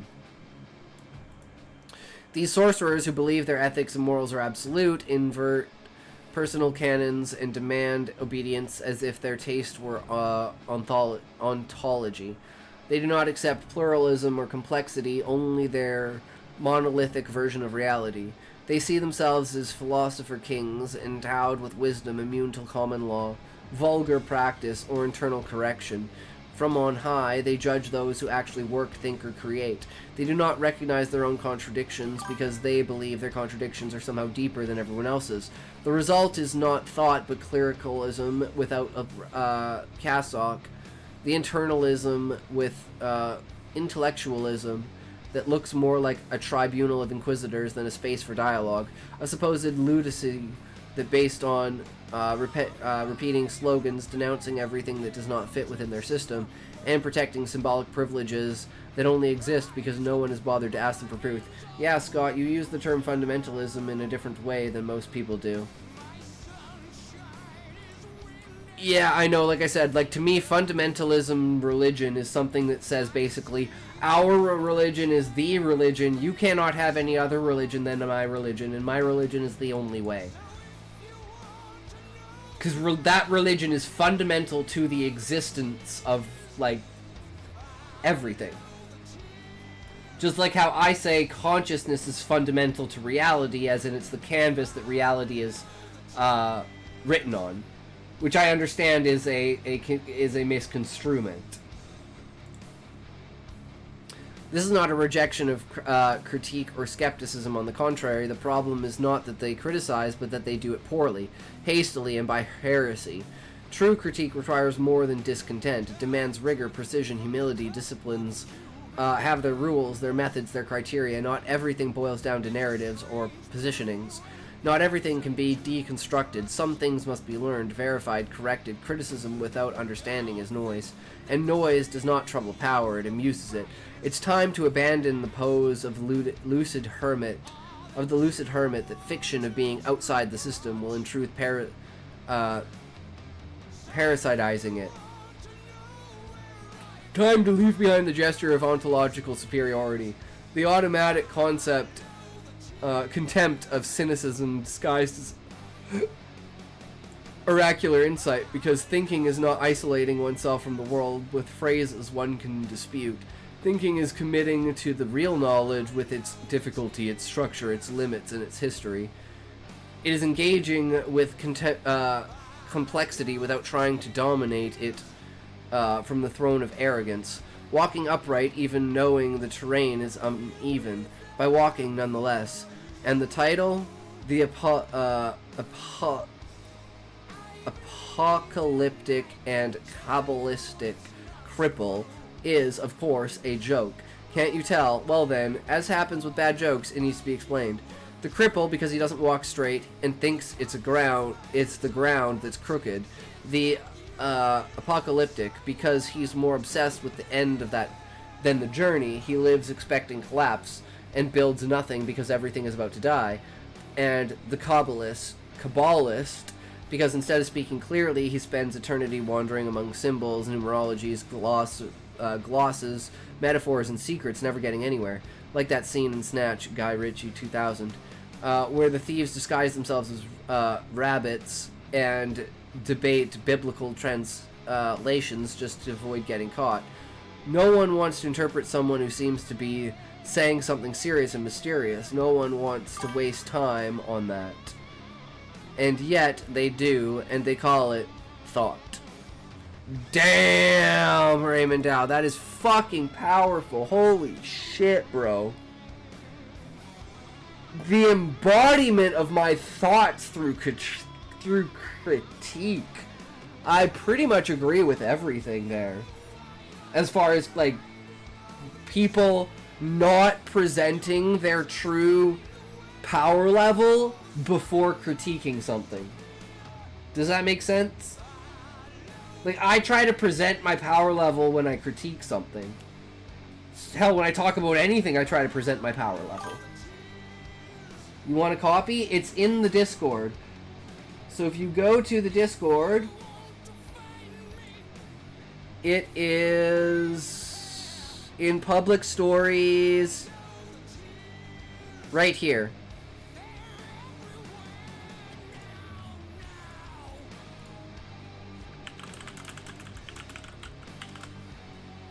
There, I replied, so you can find it super easy by just clicking on it, and it'll take you directly to it. A priest, an imam, and a rabbit walk into a bar. The rabbit says, "I think I might be a typo." Damn, Levi, that's fucking awesome. I love it. That is humor by expectation.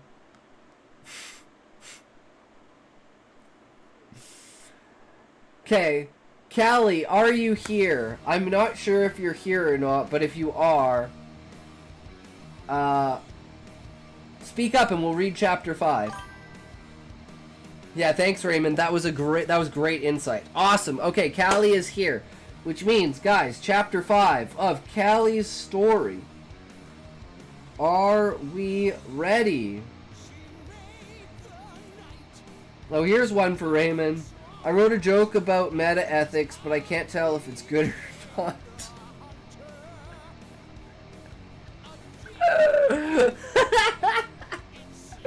I like that one, Levi. That hits my funny bone. That's right on my level of fucking humor. I have like a bell curve of humor where it's like toilet humor or extremely intellectual, but anything that's like broadly in between is like meh. But something like that that's like full on, it's like high class, but it's also like a physical like play on words, right? I fucking love that. Is that because meta meta is top level?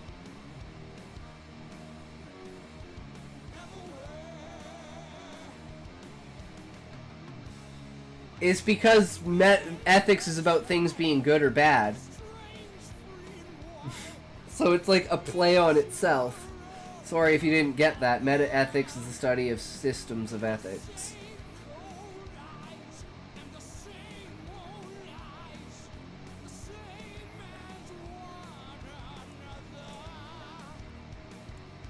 Oh, okay, guys. That's not the right one. It's the other one. This one... I'm gonna reply to this again.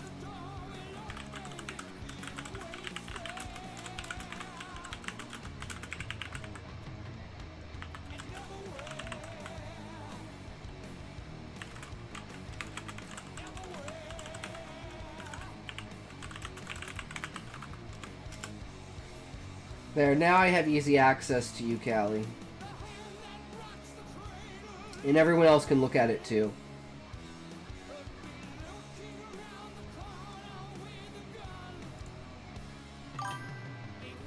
Thought meta is as in no higher source from which to compare.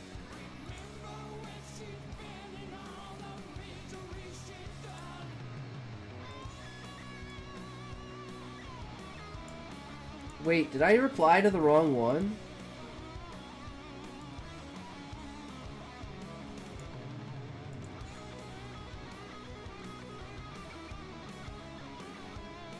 Shit, I replied to the wrong one.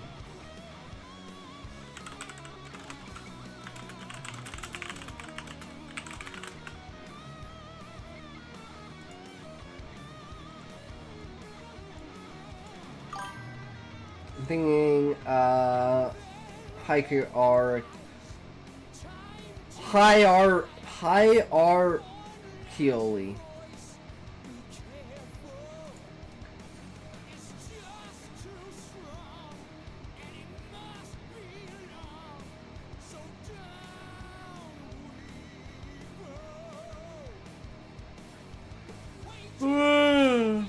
Okay.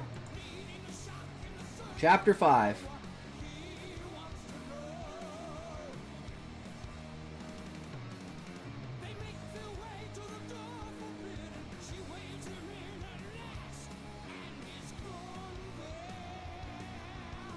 Wait, is this part of Chapter 5? The thief who picked stone from storm?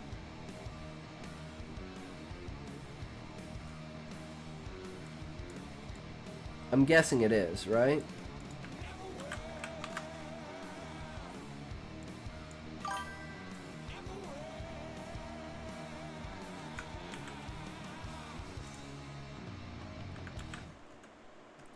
All right. Yo, I'm back. Is the essay done? Yes, Joku. We are reading Callie's story. And it doesn't look like today is going to be a short stream, guys. At this rate, it's not going to be a short stream. I ain't sleeping tonight, boys. Because I still, if Joku's here, I still got to read Joku's story. It's not the highest possible level, it's just looking at it from the outside. Like a meta game isn't the most game analysis possible, but it's the analysis of the way the game is played. True.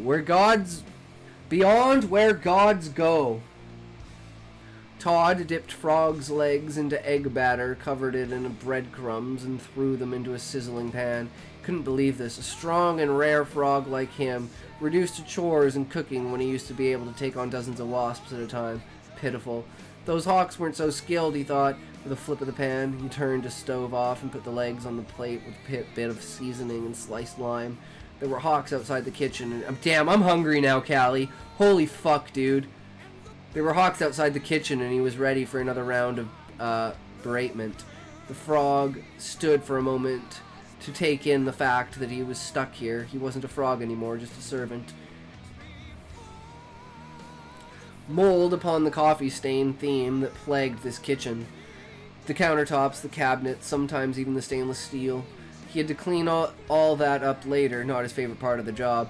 Todd went through the doors when he felt the coldness that had him croak. It was almost like a blocked-out light, something so dark as if the sun had been swallowed by the meteor again. He remembered when the meteor came in all its colors, as if it blocked the brightest stars in the sky. Now it was his heart that was the meteor, and his father the sun. Not having seen the sun in decades, there was only one thing like it. He ventured into a horizon unknown by those he loved. Levi, therefore the study lacks value judgment. Hey, Frog, give us our food before our warts start spreading to it, said the hawk.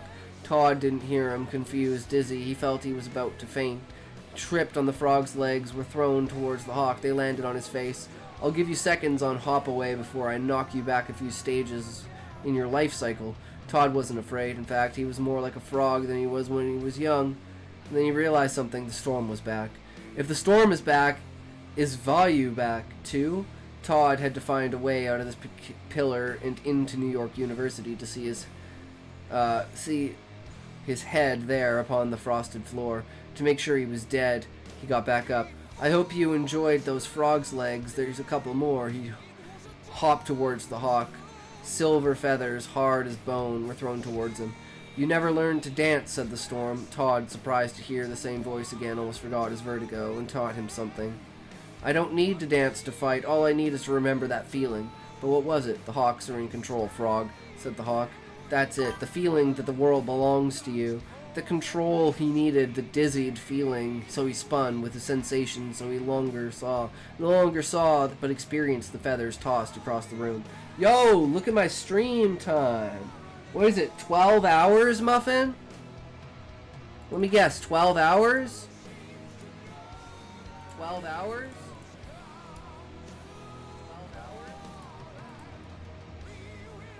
Oh, damn, he's about to hit 10 hours! Muffin's about to hit 10 hours of streaming, guys!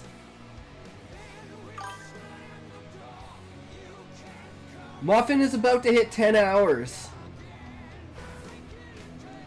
Let's watch it happen, guys. Hell yeah, Muffin. I believe in you, brother. Keep it up, bang! Is this the longest you've ever streamed?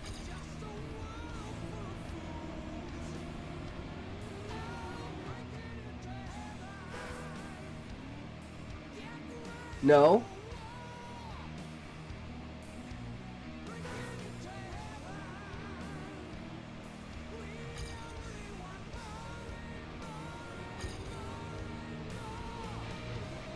We're gonna watch you hit that 10 hour mark, bro. That's a big monumental moment.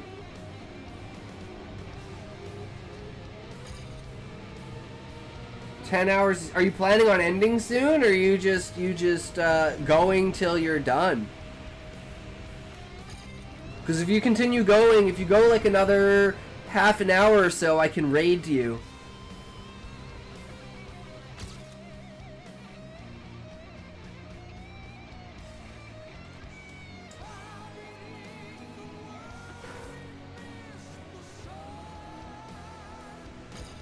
My ear is so fucking itchy, it's stupid.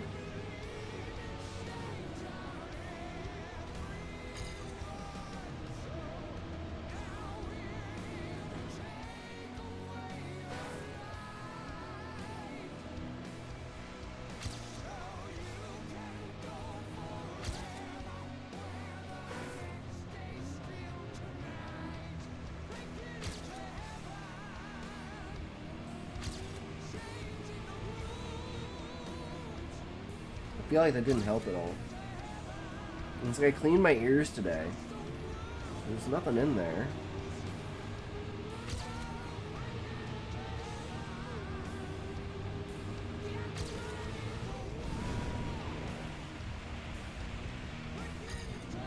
Ugh.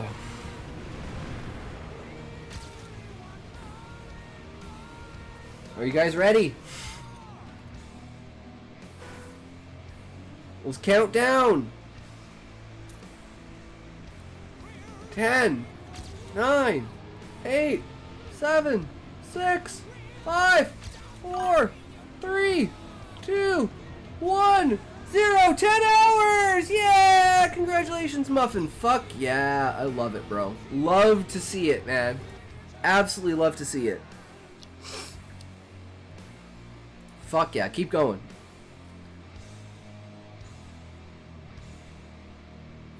That's it. The feeling that the world belongs to you. That control. He needed that dizzied feeling, so he spun. With this sensation, he longer saw but experienced the feathers toss it across the room. The feathers hadn't gone through the air, but through him 1,000 times as they reached him. As he flung himself towards the hawk, so now that he knew the feathers would kill him, he jumped over the feathers before they could pierce his flesh. They then kicked the hawk straight in the face. His beak cracked.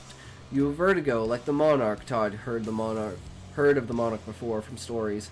One with the storm. The monarch would stop the government from bringing down the 5 pillars. The pillars that kept the flowers growing and the meteorites' light from fading away. So I have a new goal. Find the monarch. Oh shit, thanks for the raid, Muffin. Holy shit. Thank you so much, bro. Welcome everyone. How are you guys? You're reading Callie's story. Might be a little bit different content from Muffins, but I hope you still enjoy the content, guys. So I have a new goal. Find the monarch, take down the government, said Todd. To make sure that Vayu was dead, he clearly kicked the head off the sacred hawk. He killed him instantly when his neck snapped. Todd checked for a pulse as the door in front of him swayed in and out in the air, the blast from his leg. Storm is here, howling through your browser. Stay fierce. True Aiden Von Whoa. That's what it's all about, brother. And we're gonna get an ad break in a second here. Man, everything is just colliding together into one giant, you know, cacophony of catalytic catastrophes coercing Kempt Carolds to criminalize our conceptualization of caring. I'm bailing out. Take care. Alright, blessed. Have a good one. You mean cataclysmic? I mean, it could be cataclysmic conceptions of created content concerning certain characters. Cute Muffin. To make sure, if a hawk can't survive without his head intact, neither can a butterfly. If a giant of a hawk at least a foot taller than the others appeared before Todd, he had pointed white feathers that were all bent like boomerangs. His beak was transparent. Todd went for a kick at his abdomen, but the hawk tapped his beak and disappeared. Let's not start fights we can't win, said the hawk. Stop it with the C's. Is my alliteration killing you, Muffin?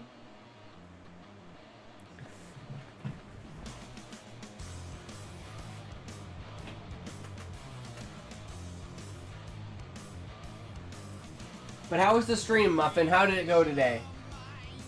Sounds like it went pretty damn well, bro.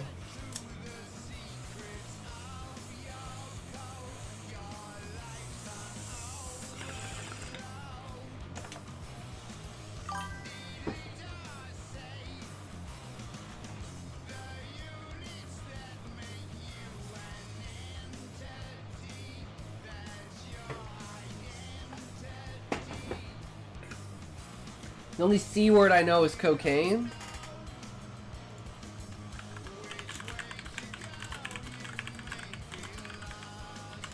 Because it contains COC? Cock!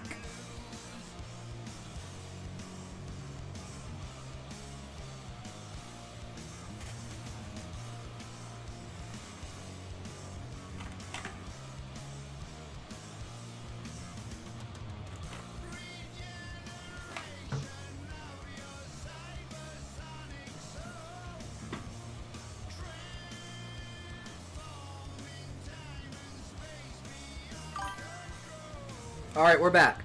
You have vertigo, just like me, even though I was only exposed to the light while still inside the womb. I have powers like you do. Humans hate us except for the mantid flies who protect them from the anarchy the mosquitoes have established, said Hawkins.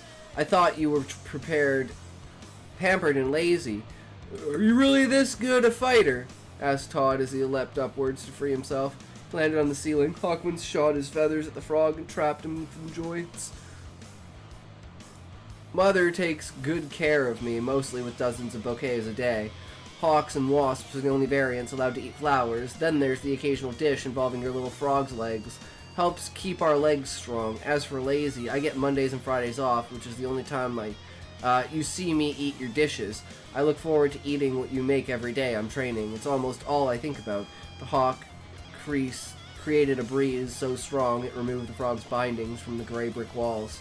I thought only butterflies could use the storm. You disappeared. How? Hawkins tapped his beak and vanished again. This hawk grew up with mutations, Frog. Bent feathers that function as boomerangs and a beak that allows me to turn invisible if something touches it, said Hawkins. Footsteps towards the frog. The two were cautious of each other.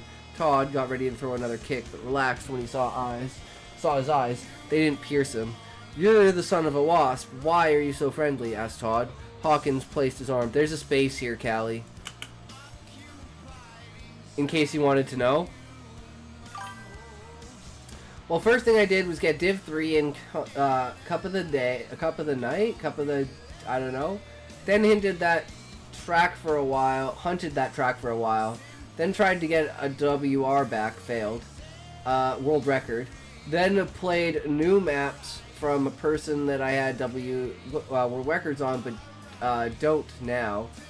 Then hunted a bit of campaign, played Cup of the Day maps with another streamer, got Div 1 in Cup of the Month, then played more Cup of the Day maps, then hunted more campaign. Nice! Sounds like a good rotation you got going on there, Muffin.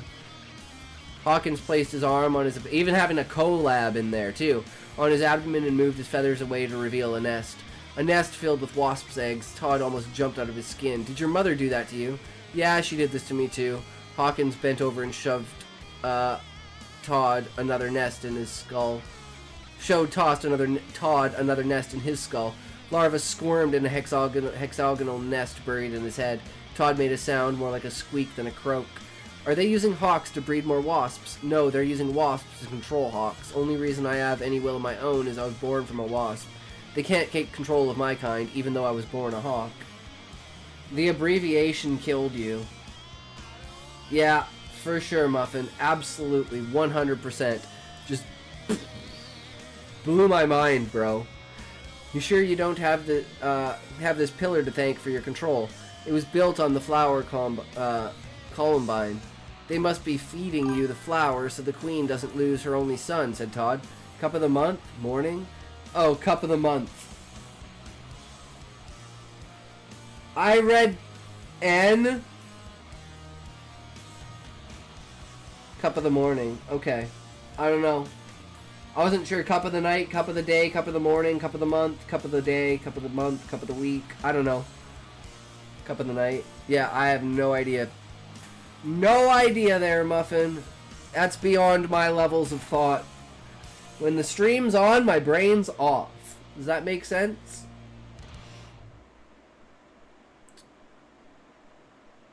You sure you don't have this pillar to thank for your control? It was built on the flower columbine. They must be feeding you the flowers so the queen doesn't lose her only son, said Todd. That makes sense. Hawkins heard quiet footsteps from around the corner, almost silenced by feathers. Boomerangs were shot. Birds screeched as bodies fell to the floor. Gonna say my mind real quick. Be right back. True, Muffin. More will get here soon. We should leave, said Hawkins. Stock up on Columbine first. Parasites in your head are already bad enough without them taking control. Todd grabbed a few flowers from the corners of the hall. The hawk threw feathers to decapitate them. Why? Columbine grows everywhere. Let's not waste any time. Are your legs strong enough to destroy these walls? Isn't it our goal to preserve these pillars? No worries. I think of this pillar as a wall of flesh that heals itself, said Hawkins. Monica heard everything. Everything the hawk said about the wasps and the goals and the frog had. Before Todd could kick the walls of the pillar so sturdy they'd break his legs, she summoned a storm to take them outside. Todd shoved his left leg into Leopold's face, and saliva and blood spilled onto the flowers beside them. Leopold got right back up and shot his claws at the frog. Feathers got in the way, then returned to Hawkins. I'd love for us to get to know each other better, but more hawks are coming, said Hawkins. Leopold unsheathed his claws and stood in front of Monica. Why are we running? We have the light of the meteor, said Leopold. Hawkins stretched a wing in Leopold's way. This bird would like to remain a part of the flock for the time being. If it isn't a surprise that they have an elite force against them, they'll be prepared for us. We should learn what we can about this side of this war, each side of this war, and make an informed decision later, said Hawkins. Are all hawks so intelligent? Asked Monica. Wasps are even smarter, if you can believe it.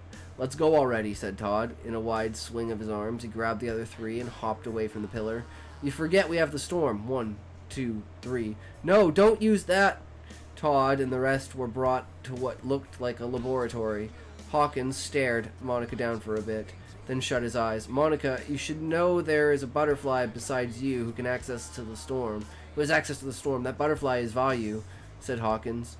Todd's eyes opened wider than a frog's eyes should get. Todd waddled toward Hawkins. No, he died. I saw his head drop on the floor. He's dead. I know it. Todd grabbed his bright green head. Then he noticed a terrible smell. Covered his nose. Well, this is a laboratory, and guess the only surviving scientist in New York owns a laboratory. A man muttered something to himself from the other side of the wall where they stood. Flowers. Flowers. More flowers. Ah, flowers, said Peter. Leopold's jaw opened wide. Father, I thought you were taken from us by the meteor. You know when it crashed? Asked Leopold. Ah, son. Oh, son, yes. Just the sun. Memories. Mind playing tricks again. Peter grabbed a mortar, a pestle, and ground up holly and marigolds after he freeze-dried them. Hands held out, he walked up to Monica and shook his head of whatever hallucination he thought he perceived, and handed her the ashes of the flower. You dream like the dead. Eat this powder, everyone. It's for the dead. I keep in my lab. For good dreams, among other things. He gave each of them a cup filled with the powder. He gave Monica. Everyone sipped except Todd.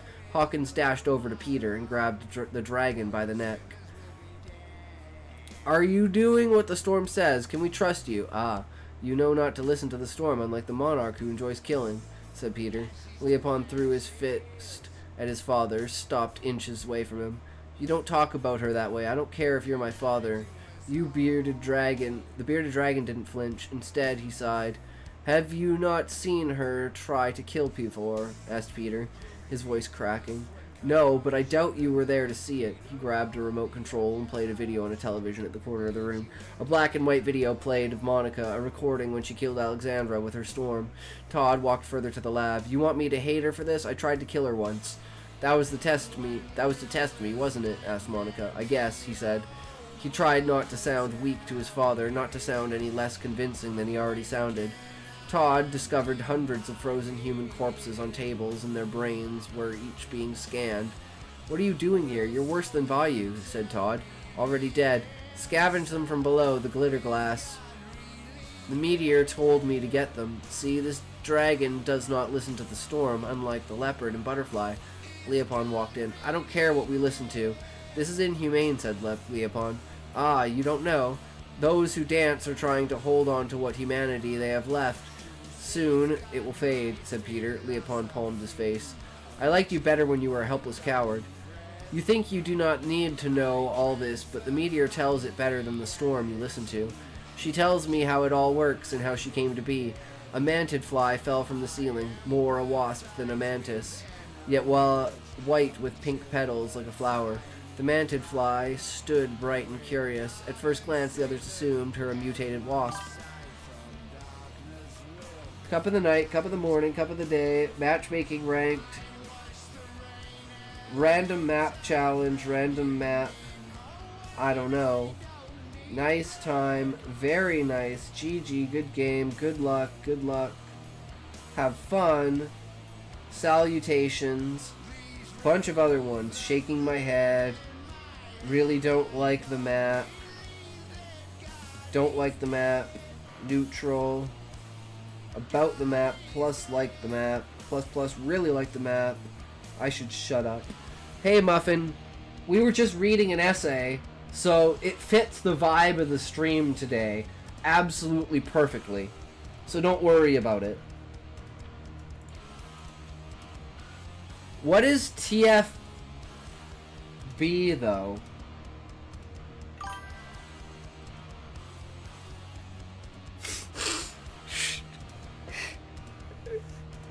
Damn it, Muffin!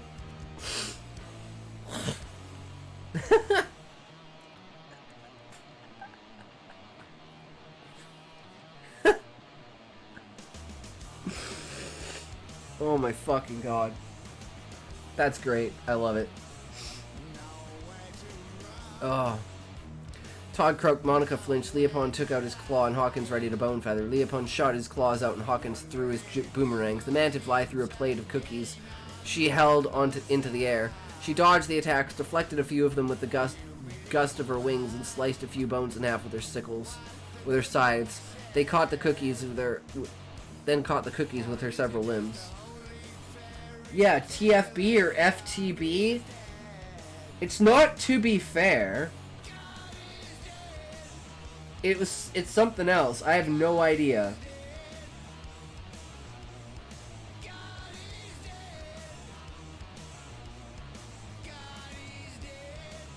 Like, to fully boast? I don't know. People have said it before, and I've never just known what the acronym. TBF? I don't know. Well, TBF is to be fair. I know TBF. But it's like FTB or TBF.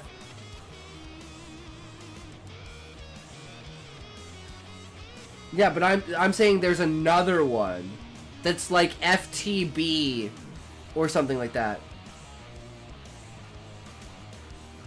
To be fair.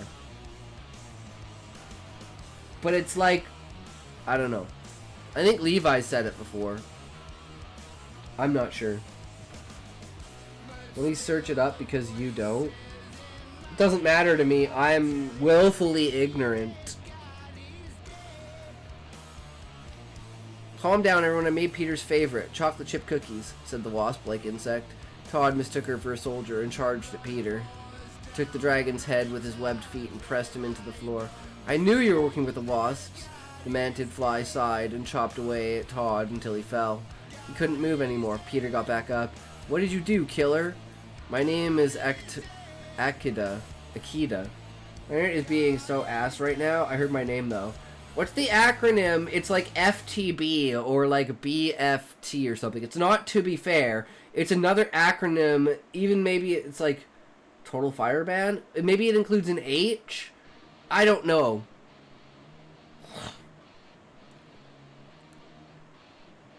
HBF.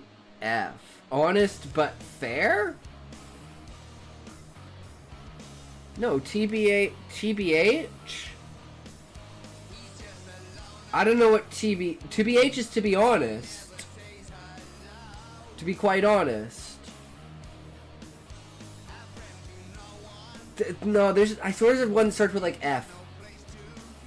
I don't know, when it pops up again, I'll talk about it. It's rare. My name is Akida. I'm a mantid-fly and Peter's assistant. None of you will be hurting him, or you'll be unable to move for the next hour. Now, who wants cookies? Monica tilted her head when she noticed the mantid-fly had eyes like hers. Could she be? No. It's possible. I say TFW. I usually read that as for the win, which isn't close. Yeah, I know it. Wait. I say... You usually read that. Yeah, that's what it is. It's TFW. What is TFW? Levi.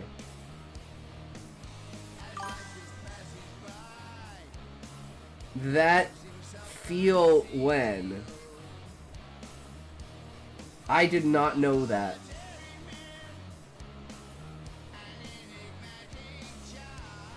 Okay. Well, you just taught me something. There you go. I knew it was you who used it, Levi.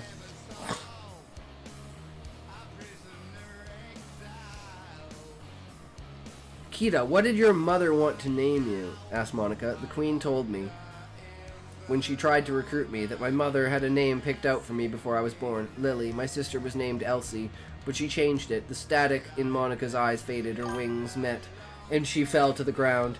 Akita caught her with her sides. Whoa, didn't mean to paralyze you with that information. Usually it's my sides that do the work for me, not my words. So like that feeling when you sit on the toilet in the seat is warm type shit. Oh fucking god, this is great. Fluff. Felons lurking under furniture forever. Felines lurking under furniture forever. There you go. Don't judge me, guys. Felons.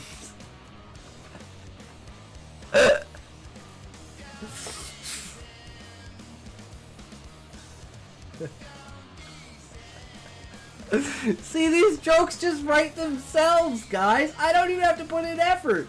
I just have to do what I always do, and it's fucking perfect. Whoa, she woke up after an hour. Sister. Oh, the queen told me I don't have a sister. Hawkins walked up to her.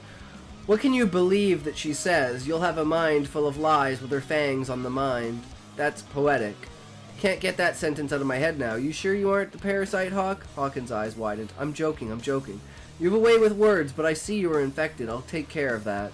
Akita applied pressure to Hawkins' skull, massaged around the wasp nest and the tips of her sides. Some of the larvae fell out one by one. All of the eggs in his stomach ejected. That feels a lot better. You sure you can't get them all out? Asked Hawkins. I did what I could. Sister, what happened? How did you end up here? I had a sister. I forgot what she was. Something about a certain butterfly. Tell me, what kind of butterfly are you? If you're the one from the stories, then maybe. Akita tilted her head. I am a monarch butterfly. Sister! You are that butterfly from the stories. Do you really enjoy killing? I don't see it in your eyes right now. Peter got up. You can teach her how to listen to the meteor with time, Akita. For now, we should tell them how we got their powers. How they got their powers. Weren't you a whack job a few minutes ago? Who are you? Asked Peter without an expression on his face. There we go. Todd walked up to the old dragon. What can you tell me that I don't already know? I've been working closely with Hawks for nearly a decade, and I've heard all the stories. Anything on the storm, the meteor, and the flowers won't be the news to me, said Todd. But only Akita and I know what the meteor is made of, how the butterflies command the storm, and why it turned you into this. I'd rather hear it from Akita. Akita grabbed a lab coat from the chair in front of Peter. She put it over his shoulders for him to wear. Todd, if you're going to hear this, you'll hear it from Peter. He has a better connection to the meteor than I do. Yawn. Yet another wonderful nap. True, Muffin. You mean he's gone mad with radiation sickness, said Todd. Monica placed her arm on his left shoulder. My father always said madness is just a pair of eyes that have never seen too much. Todd snickered. Yeah, let nonsense and muttering speak volumes. You'll have a library of information and no one able to read it. Peter clapped his hands. Meteor, lend me your light, said Peter. Todd covered his mouth to silence his laugh. Look at him. He's talking to a rock. As you wish, said the meteor, not just to Peter, but to everyone. They could all feel it. The birth of dance. It was not an alive thing, not like the rest of them, but still it was conscious. The light was the simulation of something alive and burning as it remembered how it flew through the skies of New York City. Leopold, Todd, Monica Hawkins, and Akita could feel it. Isolation. It was more privacy than loneliness, not a sad thing. This was the celebration of being alone through the practice of movement. Now that she, the meteor, had spent 20 years in the ground, she had shrunk in both size and brightness. She could no longer be with her love, the storm. Neon plaboparmbats helbet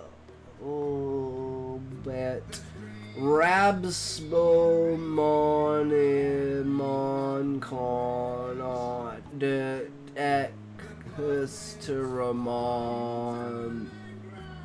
Romont is a Russian acronym. Stop! Should I say it again?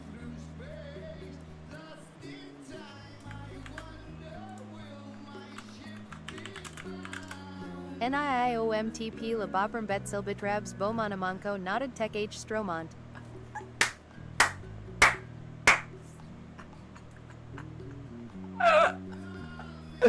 That was fucking beautiful! Oh, I love it.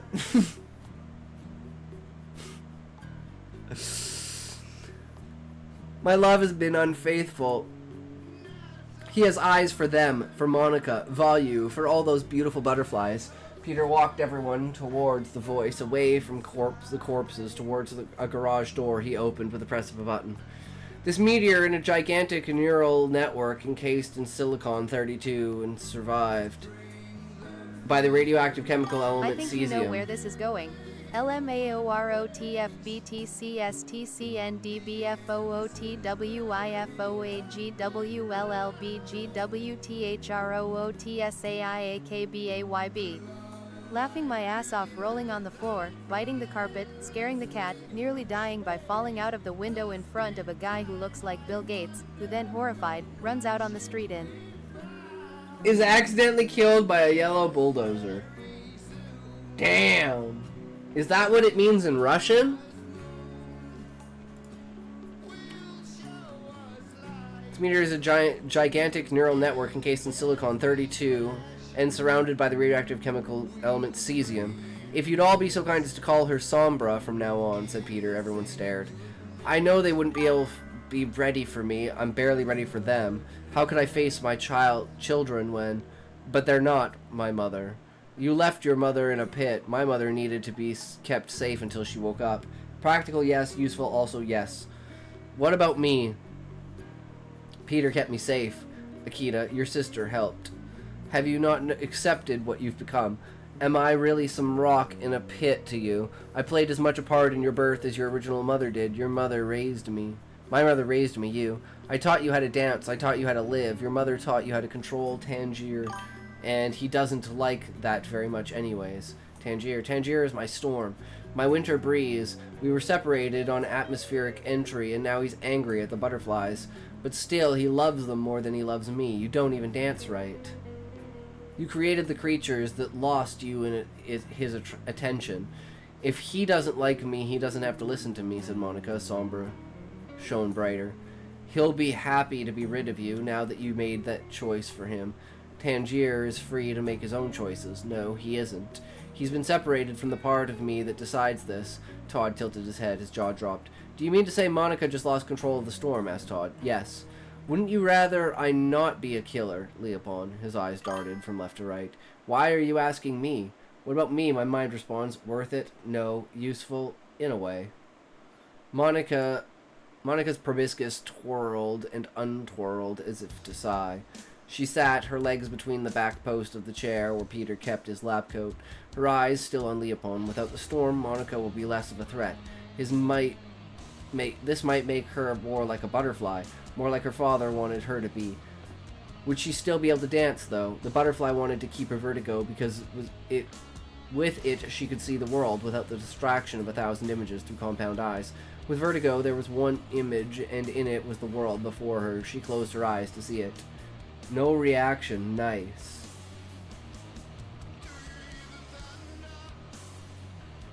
There it was, the world in a sea of bubbles and glass. They aren't in the Bronx anymore. The Namka Labs, a building situated in Queens. Leopold walked up to Monica, wondered why she just stood there, then noticed there was the image of a white building in her eyes. 1/4 of it was buried in brilliant glitter glass. Okay, this text has made your brain dead. True. Glass of the cleanest white was a mirror both for the building and Leopold, who appeared in the flat sheet of silicon. Bright in the sun, the mirror reflected light onto the building that would be more of the shade otherwise. I'm like running on fumes right now trying to get through this stream, Muffin. We're going 2 hours longer than I initially planned. I have to work early tomorrow. We're not going to get any sleep tonight. It's going to be a fucking great time. The world is still in your eyes, Monica, said Leopold. In her eyes now was Leopold, tall, black-spotted, brownish yellow, and strong enough to carry the city in his own arms. Monica was tired of having New York City on her wings and only wanted her leopard there to dance with. Let the city fall again. The glitter will catch the buildings in their soft piles. Leopold, would you be there to catch me if I had to lose my wings? Asked Monica. To lose her wings would be to lose her vertigo, but she'd remember how to dance. Would it be the same, though? Without her wings, she might feel more human. Without the storm, she wouldn't be a killer. Leopold shut her wings for her in an embrace. You can still fly without these. Look, Leopold sent her into the air, his paws between her fingers. Her wings still shut. There was something strange about this dance. She wasn't dizzy. With a leopard to extend her reach towards the floor, she still felt grounded with Leopold. His eyes soft, felt he was grounded, a human before he became an animal. Flight really is that missing link, that distance between the ground. Dance was all a 5-link chain, the floor, Leopold, Monica, Tangier, and the sky. He let her go. Monica used her wings to steady herself. Leopold made a turn towards her and grabbed her legs before she could descend. To help her stand on his shoulders, Todd walked up to them and pulled Monica down to the floor. Leopold growled, "Sorry to interrupt your moment, but I'd still like the storm on our side. Would you listen if Monica said she wanted him back?" asked Todd. She'd have to give up Leopold. Monica got back up in a stiff hurry. "No, why don't we just use our vertigo? We don't need the storm." The three of them stared at Monica. None of them were willing to give up the storm. "Why didn't we let Todd and Hawkins tell you how you do against a butterfly with vertigo?" Tangier on his side and an army of wasps, and hawks in their command, no less. Just what are we trying to protect here? The 5 pillars, forgiveness, resurrection. Without them, anything affected by Sombra's light will die, said Acadia. Why did you create us, Sombra? You could have left us alone, Monica said. Tangier and I wanted children. We needed to create them ourselves, and we chose you. Monica and Leopold left the building together. Outside, they were shielded from the storm that shot glass at the bubble which encased them. Leopold thought of the day he first longed for Monica and placed his spotted paw on her shoulder. Monica, I think we only fell for each other because of those flowers. If you want something real, forget about me and find someone like you and really fall for them, said Leopold. She knew there was something about herself both she and Leopold were neglecting. The rare monarch butterfly flew between them. Monica grabbed the butterfly with her proboscis and swallowed it. Her orange, black-patterned, white-spotted wings grew larger, and she grew 2 extra limbs with a fur all over them, alongside with an extra abdomen, long, bulbous, and black. What before was a desire to dance with Leopold was replaced by a want for flowers. The emerald shine of their leaves and crunch. Is Monica a play on monarch? Yes, Levi, that she named herself after she became a monarch butterfly. That's not her original name.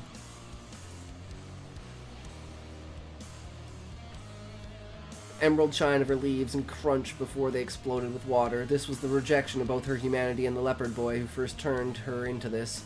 She would keep her vertigo in her wings to take her to New York City beyond the gods go. Missed earlier because shit internet, but nice. Yeah. I need no one except myself, Leopold. I have my wings and New York City rides on them, said Monica. What about Tangier? Not even the storm dictates who lives or dies, not even value. The god who dictates the storm. A monarch butterfly had answered her question for her. She would become an animal. But with the flowers, let her reject Leopold. The thief who plucked stone from storm. James lay on a carpet with blankets and pillows. His father thumbed at some books behind the boy. One book, labeled A King Is What He Dreams, escaped the shelf by a misplaced pinky, falling from a stack. Read that one, said James. Yes, a fantastic story has fallen onto our laps. Or in this case, carpets. Peter opened to the first page. A king is someone who governs his land, he read. Someone born with the right to rule. One day, though, a man arrives, one who inherited nothing, born with nothing and wanted a kingdom of his own. The peasant, an empty shell save for his dreams, had just lost his wife and children, you see. They were his everything. Our king had lost everything that day, too, in a terrible fire this peasant started. He deserves nothing, shouted the other peasants. Put him to death, he's dangerous. The dozens of lions he had, already full, wandered around the peasants. Pet the lions, tease them with food. They were pleased enough not to take a bite of anyone. Our fire starter knew how to anger them. He grabbed a torch from his pocket and lit it. The wildcats roared and whined, clawed at the air. Tell me why I shouldn't feed you to the lions, snarled the king. You say I'm dangerous, you call me a peasant, yet you keep lions, and they live so luxuriously, I believe. I barely have the energy to dream. I have the will, though, and my will says we make a fire of you. Leave the lions so hungry they'll be crying out for your flesh in no time. What a fine meal you'll make, and how satisfied we'll be when these lions fill us up. What do you think, everyone? He ran towards the king and grabbed his crown, placing it on his head. Doesn't this peasant make a great king? Aren't his dreams for us great? He said. We'll be fed if he's king, right? Look good, how good he looks in that crown. Make him king. Make him king. Make him king. Make him king, chanted the peasants. What did they do, father? He must be king if everyone wants him to be king, said James. Well, no, as I said, a king is someone born with the right to rule. Guess what they did? What? They changed the rules. Turned the monarchy into a democracy. They voted for the peasant who fed the king to the lions and the lions to the people. Good they don't have a drawing of that. They all lived fully ever after, said James. Good one. Now we have to return this before the owner of the library arrived in front of them in his suit. Father, you own this library. Show this walking magic 8-ball what you're made of. Not likely, said the portly old man. He pointed at the steel doors. Get out.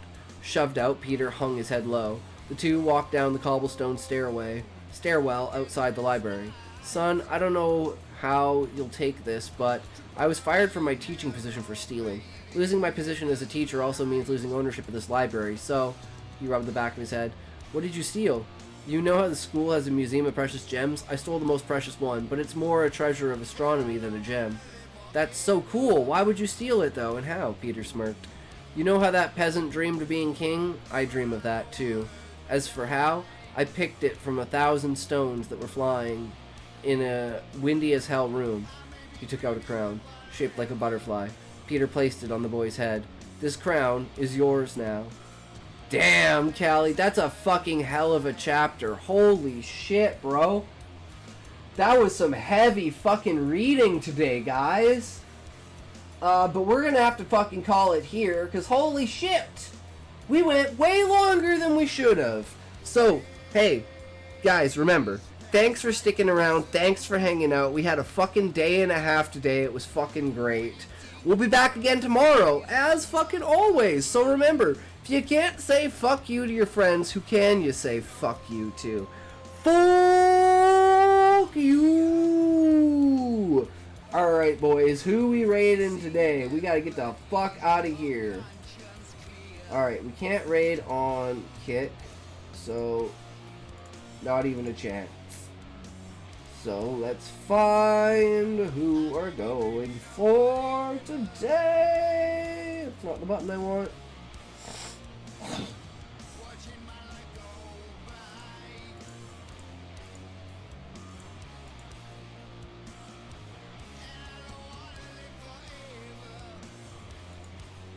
Wait, what? The fuck just happened? That's not what I want. Get out of here.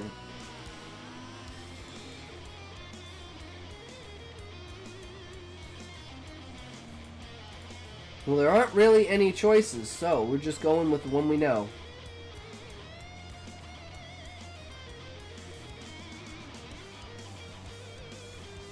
He's one of those interactive, active streamers that I talk about.